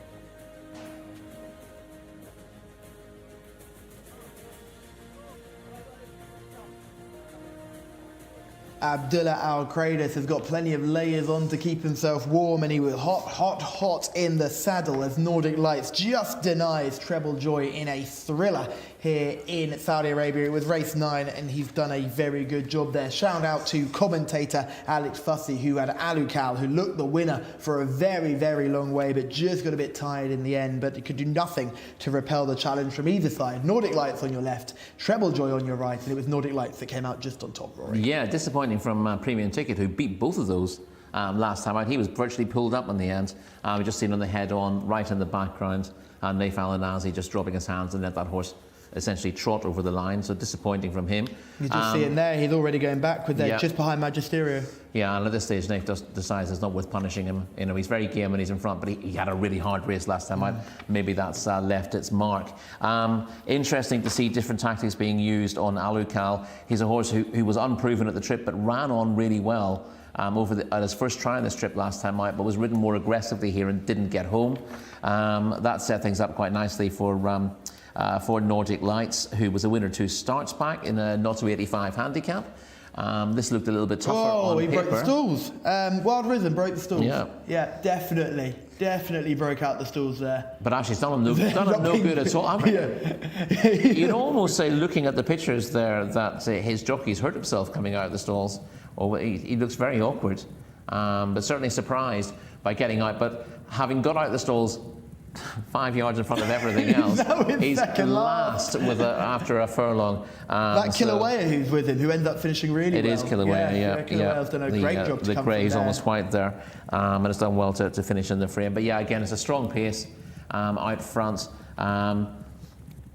Premium Ticket again doing a lot of the donkey work, but just not getting home this time, and maybe the effect of 2 really hard races where he's put everything in have told against him. Nordic Lights, as I said, was only 6th behind Premium Ticket and Treble Joy last time out.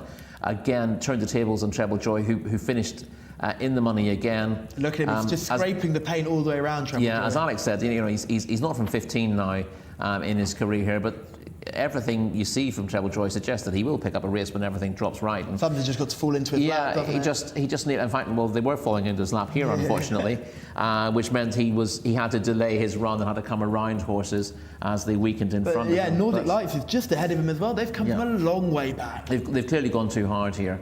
It's easy enough to say that in retrospect, and it'd be worth looking at. That's a very big run from Alukal in the circumstances.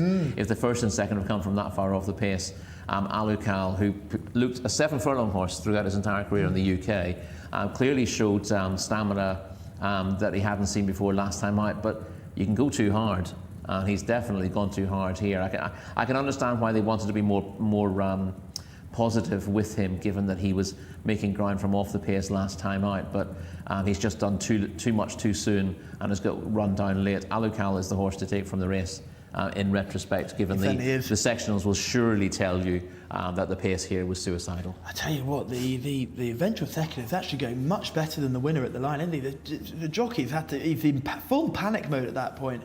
Not sure if it's even worse trying to give one after the other, the rat-a-tat-tat style, because at the end of the day, you've got to give a horse a chance to respond, and that horse was falling into a hole, so they've just done enough. No one ever asked the great Lester Piggott about giving a horse time to respond, because he was the king of the rat-a-tat-tat. That's a debate for another day, it has to be said, but I'm not entirely sure whether giving time to respond actually makes an awful lot of sense. I think sometimes... Here's the shot, sorry, I just jumped in there. Here's the shot of, it was Wild Rhythm breaking out the stalls. Hopefully, if we get the side on camera shot as well, we get these great slow-mo angles at the start. You'll see what Wild Rhythm does right from the gates away. He kind of decides, I'm going to open these gates myself. And from that moment on, the jockey I don't know whether the jockey doesn't look comfortable, whether the horse has banged his head coming out or something just as well. Coming through shot now. It's not like he didn't have a good chance on paper, but actually getting out in front seems to have scuppered his chance of winning the race. As we can just see the interviews going on there, and there's the break. He's certainly broken out in quite aggressive style there, hasn't he? But it seems to surprise the horse as much as anything. It surprised the horse and jockey, hasn't it? Yeah, he almost looked stunned. Yeah, he really did. Yeah. And maybe he'd actually just been stunned and sort of just been like, oh my gosh. I mean, you see it occasionally. You see a horse try to anticipate the start and hit the stalls and not come out, but he's actually come out. But he has given the impression, because he's never found his stride in that first If run. we get that side on shot, we'll probably see just how far clear he got, because he really did put length between himself and his rivals. Magisterial was another one who tried to make early pace and ended up struggling quite badly late on. But Alakal the one to take out of this? I think so, because he's clearly looking at the replay and where the placed horses have come from. The first and second have come from, and where Alukal was in the home bend. He's clearly done far too much in front. And given that he only just stays this trip, I know he's going on well late last time, and that's because he was coming from an unpromising position on his first try over 2,000 metres. You'd think a slightly more patient rider. And I'm not talking massive hold-up ride. Just don't kick for home 3 furlongs so out. fast, so early. Yeah, off a strong pace in the first place, and he will definitely be winning races at this trip. Yes, he certainly will be doing the business at this trip at some point. However, we do move on to our next contest. Now, this is a fascinating race. It's a hands and heels contest. We actually saw Prince Bandar in our studio recently. Now, the Prince has been a huge advocate for high quality hands and heels contests, and we have one of those right in front of us. Now, it's for apprentice jockeys, and it's worth a whopping 60,000 Saudi Riyal to the winner. It's a real highlight of the hands and heels scene, and we'll see some very talented young jockeys riding out, and Alex Fussy can take us through the runners and the riders. Thanks, Callum. Yes, let's have a look at this field. It's a very decent pot, as you highlighted.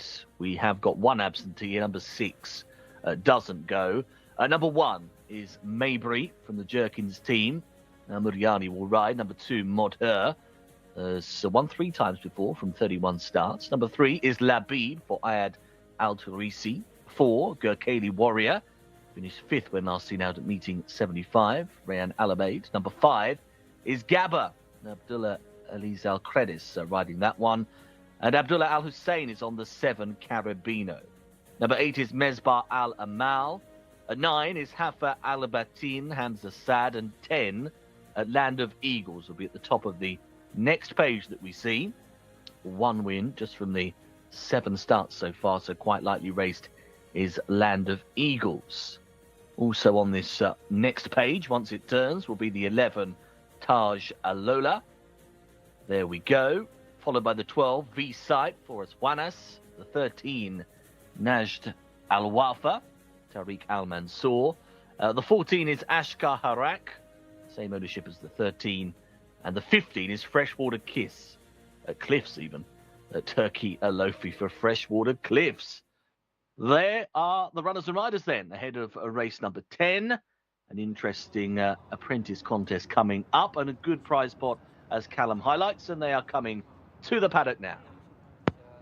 Alex, yes, good prize pot, plenty of interest in this contest. The 14 going to post if you go without Don Julio, but Maybury is the top one, Rory. Yet to ride this trip, but the best of these on ratings. It has a rating of 80, Maybury, and has been running well at 2,000 metres, was second to Ibn Habban in a not to 80 handicap over 2,000 metres 2 starts back. And then was a bit below that form, but in a better class race in a not to 85 handicap last time out. This is his first try at a mile and a half, though. And indeed, you could run through this field. In fact, from here on in, it's mile and a half races all the way through, 2,400 metres. And quite a lot of horses are proven at 2,000, but not over further.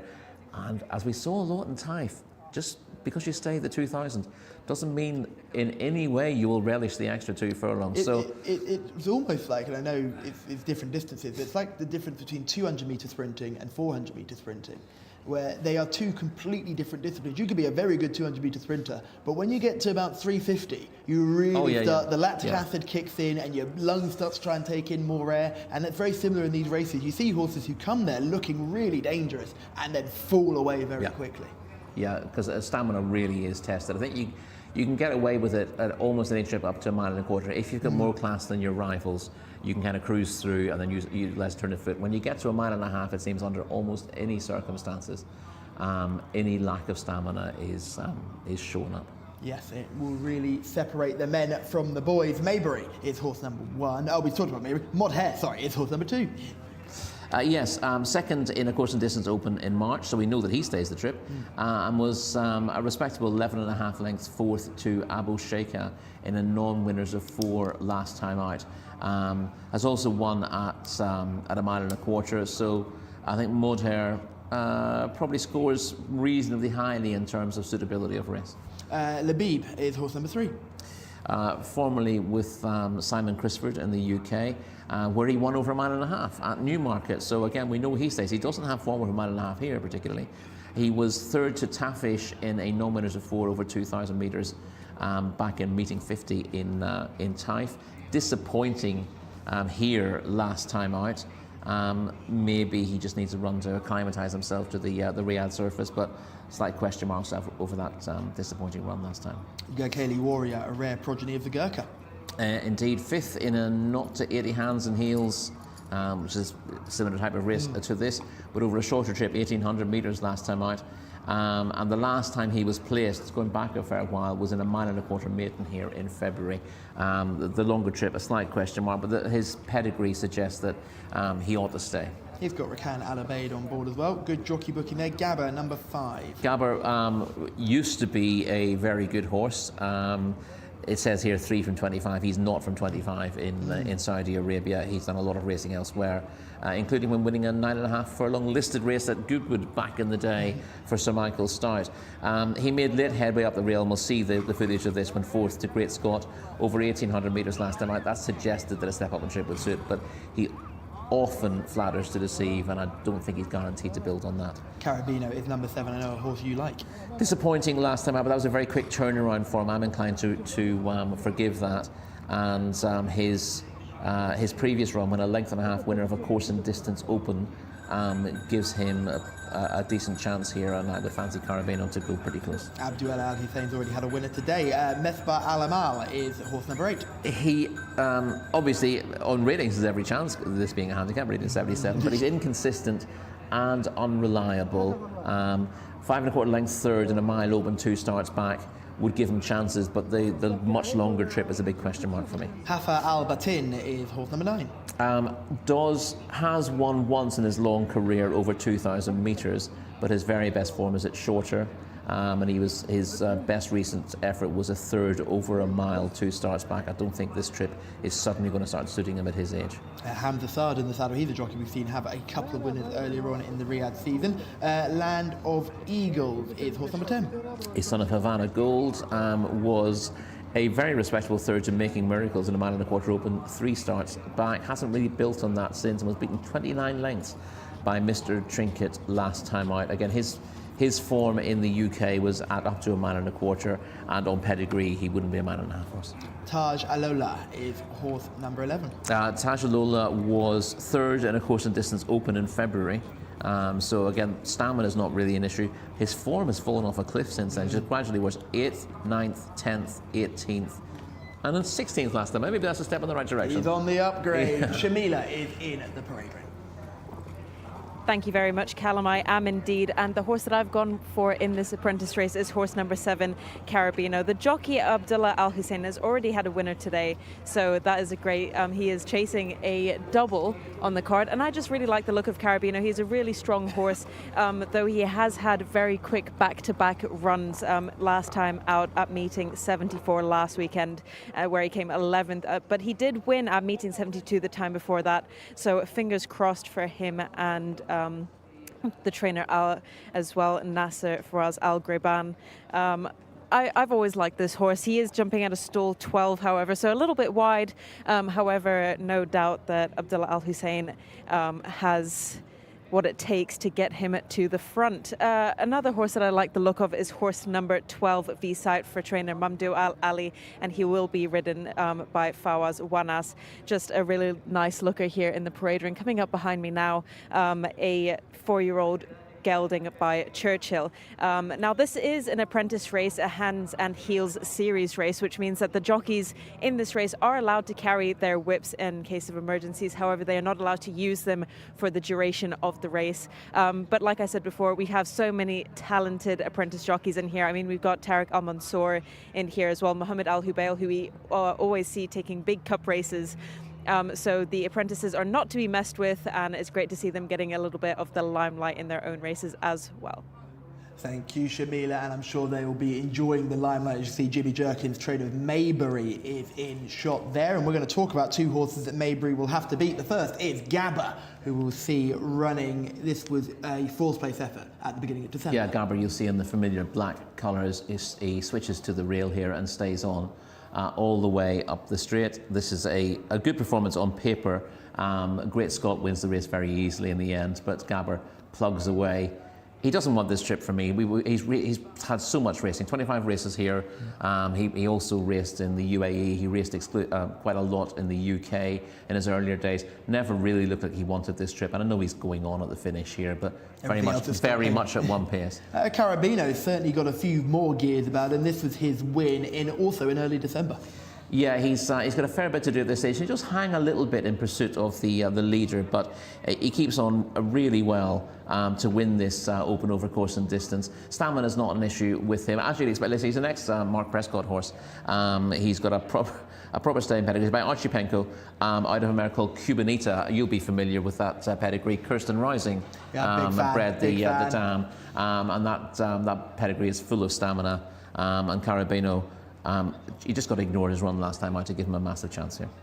Yeah, they both got solid chances. We'll go through the rest of these because there's a couple towards the bottom who have all got chances. V-Sight is running in those famous FMQ racing colours, Faisal Mohammed Al-Qatani colours. They're great to look at. Do you think they've got much of a chance here with V-Sight? Well, V-Sight's a hard one to weigh up because he's well handicapped on the pick of his form of a mark of 74 here, but he hasn't really acclimatised in 4 runs here. We saw him run twice in time. He ran better the second time, but he was largely disappointing. We thought he would go really well, having had a couple of sighters last season. But given what he was capable of doing in the UK and the fact that he actually looked like he would keep progressing there, he was used to run in the colours of Julian Richmond Watson, a former senior steward of the Jockey Club, was a 1.25 mile winner at Sandown, looking like this trip would suit him absolutely down to the ground. But his form in Saudi Arabia thus far has not been good enough. But he's only had 4 runs. 2 in each season, so you know there's still hope that he will work out how to race here. He's a good looker, and I would be disappointed. You know, from a classic winning family as well. So it'd be disappointing if he doesn't pay his way at some stage. But we're still waiting for him to click. Naj Al Wafa is horse number 13. Bear with me 1 second. Stays further on turf, was second over 2,100 metres on turf in March here, but his win was over a mile. His pedigree is a bit of a mix as well, so not the easiest one to weigh up at the moment. Yeah, here's one I'm really interested in. Ashka Harak, one of the least exposed in this field. Stays. Stays 2,000 well. He stayed it well, but that was a small field race. You don't really know what to make of it. Also a slightly tricky one. The horse that he beats doesn't like winning. I remember that. No, the horse he beat was third on his next start, but he ran really poorly here yesterday. He finished out at the back of the field, but I thought he would run well. Al Nasser for Corona. And so I don't know what to make of that for him. He won that race well. He'd been placed in 2 starts previous. He's unexposed. There could be better to come at this sort of trip. So, you know, it's harder to fancy those at the bottom of the handicap, but I thought there was potential for Ashka Harak. And Freshwater Cliff, finally, horse number 15, jumping out stool 7. Beaten 3.25 lengths when third to Carabino in a course and distance open here last time out. Receiving 4 kilos that day, only getting 3 kilos today, so shouldn't really be able to turn the form around. Yeah, you can just see Land of Eagles getting checked over there and being separated from everyone else circling, but it looks like we'll get loading sooner rather than later. Selections here, Rory. We know Shamila likes Carabino from the Paddock Pack. Are you guys teaming up once again? Yeah, well, we discussed this off air earlier on, and I like Carabino's chances here. Again, it's a really hard race to find the winner off, and I wouldn't be absolutely certain that Carabino will run a good race, given that he was disappointing last time out, but I think if you ignore that, he's got a big chance. Yeah, I am going to go for... I was thinking about Ashka Harak, but you made the point that race was poor. I'm going to take a punt on Maybury and hope he can handle this trip. It will be a big step up, it will be a big ask for him, but Jimmy Jerkins is in need of a winner, so I'm going to go for Maybury, horse number 1. He jumped out to me the most, and I just thought that run last time, although he was beaten, it was a very decent contest and he wasn't disgraced. So to go through the selections one more time, I like Maybury. Rory and Shamila like Carabino. In the comments, we've got a lot of love for Ashkar Harak as well, horse number 14, which you can totally understand why people would be involved with Ashkar Harak. He's got plenty of upside compared to a lot of these. He does, yeah. I mean, he may end up being out of his depth here because he's been winning lesser races, but he's improving. Third, and first, and 3 starts this season. So you can see why he's got the profile that people would like. We'll keep an eye on Land of Eagles, who is being checked over by the vet. We've got plenty of vets stationed around the course, and they'll see horses going down to post. What do you make of some of the jockeys in there? Is there any jockeys you want to give a shout out to in this contest? Because they are young and a lot of them are very talented. Yeah, well, it's interesting to spot. You know, we see a lot of these jockeys riding against the senior ones, and it's not immediately clear when you're looking at a race card who's an apprentice and who isn't an apprentice. So plenty of these riding very well. You mentioned Rakan Al-Ubaid already. Ayad Al-Tarisi has been quite impressive. Hamza Saad on Hafa Al-Batin, horse number 9. He's a jockey to watch. He's very talented and technically very sound. He's built like Wigberto Ramos, one of the smaller guys in the weighing room. And Hamza Saad, for me, I think would be interesting. Fawaz Wanas is great when he's not banned. He tends to get quite a few bans. He was almost off for, I think, 15 days or something along those lines earlier in the season. But, you know, Abdullah Hussein is not a bad rider either, so I'm not concerned about the jockey on board my selection here. Yeah, and Tariq Al Mansour, obviously a jockey who's had plenty of big race success. He's on Najd Al Wafa. Interesting that he's not on Ashkar Harak for the same owner. Well, there's got to be a choice made when you've got 2 in the stable, and you can make some kind of case for the pair of them here. But yeah, he's impressed at times. Yeah, both trained by Aziz, a trainer who we're trying to get a little bit more information on this afternoon. Just Aziz. Yeah. But Aziz trains both 13 and 14 in this same ownership, and Tariq Al Mansour, who you'd arguably say would be the number 1 rider out of these 2, is picking Najd Al Wafa. Hopefully that doesn't put off the people in the comments who like Ashkar Harak. I'm sure that horse has a great chance too. Great camera angle as well as we look over King Abdulaziz racecourse here in the city of Riyadh. Plenty going on off the course so far at the moment. We've got a big old music festival happening in Riyadh. We've also got top flight boxing as well, coming sooner rather than later. So plenty to get excited. In fact, I'm pretty sure we will be speaking to Keith Otterson. He saw Anthony Joshua on the plane. Well, so we know that Anthony Joshua is definitely in the country. That's always a positive when you're due to fight here. But yes. But as the loading is nearly completed, we will hand over to our trusty commentator, Alex Fussy. Thank you, gents. Yeah, we're getting well through this load, aren't we? There's not too many more to go in. Interesting little contest. Tough one to assess, I thought. Wasn't completely against Maybury either, but no real firm favourites in this lineup. Maybury is one of those still out the back. Modher and also Labib are yet to go in. Taj, Alola and V-Sight just coming up together. They will both position themselves into the gates. Maybury's pushed in, stall 14, rather wide for that runner. There's V-Sight. And up the inner, Labib is the last one. Ready. They're off and racing. There was trouble in stall 9. Hafra Al-Batin was trying to preempt it and may have just forced the gates a little bit again in this race. They go here over 2,400 metres for this apprentice jockey's hands and heels contest. And it is Taj Alola who is going to cross on over and bag that rail and bag the lead. Goes on by about a length early on. V-Sight is in second on their outside. Modher is third and now maybe tugging into second place deeper on the course. They're being followed by Freshwater Cliffs, who's got a now very prominent role to play, the orange jacket and blue cap. The leading quartet are followed by Hafra Al-Batin, who caused that trouble at the start. Wider on the racecourse is Land of Eagles, going 5 deep, is around the outside of Maybury. Between horses at this stage, Maybury the red colours. Right in behind them is Kirkcaldy Warrior. Blue jacket with the white disc is in advance of Carabino. Behind that runner, as they go into the left-handed turn, is Gabba. Looking back down the tail end of the field One of them drifting very wide is Mesbah Al-Amal, is going right down towards the centre of the back straight. The final pair, Najd Al-Wafa and also Ashka Harak, so those are both in the yellow and blue colours, are the back two in order. Just ahead of them on the inside is Labib. Heading down the back straight then up top, Freshwater Cliffs continues to have the lead, showing by about 3/4 of a length. On the inside in second is Taj Alola. Behind them for third then is Modher. On the outside of rivals, Land of Eagles. B-Sight runs the rail. Improving a bit now is Carabino, just latching onto the leading group. And then Maybury, the Red Silks on the wide outside. Gurkhali Warrior is starting to nose into contention. Labib is following in company with Gabba. Will be very impressed if many others get involved. Trying to run on a bit is Ashkar Harak, the white cap. But they're heading towards the top of the home straight, inside the 400. And it's Modher around the outside who moves on. Goes 3/4 of a length past Freshwater Cliffs, the pace setter. B-Sight is behind those for third position. Maybury tries to rally.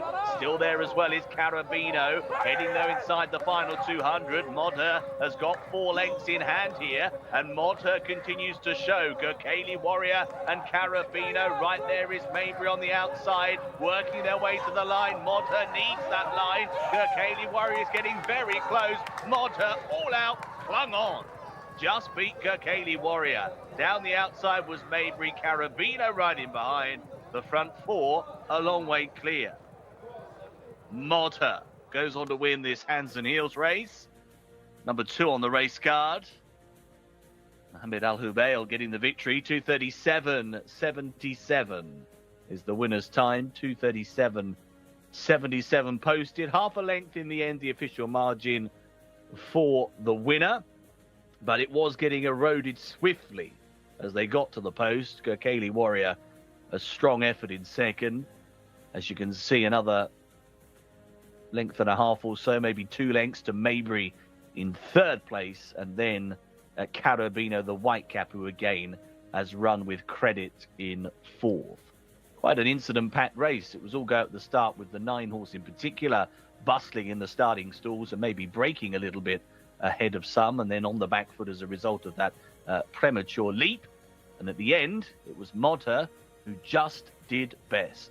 2, 4, and 1 is our order of finish in the 10th race on today's card.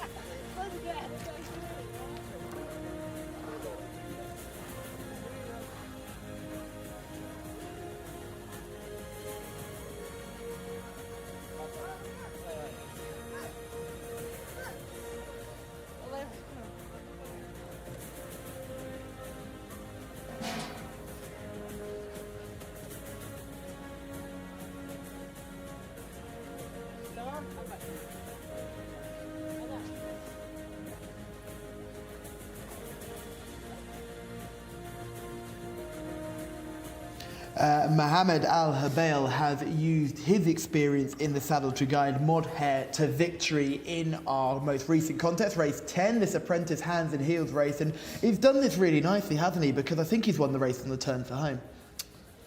Yes, it's a decent ride. Obviously, you need a slightly different style when you're riding in these hands and heels races. Interesting to see when the senior jockeys don't want to use the whip and a horse maybe doesn't respond to it. They tend to like to show them the either show them the whip or show them the reins, and just give something in the horse's eye line to keep it going. They just need something to sort of look at while they're running through. But look where our eventual second and third and fourth all are. They've all just been caught a little bit on that turn. He's nicked maybe 2 or 3 lengths, and that is just enough to hold on because Gokali Warrior is closing like a train. He's very much. You can see he's absolutely on fumes in the last 100 metres. And Gokali Warrior, he's taken his time to find his form. He ran pretty well last time out. That was just last week, but he was a bit of a slow burner in Taif, wasn't he? But yeah, good performance from the winning jockey. The first 3 finished in a little bit of a heap, and Carabino again has run well to be 4th there. Plenty of action at the start again. We saw Najad Al Wafa get a good break. We also saw our eventual winner get a very good break and end up quite wide, but there was some commotion in stall 9. Hafar Al Batan, I think, either tried to duck under the stalls or run through it. We'll have to have a closer look again, but there was plenty more drama at the start, just like we had in our last race. Yes, indeed. The stalls are taking a bit of a battering today, aren't they? But they're holding up well enough. I'll tell you a horse who caught the eye here in behind the front 4. V-Sight showed a little bit more, didn't he? And that was a much more encouraging run from him. He was handy in the early stages and didn't drop away in the finish. He's not. Sat just behind the not run there, quite to the form that he was showing in the UK, but he'd been bitterly disappointing here so far. So that's a step in the right direction for him. And as I said, he looked such a promising project in the UK, and it wasn't like he was a throwout. He cost a fair bit of money, and this is a lot more encouraging. Whether he'd stayed the 2,400 metres is still up for debate, but he's travelled well through the race, and the fact that he's seen his race out really for the first time since he's been here is an encouraging sign for him. Well, another horse who justified trip concerns was Maybury, who ended up running a very good race to finish 3rd. Always posted quite wide, and him and Carabino shadowed each other the whole way round. You just see Gabber in behind, just being scrubbed along at this point. Yeah, I don't think they haven't gone massively fast. The early leader was going faster than ideal, but the others seem to have ignored that and gone a fairly sensible pace through most of the race. But the winner, as you said, has managed to get first run. Modhair's gone now, hasn't he? You can just see... He's just moving into second place now and is about to kick, whereas the others are still jockeying for position behind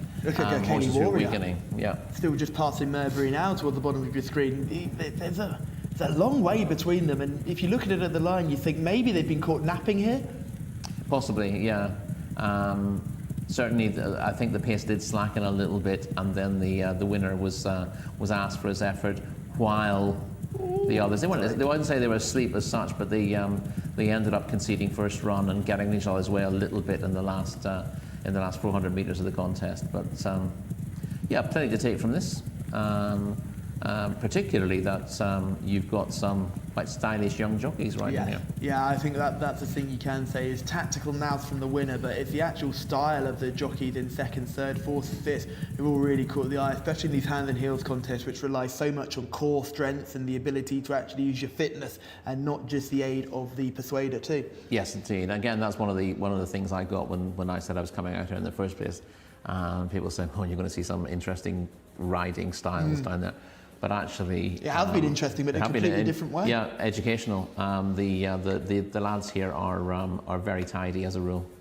Yeah, they certainly can ride, and I think a couple of trip concerns answered as well. I think Modhair clearly had that course and distance form. They were happy to go early with him. I didn't get the winning time. The winning time was 2:37. 2:37.77. Yeah. Just to this by magic, best production team in the business.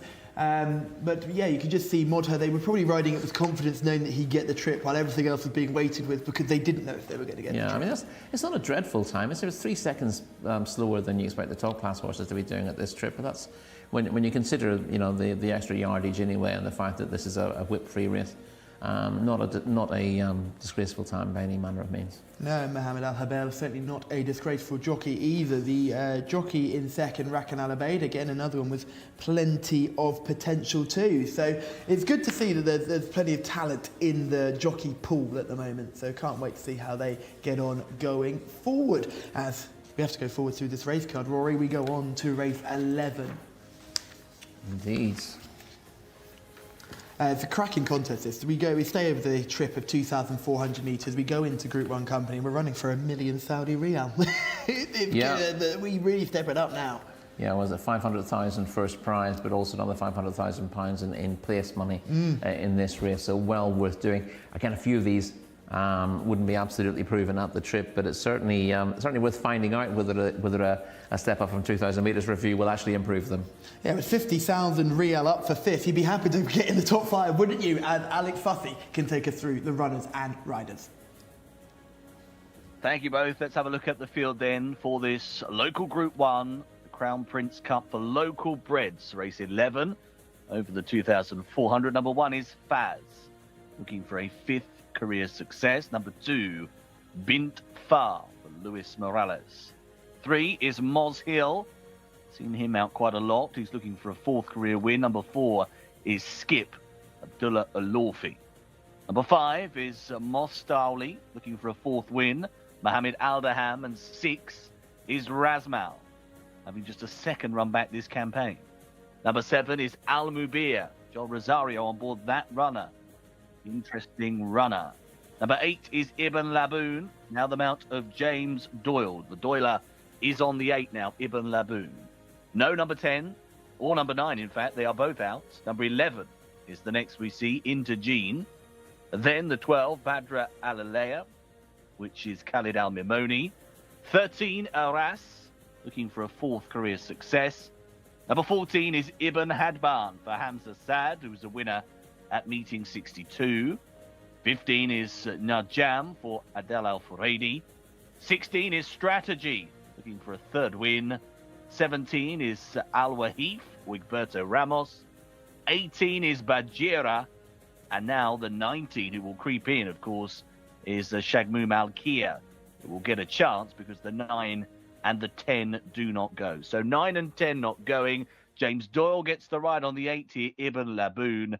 And we are getting set for the local bred Crown Prince Cup. Due off very soon, about 15 minutes time to this next big race. Thank you, Alex, for giving us those runners and riders and the jockeys that are keeping their hands warm by the fire. And there'll certainly be some fireworks on the track because this race looks like an absolute corker, Rory. Plenty of horses here with chances and big, big reputations. Yeah, something's got to give in a race like this. But shall we? Let's go through them from top to bottom. Faz, horse number 1, White Stable runner. Was his best recent run was a 2nd to first line in a 7 furlong open. Only beat the 3/4 of a length. That's a couple of starts back. All his wins and places, he's won 4 times, but all his places on top of that have come at trips up to 1,800 metres. So he's not even proven at 2,000. And I think the longer trip has to be a big question mark for him. And next horse is Bint Far. Now, she's unproven at the trip, but I am absolutely convinced she's spent her entire career screaming out for it. I can't even believe she was tried at 6 furlong as a 2-year-old in the UK. She's really consistent. She ran the race of her life on runner-up in the custodian of the 2 Holy Temples Cup in January, running on really well at the end of that mile and a quarter contest. She came back and won a 1-mile Fillies Open on her return. We'll see footage of that. She scrambled home, but again, all she did was stay. She's got no tactical speed in her races, but she really doesn't know when she's beaten, and she runs on all the way to the line. So I actually think, although she's got a bit to find with the best of these, I think she will really benefit from a step up to 1.5 miles, as a lot of the offspring of Far do. And I think she will relish it. So I think she's a big player for me. Moz Hill, horse number 3. Moz Hill has been below form since finishing 2nd back in meeting 15 in Taif. Ran a little bit better than on his Riyadh return and winning 8th last time out, but not enough to be winning this. Skip, horse number 4, an interesting runner. Is a course and distance winner going back to March. Has been kept on the go since then, having his 4th start in Riyadh this autumn. Was 8th in the Prince Mohammed bin Saud Al Kabir Cup last time out. You'll be hearing a lot more of that. A lot of these climbs in that race. It's a Group 2 contest. He wasn't disgraced in that. He'd been bubbling under before that. Needs to raise his game a little bit more to be placed in a race like this, but wouldn't be disgraced. Haif Mohammed Aboud Al-Kanti and Sons, Mastoli they have in this race. He won the custodian of the 2 Holy Mosque Cup. Yes, and he was 6th of 15 in that Prince Mohammed bin Saud Al Kabir Cup last time out. That was his 2nd start of the season after a long break. It was 4th in his return. Could step up on that again and has placed claims here. Razmal is horse number 6. Has a rating of 98, which gives him a very good chance on paper, but he's been out of form for a while, and he was tailed off in that Prince Mohammed bin Saud Al Kabir Cup last time out. He's been in the doldrums for a while, and his rating of 98 looks a thing of the past. So one horse I absolutely love, his Almabia. I think he's a cracking animal. Yeah, I like Almabia as well. He won the Africa Cup over a mile and a furlong, which I don't think was the strongest contest on earth, to be honest, for a cup contest. But he was an excellent 4th in that Prince Mohammed bin Saud Al Kabir Cup last time out. That race was won by Taj Al-Elia. Yeah, I think he kicked for home too soon last time out as well when he finished 4th in that Group 2 that we've constantly keep mentioning. Yep. Ibn Laboon now partnered by James Doyle. He wasn't disgraced when 2nd in the Jcsa Board of Directors Cup. 3 starts, last time out. Prior to that, he'd been 12th behind about 4 or 5 of these in the Prince Mohammed bin Saud Al Kabir Cup. But obviously, he's shown that he's better than that with that excellent run last time out. First try at a mile and a half again. Number 11, Intergene. Remember when he came from the clouds to win in Taif? I do remember meeting 51. He won, and he's held on recent events. He was 5 lengths behind Ibn Laboon. In that Jcsa Board of Directors Cup over 2,000 metres last weekend. That's only 7 days ago. Not easy to see him turning the tables. Badr Al-Elia looked very good when winning a Group 3 last time out. He certainly did. He was 7th in the Taj Al-Elia, two Taj Al-Elia in the Prince Mohammed bin Saud Al Kabir Cup, but he won that Jcsa Board of Directors Cup last time out, beating Ibn Laboon into 2nd place, so a really solid piece of form, and Badr Al-Elia is one to bear in mind. The question is whether this comes too soon. He said this will be his 3rd quick run. Yeah, and it's a big step up in class as well. Najam won this race last year, looks very dangerous here. Yeah, oh, sorry, I skipped past Araz and Ibn Habdan, didn't I? So Araz, let's talk about that one. Yeah, listen, he was 5th in a local open over a mile last week, but this is a little bit too tough for him. He does win races at his level. Rating of 86 means, he's a pretty useful horse, but a local Group 1 is probably stretching it a bit far for him. I'm sorry about that. Ibn Hadban here. This is number 14. Was a winner of a not so 80 handicap over 2,000 metres, 3 starts back. 3rd, I think, ran above himself in the Ministry of Interior Cup last time out over 1,800 metres, taking a step into the unknown again over this 2,400 metre trip. And if he stays it, he's got place claims. He's pretty reliable. He seems to be thriving now in Riyadh, though, doesn't he? I thought I was taken aback by the way his form has sort of grown since he's been here. Yeah, he didn't look anything special when we saw him early on, but he's going from strength to strength at the moment. He does need to prove his stamina, obviously, but that's true for a few of these, and some of them will come through with reputation enhanced. 15 is Najam, a fascinating contender, won this race last year. He also won the Prince Mohammed bin Saud Al Kabir Cup last year. Really? He got to give that another mention. 4 or 5. I think he won 4 or 5 and was He second. did. He won 3 in a row and finished 2nd on his final start. He had 2 open wins at a mile last season as well, so he's adaptable in terms of both trip and class as well. But the classier you are, the easier it is to win those races. Runner-up in this race last year rather than winner, I think, but absent since that 2nd place, but that was on the back of 3 wins. Now, you were slightly concerned that he'd had a few runs behind him before his 2nd in this race last year. But he has won fresh. He won off a layoff in his first start last season. Well, that was it. Last season, he came 6th on his first start and then ran in this race. But he hadn't come off the last time he came off a similar layoff. Well, this is a year. Yeah. A year has to be a worry. Yeah. You don't plan to run this race and then go, we'll come back next year and do nothing in between. Right. That suggests he's had an issue. But the last time he came back off a 6-month plus break, he was a winner. Oh, okay. So when he came back last season, he'd been running in the spring. Yeah. And then he came back and he was only off the track for a few months. So we know he can go well fresh. I thought maybe his stamina was stretched. Given he's got the speed for a mile, his stamina might have been just stretched when he was second in this last year. But a repeat puts him right in the picture again, obviously. You've got some dignitaries arriving on course here as well, and I think we'll be very fortunate enough to be joined by Faisal bin Bandar, who is the Prince of Riyadh. So it'll be fantastic to see him here enjoying the racing today, and I imagine we will have all the action beforehand, including a national anthem and plenty of pride in Saudi Arabia to be put on show as well. And it's always a really well thought out logistic mission, this, because you find that, you know, when princes are arriving, there's a lot more barriers to get through getting into the course, and there's certainly other elements you have to focus on while we're here as well. And it's great to see all the dignitaries here today. Yeah, indeed. It's also very interesting seeing the entrance into the racecourse from above, lit up, where we obviously. It's a full complex here, isn't it? I think you kind of takes your breath away, because we're in a studio towards the side of the grandstand. You don't quite get to see the size of it until you're actually in it, and seeing it from above, you can just see how huge this place is. So fantastic to see, and looking forward to hopefully these all these dignitaries enjoying the racing as much as we are here. Yeah, it was also interesting to hear Joel Rosario saying yesterday that this is unlike the majority of US tracks, because you've got the space to build a big track and all the facilities to go with it, whereas, you know, for most countries with race courses, land costs an awful lot of money. You've got to put everything you can in as small a space as possible, so you tend to have quite tighter ovals in the US. He said that the track this most resembles is Belmont Park. Yeah. Which is a pretty run-down part of New York, yes, really. Yes, it is. Otherwise, you wouldn't be able to, well, I mean, it's been there for quite a long time, but if you wanted to build something like that these days in New York, you can forget it. Yeah, absolutely. I don't imagine them sticking a straight mile in Central Park anytime soon, that is for sure.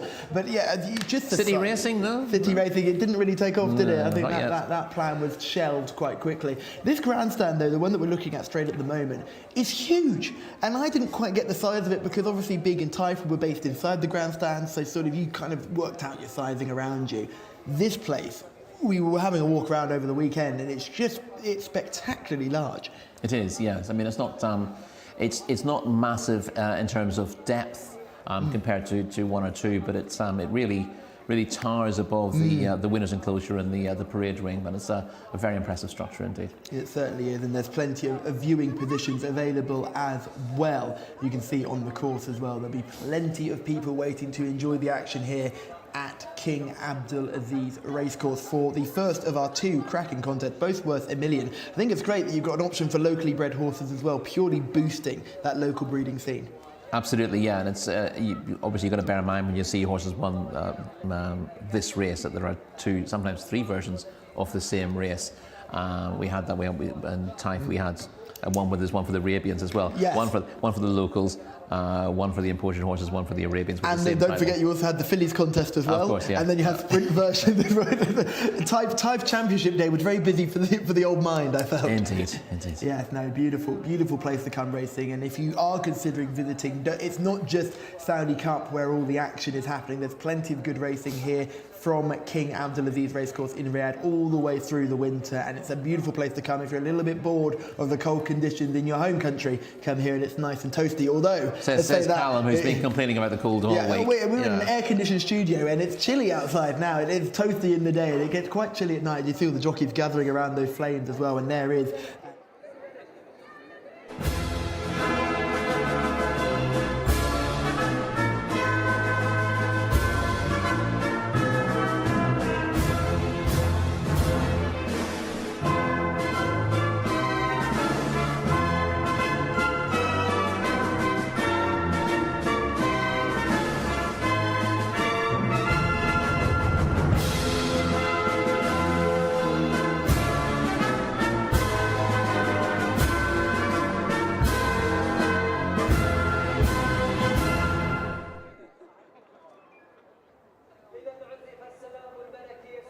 Wonderful scenes there as the national anthem is played here at King Abdulaziz Racecourse here in Riyadh in Saudi Arabia. Looking forward to 2 more races here on the Jcsa's English-speaking YouTube channel. Remember, we are live on Thursdays, Fridays and Saturdays. We do it all again next week with myself and Rory, and we just keep on going right the way through until the Saudi Cup. And don't think we're done there, because we come straight back after the Saudi Cup for 3 more cracking weeks of racing. So you've got plenty more to look forward to, and it's great to have so many people viewing the channel. It's great to have so many people involved in the comments, and it's great to have so many top quality racehorses on show. And we'll keep going through them, Rory, because we got just beyond Najim. So we should talk about Strategy, a horse who you've got all wrong.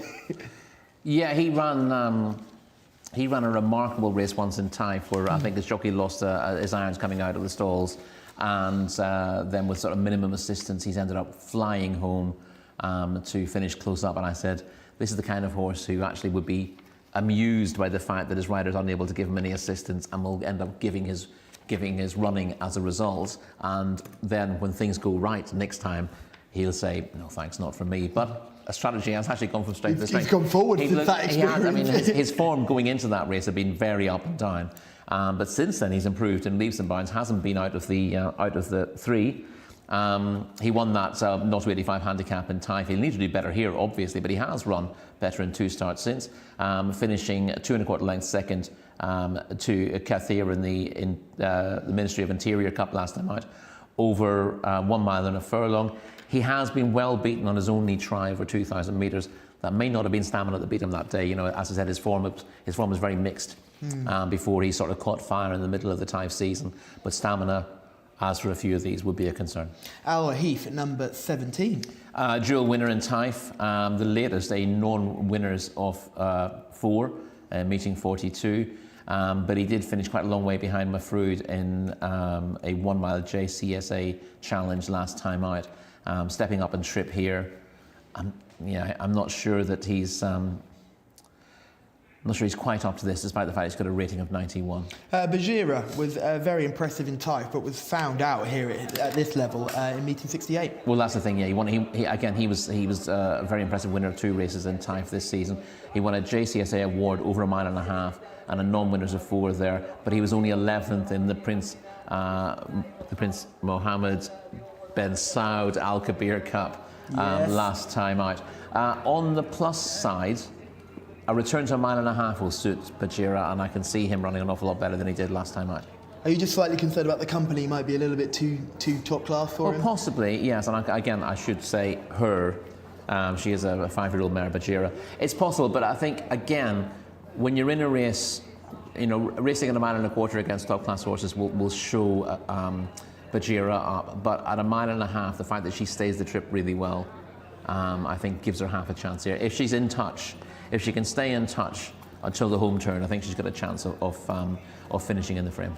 And then you finally got Shagmim Al Kale, horse number 19, who sneaks in as a reserve. Sneaks in as a reserve, but hasn't been running particularly well, and even a return to his best will give him a bit to find. And let's take a look at them in the paddock. This is Bint Far, certainly looks fit enough and ready to go. A horse I know you're a big fan of. She wouldn't be hard to get fit. She's lean.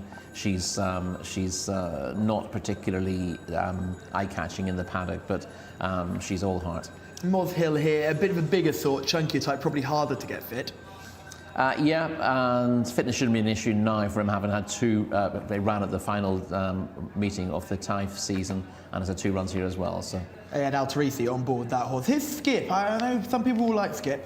Yeah, well, he's a good looker. He's a course and distance winner as well.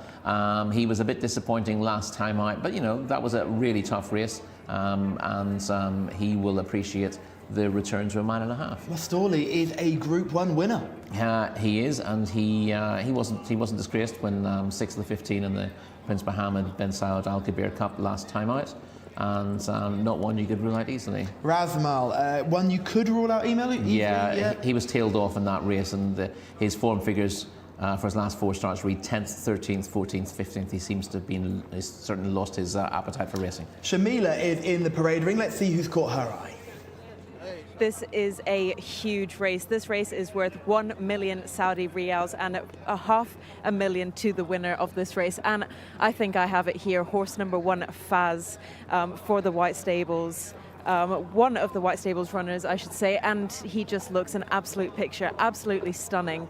And we know that the White Stables is absolutely keen on winning these big cup races, especially races like these. This is a local bred Group 1 race, and I am sure I have the winner here. A horse that I also really liked in the parade ring is horse number 15, Najam, who's been off for a little while, but is back in very, very good company. He is a very good horse, but probably has been off a little bit too long for my liking in this really, really strong company. So I will be siding with Faz in here. We also have, obviously, James Doyle is given the mount on Ibn Laboon as well, so that could be good. Second last time out, very, very nearly got it because Ibn Laboon was my paddock selection last time out. I remember it well. And we have also jockey from America, Joel Rosario, who we were speaking to yesterday on horse number 7, and he knows this horse really well, has ridden him before previously, so that is also a good sign. But I think I will be sticking with my guns with my initial selection, horse number 1, Faz. And yes, Faz does look an absolute picture. Here is Almabir, though. I'm a big fan of Almabir. I think he's a gorgeous individual. I think he ran really well to win the Africa Cup and was slightly disappointing next time out. Ibn Laboon, James Doyle on board this. A gorgeous horse. Look at Ibn Laboon. That's a paddock eye catcher for me so far. Yeah, he was well beaten. You said Almabir was disappointing last time. I thought it was actually a really good run, and that was yeah. I just thought the ride was a bit disappointing. They just kicked so soon. Oh, I see what you mean. Yeah, yes. He probably should have finished a little bit closer there, and he's definitely a player here. Ibn Laboon's got a bit more defined, and he was well behind Almabir last time out. Did bounce back. Went second in the Jcsa Board of Directors Cup, but that was a weaker race, I think. Yeah, here's one of the outsiders. Aran's probably not got much of a chance here. Ibn Habban, like I said, we relish his Riyadh. You can see he's fit and ready to go. Just look at the muscle definition on his hindquarters there. Yeah, he ran arguably the race of his life and third in the Ministry of Interior Cup last time out, but that was only over 1,800 metres, and this is a new trip for him. We've just seen Najim, and he's not the biggest type either, is he? So I don't imagine it'll take him much to get fit, so maybe first time up he will be ready? Yeah, as I said, I went through his record when you mentioned that earlier on, and there's no real pattern of him needing a run. Obviously, I think he really flourished last season with those 3 wins, 2 in Opens, 1 in the Prince Mohammed bin Saud Al Kabir Cup, and then the second here. Yeah. Well, obviously it's a good guide to this race. Yeah, it's a massive guide, isn't it? It certainly is. Bajira is another one that I'm fascinated to see how she gets on. She was so good in time. She won back-to-back races and looked like she was really going back in the right direction, which she's highly tried. But let's have a look at some of these in action. This is Almabir. This is going to be my selection. I thought he was mightily impressive on this day. This was the Africa Cup 2 starts ago. This was over 1,800 metres, but he clears right away in the style of one who would stay a bit further and. Yeah, he's asked for his effort very early on here, but he keeps on very well to the line. That's a good sign. He was then 4th behind Taj Al-Elia in that Prince Mohammed bin Saud Al Kabir Cup last time out, but was ridden a bit too aggressively, ridden in the same style. But you can't do that over the longer trip and expect to get away with it. Let's take a look at Najim here. This is him winning last season. This run was in November, and he just about gets home here. But again, he's a horse that just knows where the line is and has a habit of winning races. Yes, this is the Prince Mohammed bin Saud Al Kabir Cup last season, and he gets there late in the day to win fairly narrowly, but the front 2 come a long way clear of the rest of the field, and this is solid for him. He just wanders around a little bit late in the day. He thinks about it, doesn't he? Yeah. He definitely has a think about it. He does think about going past, but in fairness, his form figures read 1-1-1-2, so you can't really say that he's too much of a thinker. Yeah, here's the one that you really like. This is Bint Fire, and this run was over a mile in Taif. Completely unsuitable trip, and she still got home and won. Yeah, this was a likeable performance from her, despite everything being wrong for me. That she was dropping back from 1.25 miles on a stiff track to a mile at Taif. She looks like she's going to get beat here. In fairness, the horse on her outside rather throws the race away, but she still looks like she's got work to do, and she just battles on really well to the line to win very narrowly. Now, this is nowhere near good enough form to win this race. She's won, on the nod that could have gone either way, quite frankly. But I think she's crying out for this trip. And this is Bajira back when she was absolutely dominating at Taif. It wasn't the same last time out, but this was a really eye-catching performance. She put away some very nice Taif performers behind her.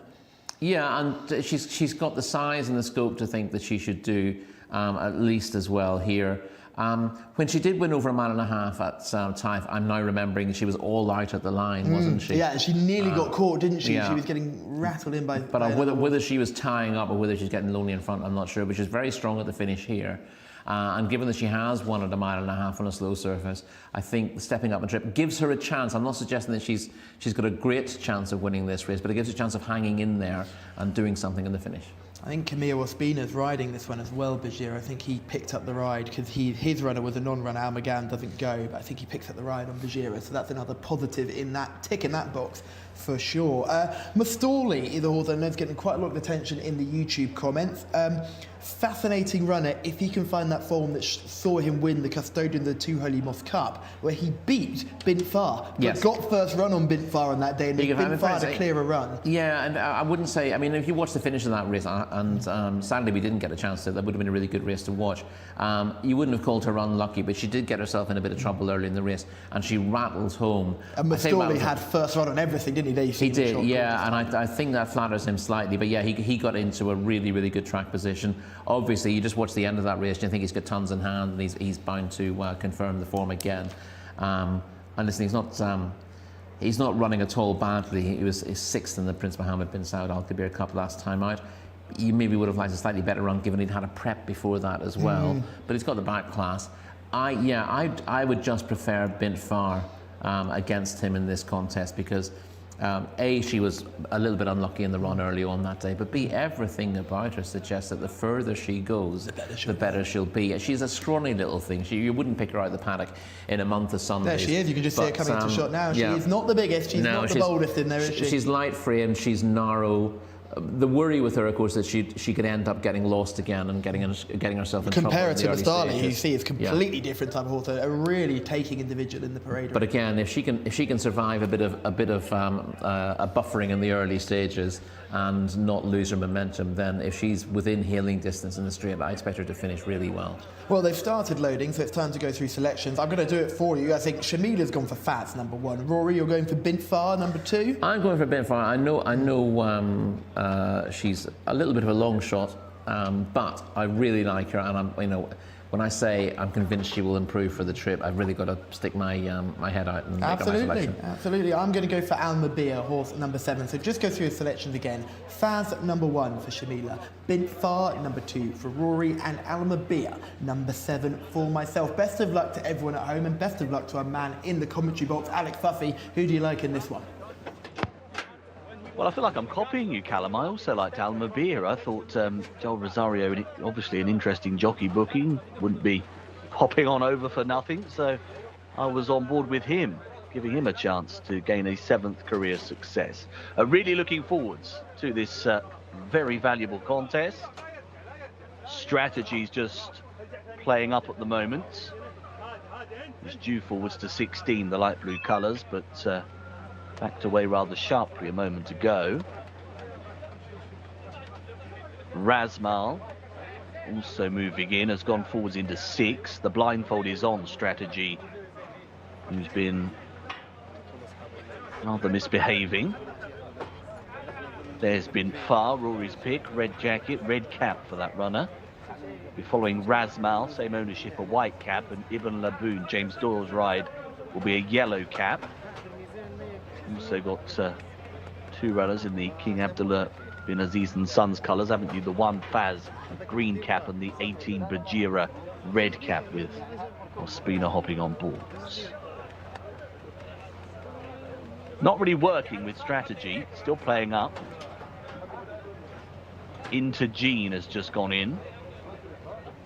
Still number 11, yellow and blue jackets. We have still got 4 to go. Bint Far, Arras, Najam, the final 3 behind this Strategy, who continues to need all of the assistance possible.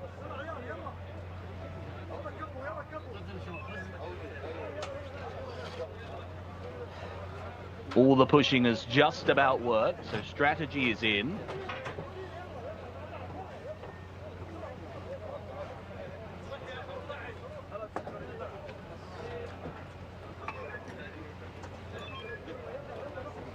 As Jam going up and into the starting stalls next and is there.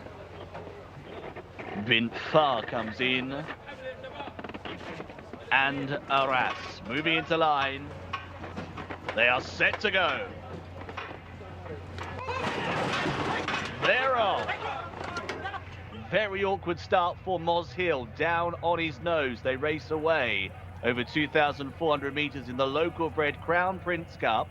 A very smart start on the inside by Faz, who wants to go forwards and bag the early lead. Razmal is right up there as well.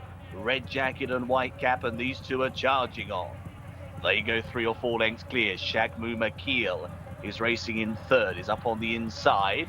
Al Mubir, nice position. Handy enough just off the pace in fourth. Spot the black cap down on the inside rail as they go into the turn. Around the left-hander they go, making their journey into the back straight. The front pair really stretching on here. Faz in company with Razmal. They're followed by Shagmu Malkil, who will be in third. Al Mubir is in fourth.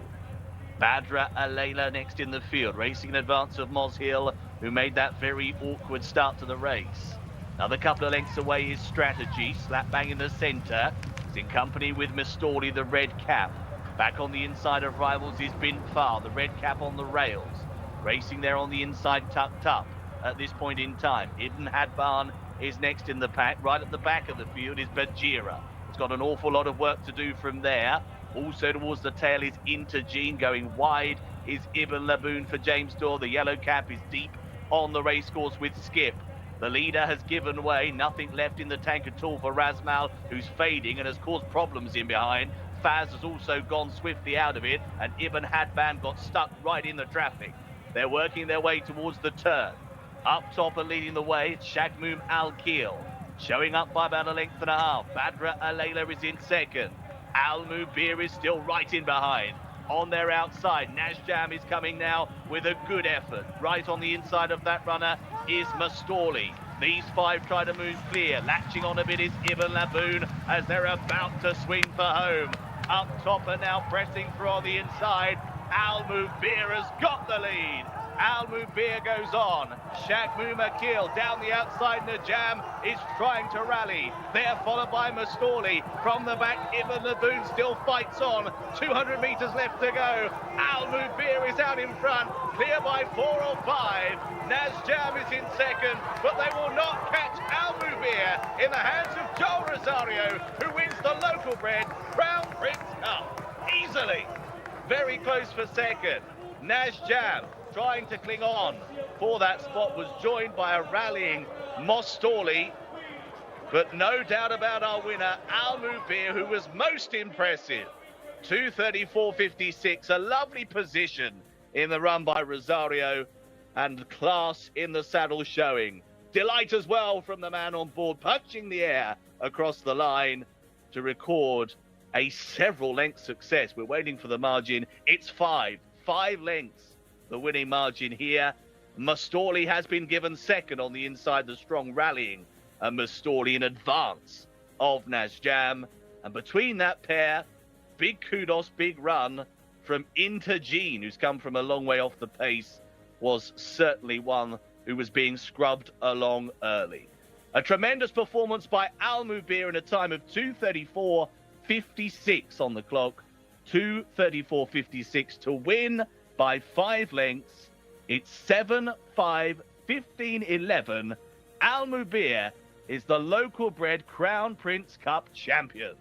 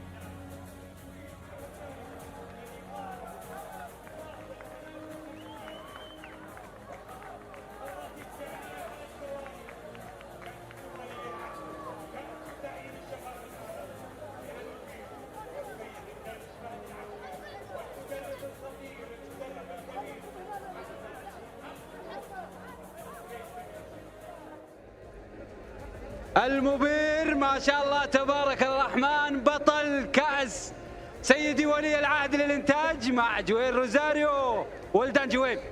Thank you so much. Thank you very much. Very happy. Thanks to Faisal and all the family for the opportunity. I'm really happy. Thanks to Saudi for the opportunity too. Well, tell me about the race. Set up beautiful, break very good. Thank you, my friend.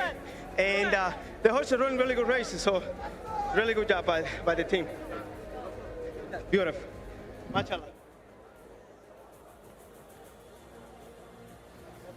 What an absolutely fantastic race that was. And Joel Rosario gets his head in front after no wins yesterday, but absolutely Alex Fussy was right, and Callum as well. Joel Rosario did not just come here for no reason. He came here to win.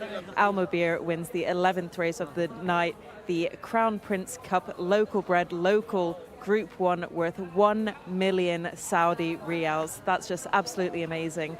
As we said at the beginning of the show, we have tremendous prize money, tremendous talent out on display, and you just saw it there. A lot of aspects to go through this race as well. So, I mean, Faz was obviously the pacemaker for this, unfortunately, for me. But there is one more race left for me to try and defend myself with my paddock selections, but Faz was looking really good in the paddock. So. But absolutely no beating horse number 7, Al Mobir.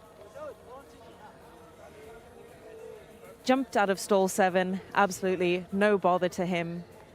He is a 5-year-old gelding by official visit out of phone call, rated 104, and I think he deserves to have a higher rating than that, hopefully, after this, when he is handicapped.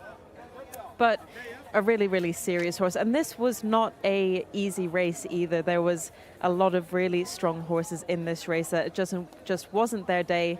But I'd say the jockey booking was a really good decision as well. We can just see here Joel Rosario getting congratulated by everyone, by connections, giving an update there into somebody's phone.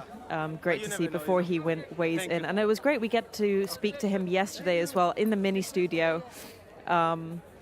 So, yeah, I can't wait to see what he made of that race overall. He looks absolutely delighted with that. He's just putting his helmet back on. And quickly, before you get onto stage, Joel Rosario, congratulations. What a race. I mean, you definitely didn't come to Saudi for no reason, did you? Thank you very much. That worked out. I mean, they thought the horse had a good chance, and he did. And you rode this horse before, so you know him well. How was he today? How was his entire performance? Yeah, I rode him before in like longer distance today, and you know, he was really good the whole race. Nice and here for me. Every step out of the way looked like I could do whatever I want with him, and I just went for the ride, so he did a very good job. And how are you feeling in the last 400 meters of the race? Yeah, I mean, the last 400 looked like I was going there very easy. I even have asked to everything yet, and I can see, you know, he just, the longer he get better. So I feel very confident in that point. Very good. And obviously, what does it mean to you to win a race worth 1 million Saudi riyals? I mean, it means a lot to me, and yeah, already. And thanks to Faisal and, you know, the people, the family. Thanks for having me here. Like, thanks to Saudi, you know, always. Thanks to you guys, you know, always for the best you guys do here, and really, really happy. And yeah, hopefully this continue. Well, thank you so much, Joel, and congratulations once again. Thank you. Joel Rosario has been in imperious form in this race. He was a 2021 outstanding jockey in America. That same year, he was the highest earning jockey in the USC, and he has shown all his class here on Al Mobir in a race that, Rory, it got messy at points. It did, but he's been here before. This is not his first rodeo. We almost had an identical finish to last year's race. We're just going to see the presentation now, and you can see Prince Bandar handing over the trophy to Winning Connection, but you also see Prince Faisal bin Bandar, who is the Prince of Riyadh, who's holding the connections with our winning owner, a gentleman who you can just see in the middle, almost hidden behind that giant trophy. He was over the moon, ecstatic with that success, and was kissing the ground and praising the higher powers, and was over the moon with the success, and so much so he had to get helped up by some of his younger colleagues as well. So it was great to see, and fantastic to see the respect shown between the owner and the Prince as well, as we see the race jump away. And it was messy from the start. There was bumping all over the place, especially Badr Al Alia, who wanted to get to the front. Yes, and as you see, there's a few wanted to get across the rail a little bit quicker than ideal. Al Mabir, of course, one of those also heading into that sort of position earlier on, maybe caused a little bit of interference in the first furlong. They've gone hard in front, though, haven't they, for a race over 2,400 metres. But the winner was always in a pretty good position. Of course, he won this race last year when he beat Najam, and we almost had an identical finish, as I said, first and third this year, first and second last year. Al Mabir, despite not getting home last time, that was all about the tactics that were used on him last time out, and with an absolutely outstanding jockey on today, he got the fractions absolutely spot on. Didn't kick too soon, but was clear in the straight and held on well to win. I think we can break this race into three parts. There's the start, there was the bumping and everyone getting into initial position. It was at the moment where the leaders started to fall back through the field. That caused absolute carnage in behind. You'll feel sorry for James Doyle on Ibn Laboon, who got absolutely crunched in a bit of a midfield scrum. And then we'll see the end. And it's the ability that Joel Rosario has to scrape the paint on the bend when I'm saying, go wide, there's an opening. But he's just patient, and that's what makes the great jockeys great. It's patience. It's not strength, it's not power, it's ability. No, exactly. But it's also been able to read the race. As you said, you see the initial front runners dropping quickly through the field. But you'll notice, we just missed it about 5 seconds ago, Joel Rosario, knowing they were going to weaken, made his move on their outside and then got himself back on the rail. So he could see what was going to happen, and he made sure he avoided it. If you're back in the field, the first thing you see with the front runners falling back on them is someone moves out of the way in front of you, and suddenly you've got this horse hurtling back towards you. But look at this, it looks like he has to go wide here, because there's no gap. There's no gap on the rail, because you can just see the jockey aboard Badr Al Alia is desperate to keep that rail gap closed, but Joel sees the gap and just powers through. When you're travelling well enough, you can find a gap like that. And again, you don't get to ride as many winners as Joel Rosario does on the US circuit without knowing how to cut every corner. You know, there aren't many. I think these are well banked turns at this track, but most American dirt courses are a lot tighter than this. He said that to us yesterday. And you cannot afford just to be swinging wide left, right and centre. You've got to be able to get to know when to be able to go up the rail, and he knew he had enough horse underneath him to do that. He threaded the needle with the gap that he came through in the end, but it was the winning of the race for him. Yeah, you can just see Faz is there on your right. Now, I think he causes a little bit of interference himself. He ducks out slightly to his right, leaving the stalls. On Al Mabir, but I think Ibn Laboon maybe gets a little bit of a nudge from him, but I thought he cut across a little bit to his left and as he went into the opening bend, so the stewards may have a word. Yeah, it's such a shame we don't see more of these 2,400 metre top class affairs, because they are fascinating races from a tactical perspective. So much happens throughout them. Because they're very different races, and they're always worth watching. I mean, you know, what's the most fascinating flat race in the world? Yeah, well, it's the Derby, isn't it? The Cambridgeshire. Thank you very much. Incorrect answer. It's actually the champion bumper, in my opinion. But as you can see here, they're coming around the bend. It's interesting to see that Badr Al Alia and Shagmu Malkail, both of the same ownership, they almost worked to the pair there to try and pin in Al Mabir. There was clearly tactics involved, because they're both saying, well, let's get ourselves in a position where one of us can try and be successful. We're both emptying, but they couldn't stop this. Yeah, well, that's the thing. If you're not going to get home, there's no point trying to stop someone else come past. Other than spite, really, and the winner was just going too well at this stage. But again, it's really important that Joel Rosario was able to get this horse out of the stalls quickly, into space, into the place where he wanted to be in the race, and where he was able to control that. We talk about this an awful lot, and when we talk about jockeys controlling a race, I think people get the idea that what you mean there is getting to the front and dictating the pace. No, you just need to be somewhere. It's difficult to control the race from the back, but as long as you're reasonably handy and you know what's going on around you, you're able to make the first move. Absolutely. The race revolved around him, didn't it? You had 2 horses out in front, but he didn't mind those. They were going to fall back into his lap anyway. He saw they were falling back, made his move. Everything happened behind him. He's dictating the way the race runs. He had the best view of them, and he could see when they were beginning to struggle. And here we go. Look at these scenes. them. This is what you want. What wonderful scenes there. Joe Rosario almost drowned out here. Look at the size of the trophy. It's almost as big as him. Yeah. But you just see the horse looking proud of himself. All the family, friends, and connections celebrating. It's wonderful to see. It's superb to see all the way around, and the grooms are able to be in shot as well. You can just see they're at the back holding the horse still in the colours, something that we're huge fans of. Yeah, always easy to spot who the handlers are, and they're less likely to get brushed aside than they are in the UK. But yeah, lovely scenes there. Yeah, a really wonderful scenes throughout, and hopefully everyone on course was able to enjoy the thrilling action we had just then in our penultimate contest. But it's not it. We've got one more race for you. It's also worth $1,500,000 to the winner. Alex Fussy, take us for one more time through the runners and riders. Thank you, Callum. Yes, here we go with the Crown Prince Cup, this local Group 1.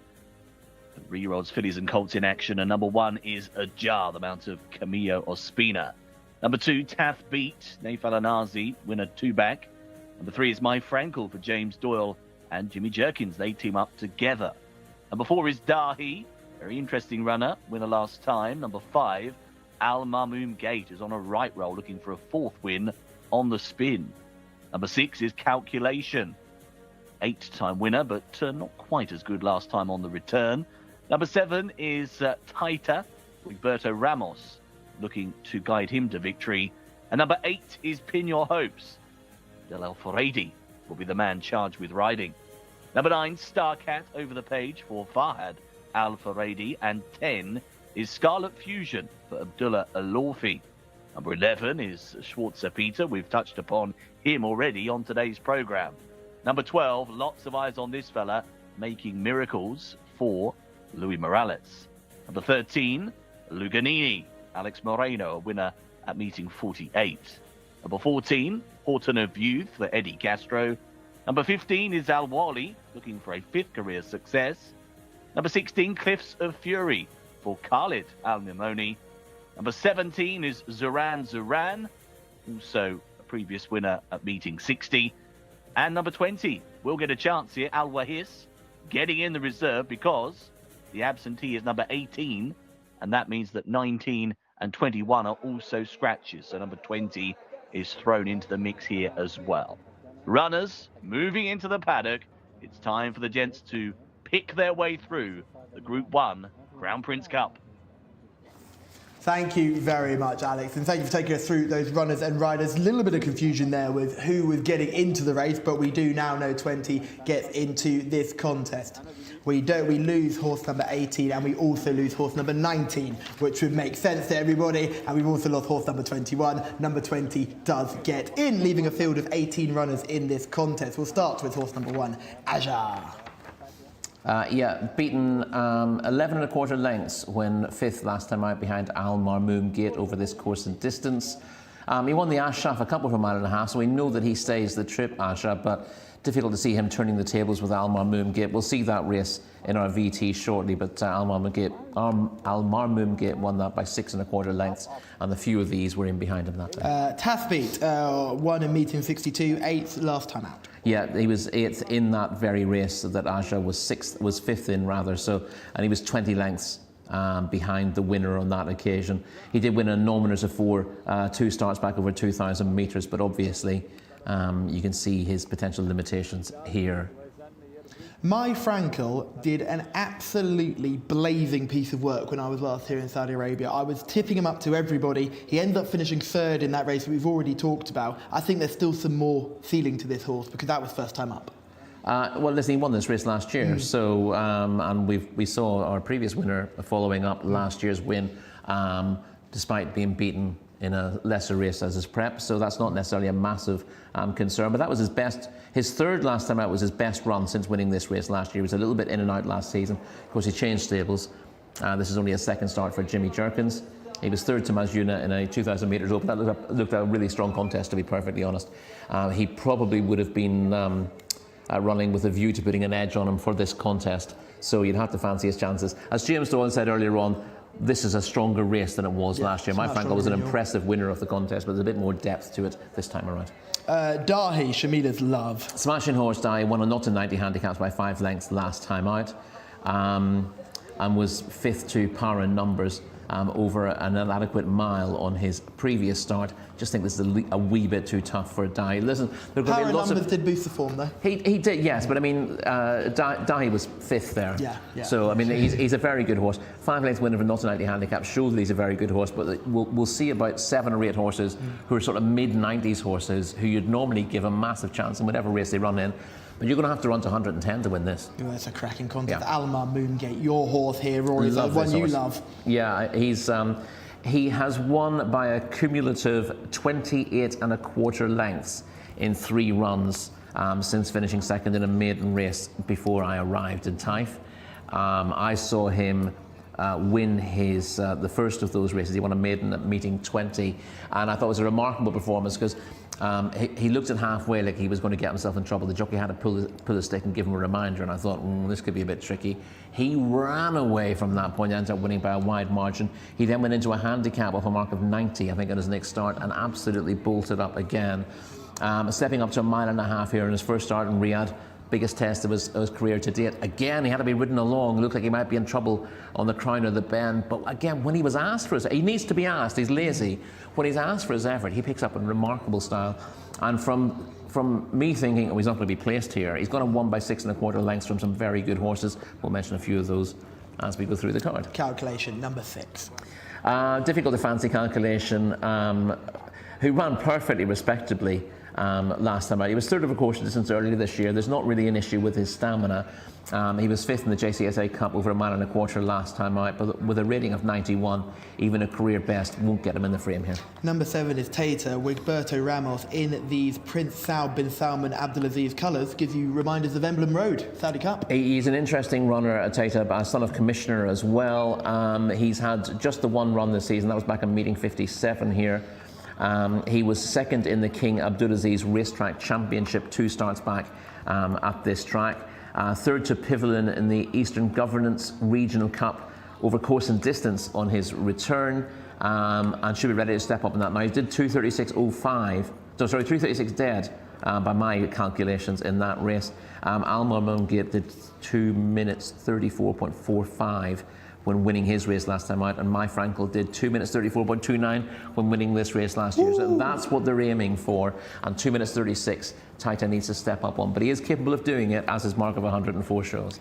Pin your hopes. If you're pinning your hopes, to pin your hopes. It's all about the start. This horse has a habit of refusing to go. Yes, he virtually refused to race 2 starts ago, did refuse to race prior to that, but did run well when third to Almar Moongate in the Jcsa award over course and distance last time out, and he beat Bajira by 3.5 lengths in a 1.5 mile open at Taif. So on his day, he's as good as anything in this race, but he is unreliable. Starcat, number 9. Rated 99, best recent form at a mile.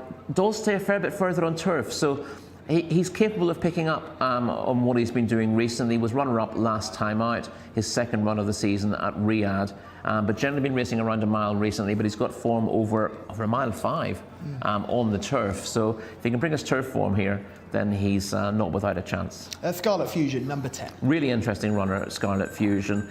He was he was due to run in the Santa Anita Handicap, a really strong Grade 1 good, valuable contest, race, yeah. but he was withdrawn from that on the day. Prior to that, he had won the Grade 3 John B. Connolly Turf Cup over 1.5 miles at Sam Houston Racetrack. Hey.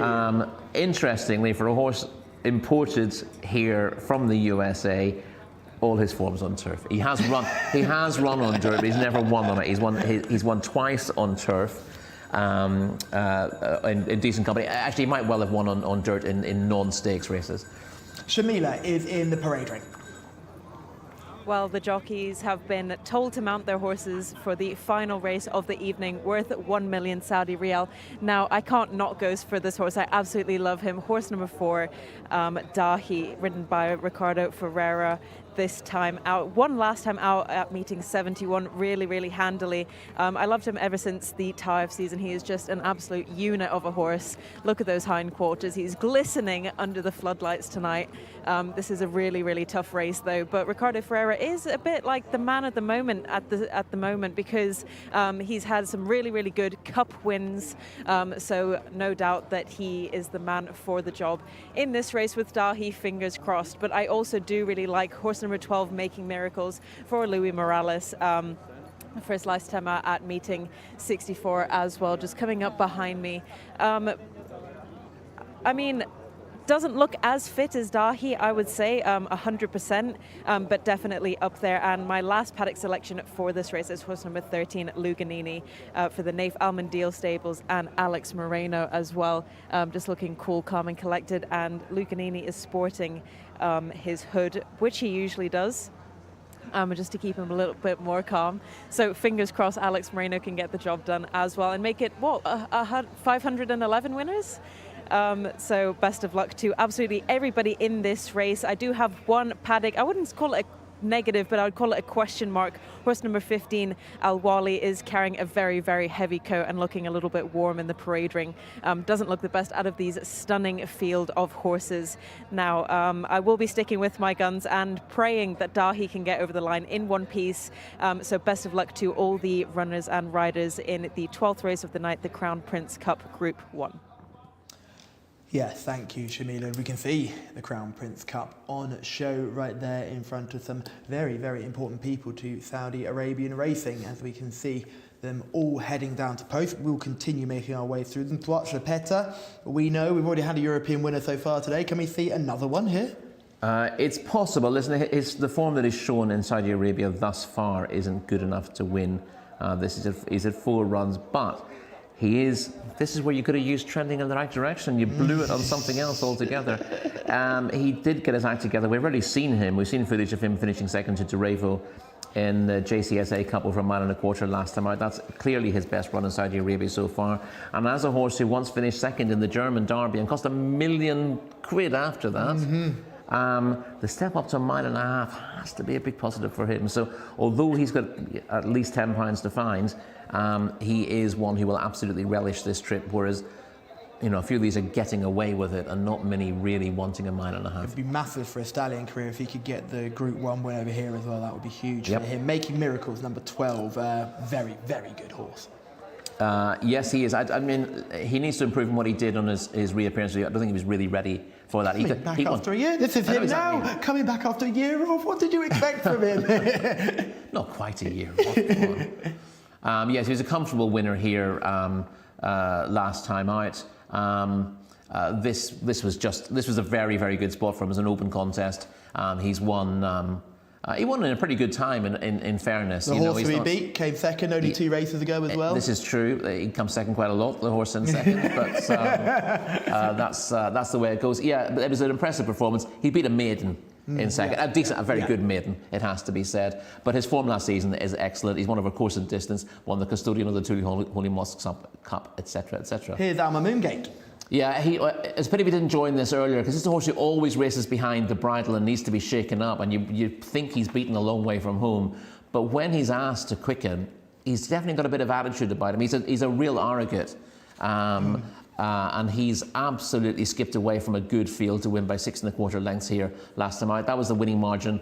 Could have won by 3 starts to go as well, and he won by double digits in between. So 28 1/4 lengths for the 3 races he's won in Saudi Arabia. Here's Zaran, the dashing grey. We haven't had a chance to see this one yet, but this was a very good performance. Yeah, he doesn't win by very far on this occasion, and this is over a shorter trip. But the interesting thing this day was he was coming off a layoff. He's produced a pretty good time in the circumstances over the trip.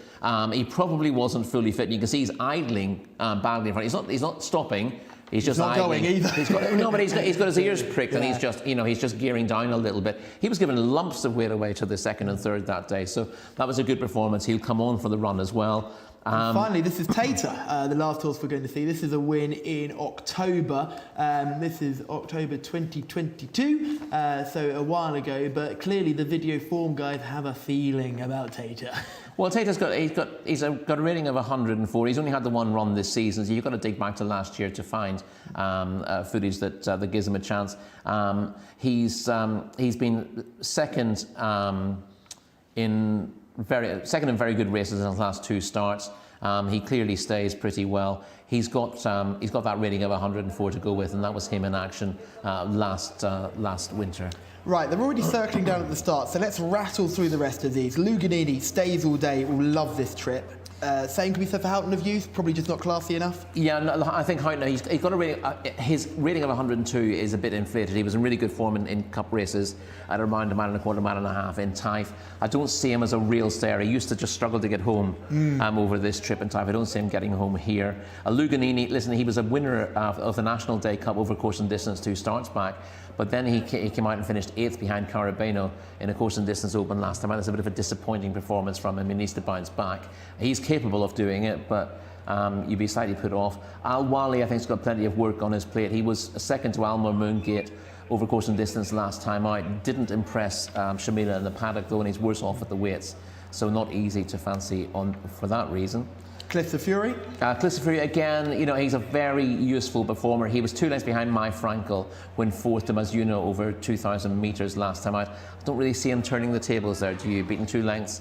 My Frankel was using that as a prep. I don't think Cliffs of Fury is going to come forward enough to turn those tables. We've spoken about Zaran number 17, so let's go straight to the one reserve who sneaks in, Al Wahis. Listen, he's 1 from 21 in his career. He's been well beaten in 2 starts. Of late, and he's got a rating of 83. So although he's a decent horse on his day, hasn't shown his form in a while, he just looks out of his depth here. Just a reminder that 18 go to post. Al Wahis will carry the saddle cloth number 20 because that was his number as a reserve, but we've lost the number 18, we've lost number 19, and number 21 doesn't go either. So we do have a full field of 18. Al Wahis, number 20, sneaks in. Indeed. So the loading process is just beginning. Let's talk about selections. Who do you like in this one, Rory? I think, you know, I've liked a horse in this race for about 6 months. Yes. I'm not going to say that I'm massively confident because I do think he'll get himself in trouble in a race one day, but he clearly stays very well. And Al Moongate is clearly going to be. I think he stinks of Cathlehom, and a horse that could just get a bit behind the bridle a long way from home. It's just that, but unlike Cathlehom, when you ask him for an effort, his response is remarkable, you know. Yeah, Shamila likes Dahi, horse number 4, and I love Making Miracles, horse number 12. So to go through the selections one more time, Shamila likes number 4, Dahi. Rory likes number 5, Alma Moongate, and I like number 12, Making Miracles. Alex Sussy for the lucky last. Who do you like? Well, I don't know whether this is good omens or not, Callum, but I like Making Miracles as well. So it worked previously. Let's hope it's the same story in this one. So runners going in, getting ready to roll for this big race, the concluding contest. Again, 500,000 to the winner. And this is the Crown Prince Cup. Got about half of the field, if not a shade more, into the stalls so far.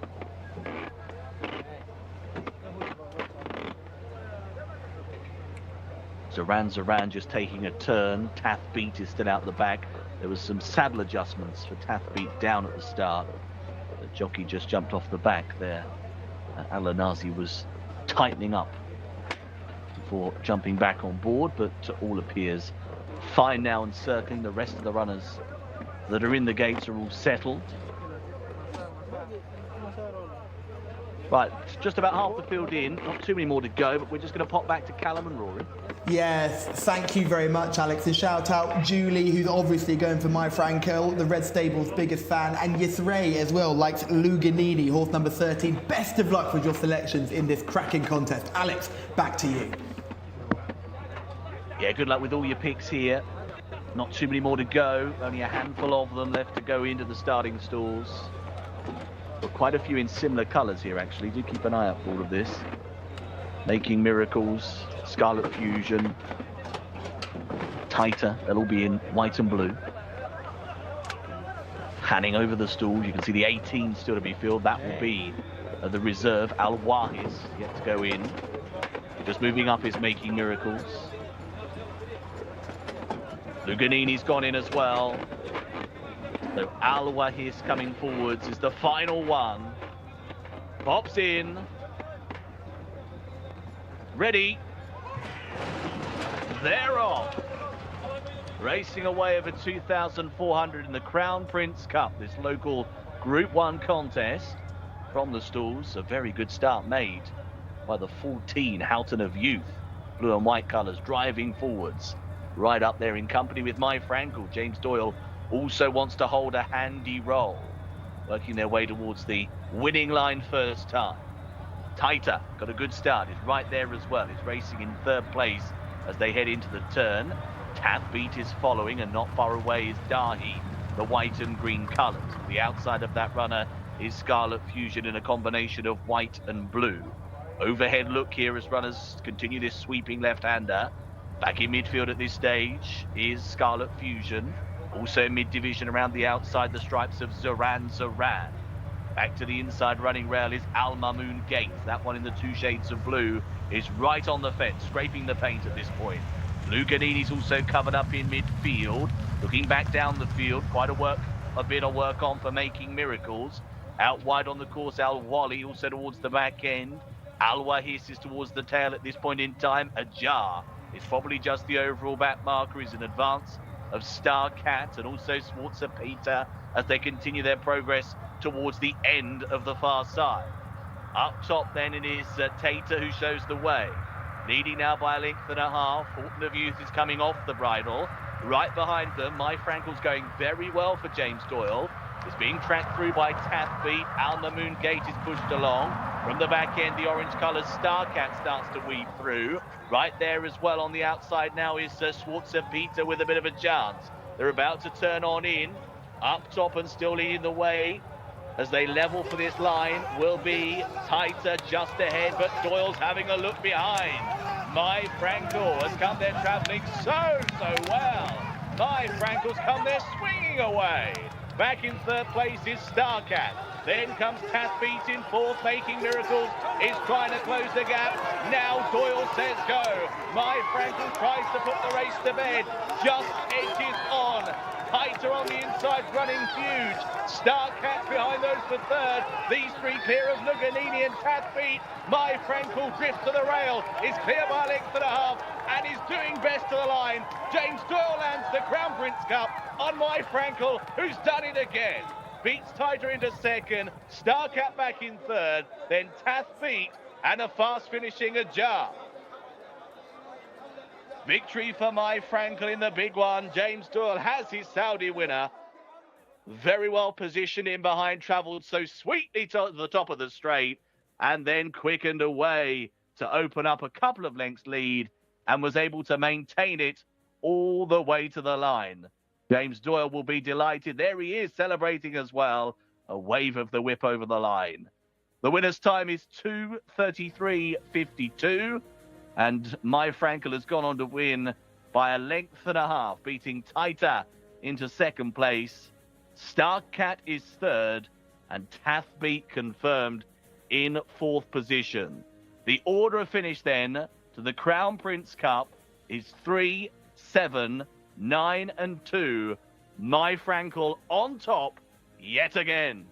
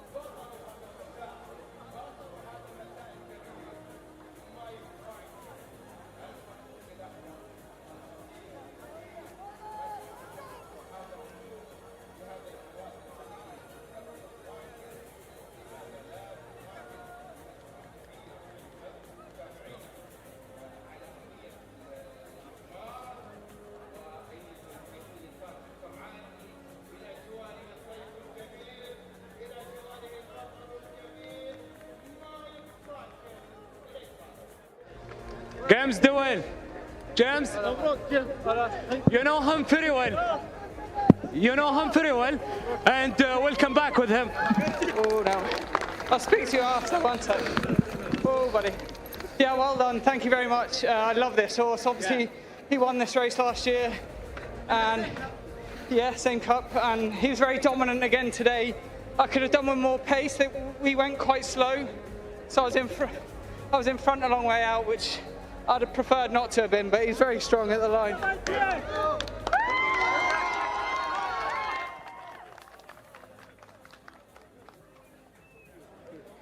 What a fantastic race there for James Doyle. Finally back in the winner's enclosure.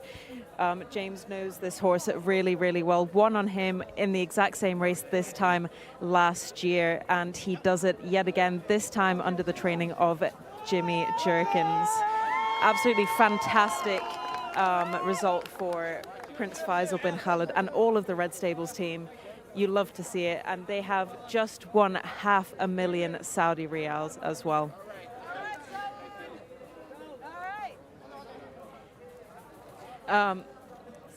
And absolutely for James, I'm really interested to see what James made of that race. It seemed really tough. Making Miracles was on his tail the whole way round, and it was all up in the air, honestly, around the first few bends as to who was trying to get in front.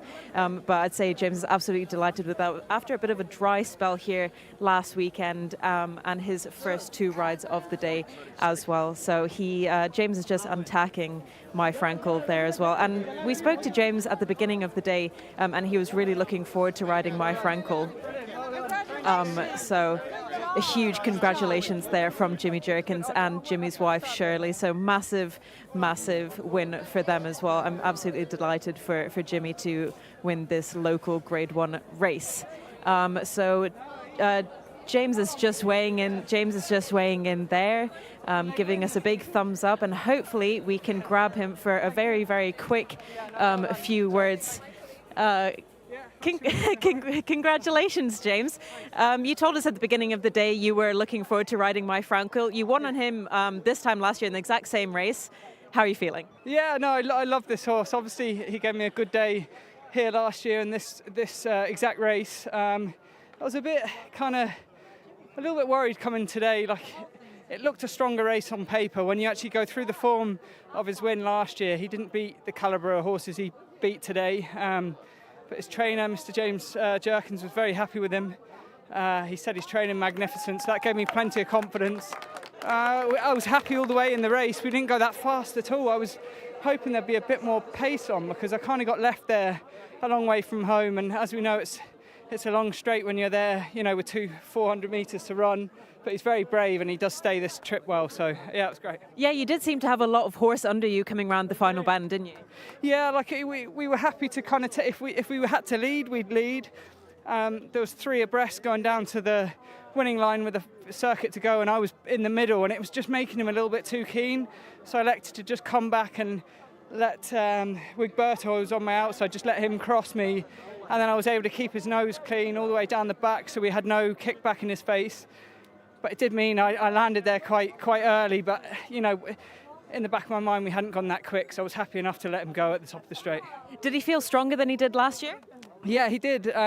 He certainly, he feels mentally more mature. Last year he was a bit of a baby, and he used to get a little bit upset in the prelims, and down at the gates he could get a bit silly. But today he was foot perfect, so hopefully he's in for a good campaign, yeah. Very well done, James, and I hope you have a few more big winners like this come the Saudi future. That'd be nice. Thank you very much. Very kind of you. Thanks.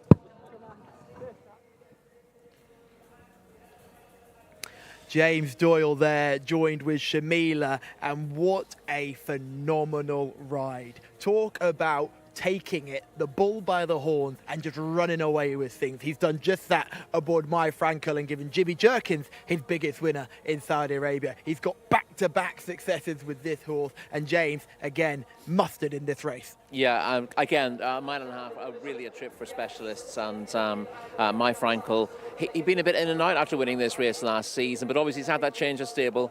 He's been with Jimmy Jerkins through the summer, didn't run in Taif, ran a much better race when 3rd here last time out. That was in a competitive race over 1.25 miles, and he's just benefited from the step back up and trip to win.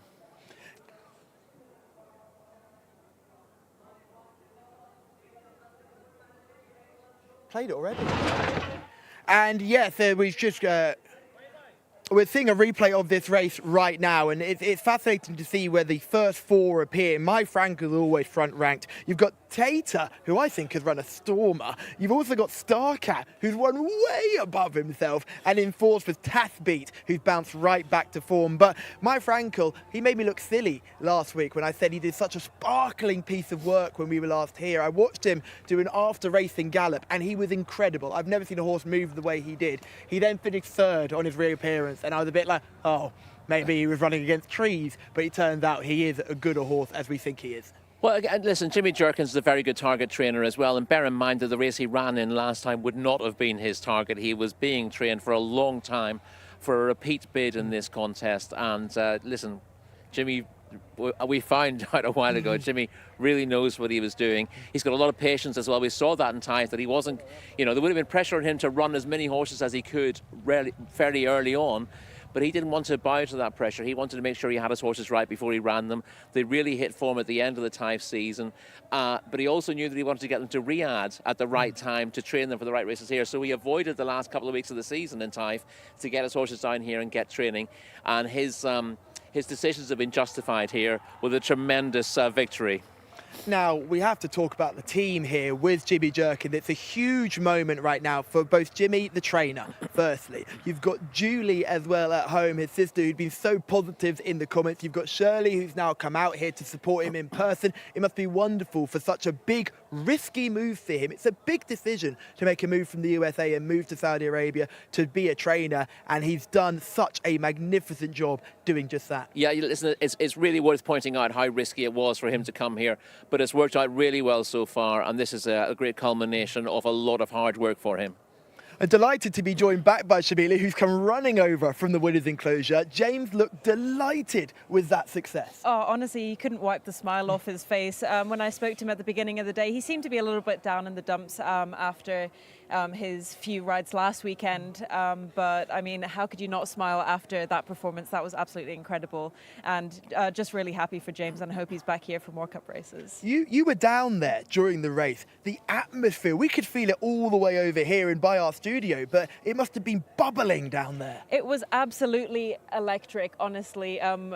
More electric than the cars that we've seen today. But that's because they're all run on petrol there, Shabila. But it was really great, and to have everybody here out supporting the big Cup races, especially for the Crown Prince as well, it's absolutely amazing. So just to be Jimmy or James winning these big Cup races, I mean, it must feel so incredible. Yes, and you can see there's a huge amount of people involved, both with dignitaries and ownership involved with this horse. And I was saying to Rory that Jimmy Jerkins has taken a huge plunge to come to Saudi Arabia, but he's being rewarded, and he's doing things a little bit differently to everybody else. He's not dominating Taif, he's waiting for Riyadh, biding his time, and you're seeing the success. Yeah, he said that from the very beginning in the Taif season, that perhaps they were waiting until Riyadh to bring out their proper runners and start training properly, and it's paying off. It really is.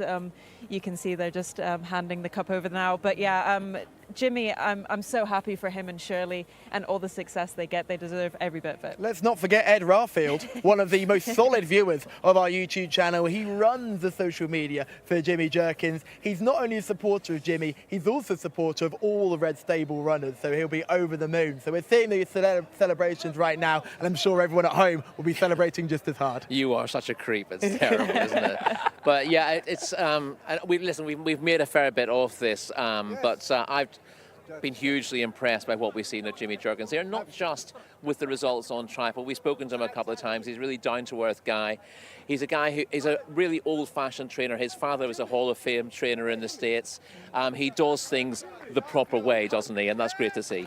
What's wonderful is right now the winning horse is coming past us as we speak, and we can just see looks unbelievably well. And we're seeing Jerkins and Doyle getting their trophies. We're seeing the winning horse behind us. It's all happening here at King Abdulaziz Racecourse. But look at Jimmy Jerkins. This is massive. This is a huge success for him as a trainer, as someone, again, we just say it's such a big risk to come over here, but actually to make it pay off as well and see the success that he's seen all the way through this Riyadh season has been admirable. Exactly. I'd love to see scenes like this with Jay. He looks so unnatural in that sort of position. He's such a down to earth worker that sort of these scenes of big cups and celebrations, he just looks a little bit embarrassed by it all. But that's why we like him, isn't it? It is, and he's been so wonderful to us as a channel as well, because he's always been willing to talk to us, and he's always been willing to take the time to talk to us both in English and then with the translators in Arabic. But also, my Frankel the horse. This horse needs to get some love, needs to get some recognition, because to do this back-to-back now and to be prepped in the way he's been prepped, to bounce back from that third-place effort, great effort. Yeah, it also says an awful lot about Frankel as a sire, because a lot of his offspring, we saw they were his first crop were trying to rush out to show how good he could be, but really the best Frankels are late developers. They're slow burners, and the more of a trip you give them, and the more time you give them to develop, the better they are. And I'd like to see a lot more Frankels given, top class Frankels given time on the racecourse to show what they can do. I think they just keep getting better and better. He did, He was, Frankel as a 4-year-old was a better horse than Frankel as a 3-year-old. I mean, it's worth looking back at some of his performances on the track as a 4-year-old. They were absolutely stunning, and it's tremendous that we got to see him. My Frankel wasn't a superstar in his time. Of course, everyone knows that these Michael Stout horses, they improve with age, don't they? But obviously, like Sir Michael didn't get the chance to do it with my Frankel. But he's really blossomed. James referred to him as a baby last season. Now, he's a horse who's been on the go for quite a while, so for him to only be fully maturing now at this stage of his life. 6? Yeah, exactly. That tells you an awful lot. I think there are a lot of Frankels who maybe have just turned out in the field for a couple of years, perhaps might be the key to a few of them. Treat them like store horses. Exactly, and you'll see the results with them. This was a good performance from my Frankel. As James said, I think it'd be more impressive off a very strong pace, and that probably didn't suit a few of those in behind either. Now, we've talked about James Doyle as one of the star jockeys, but let's not forget Joe Rosario. What a ride he gave Almabia, a real performance of just pure confidence, attitude and class in that penultimate contest. He really did, and that race was electric as well, and he came off the horse and he was giving everybody high fives in the crowd before he went to collect his trophy, like proper American style jockey. So love to see that. And like you guys said, he didn't come here for no reason. He came here for business, and this was the horse that he was meant to win on. And you talk about Joe Rosario understanding what he needs to do, high-fiving everyone. James Doyle has joined Wasnam Racing. It's going to be very different to Godolphin. There's going to be a lot more high-fiving, a lot more social calls, a lot more stuff outside the saddle that he's probably not had to do with Godolphin. So now doing it here and getting this preparation here must be good for him too. Yeah, interesting what you say about Wasnan Racing, Al Wasnan Racing, because they're quite low-key thus far. Do you think there's going to be a big splash next season? Yeah. In terms of the number of horses in training, certainly, and there's no limit on funds for those horses either. And last year seemed to be almost a sudden decision to get involved, and the horses were being bought after racing for the first time in the UK last year, or indeed in France, and being bought for the big occasion. But more time is being put into that now, and that looks like a really powerful operation for next season. What's significant about both these Grade 1 winning performances is they're both won by overseas jockeys who have come over to really challenge some of the local jockeys. Now, we've seen the quality of the local riders. We've seen the quality of the likes of Alex Moreno, who's basically a local rider at this point. But doesn't this whet the appetite for all those other jockeys overseas to come over here, not just for the Saudi Cup, but for all the other great racing that Riyadh offers? Yeah, it'll be really interesting to see what kind of media coverage James Doyle gets for winning this Group 1 race, because we've seen some really good racing here, but there tends to be not much of a splash because of Saudi status in the racing world. But this kind of performance is bound to hit the headlines. People are going to hear a lot more about it, and I think the Saudi Cup will get more coverage as a result. Absolutely, and I think James is a man who will be certainly aiming for the Saudi Cup. What do you reckon for the Saudi Cup jockeys? Is it a big moment for them? I think it is. I think it's a big moment for any jockeys going internationally where they normally wouldn't ride. But I mean, to ride on a track like this, it's absolutely massive. The grandstand is huge. I can't imagine the feeling they must go through when they slam the gates open. Yeah, when the gates open up, it is going to be wonderful to see. Now remember, we had 2 races. They were both worth 1 million Riyal. And I cannot believe how good the action was on the track. Bring it all on next week. We'll be here. I hope you are too.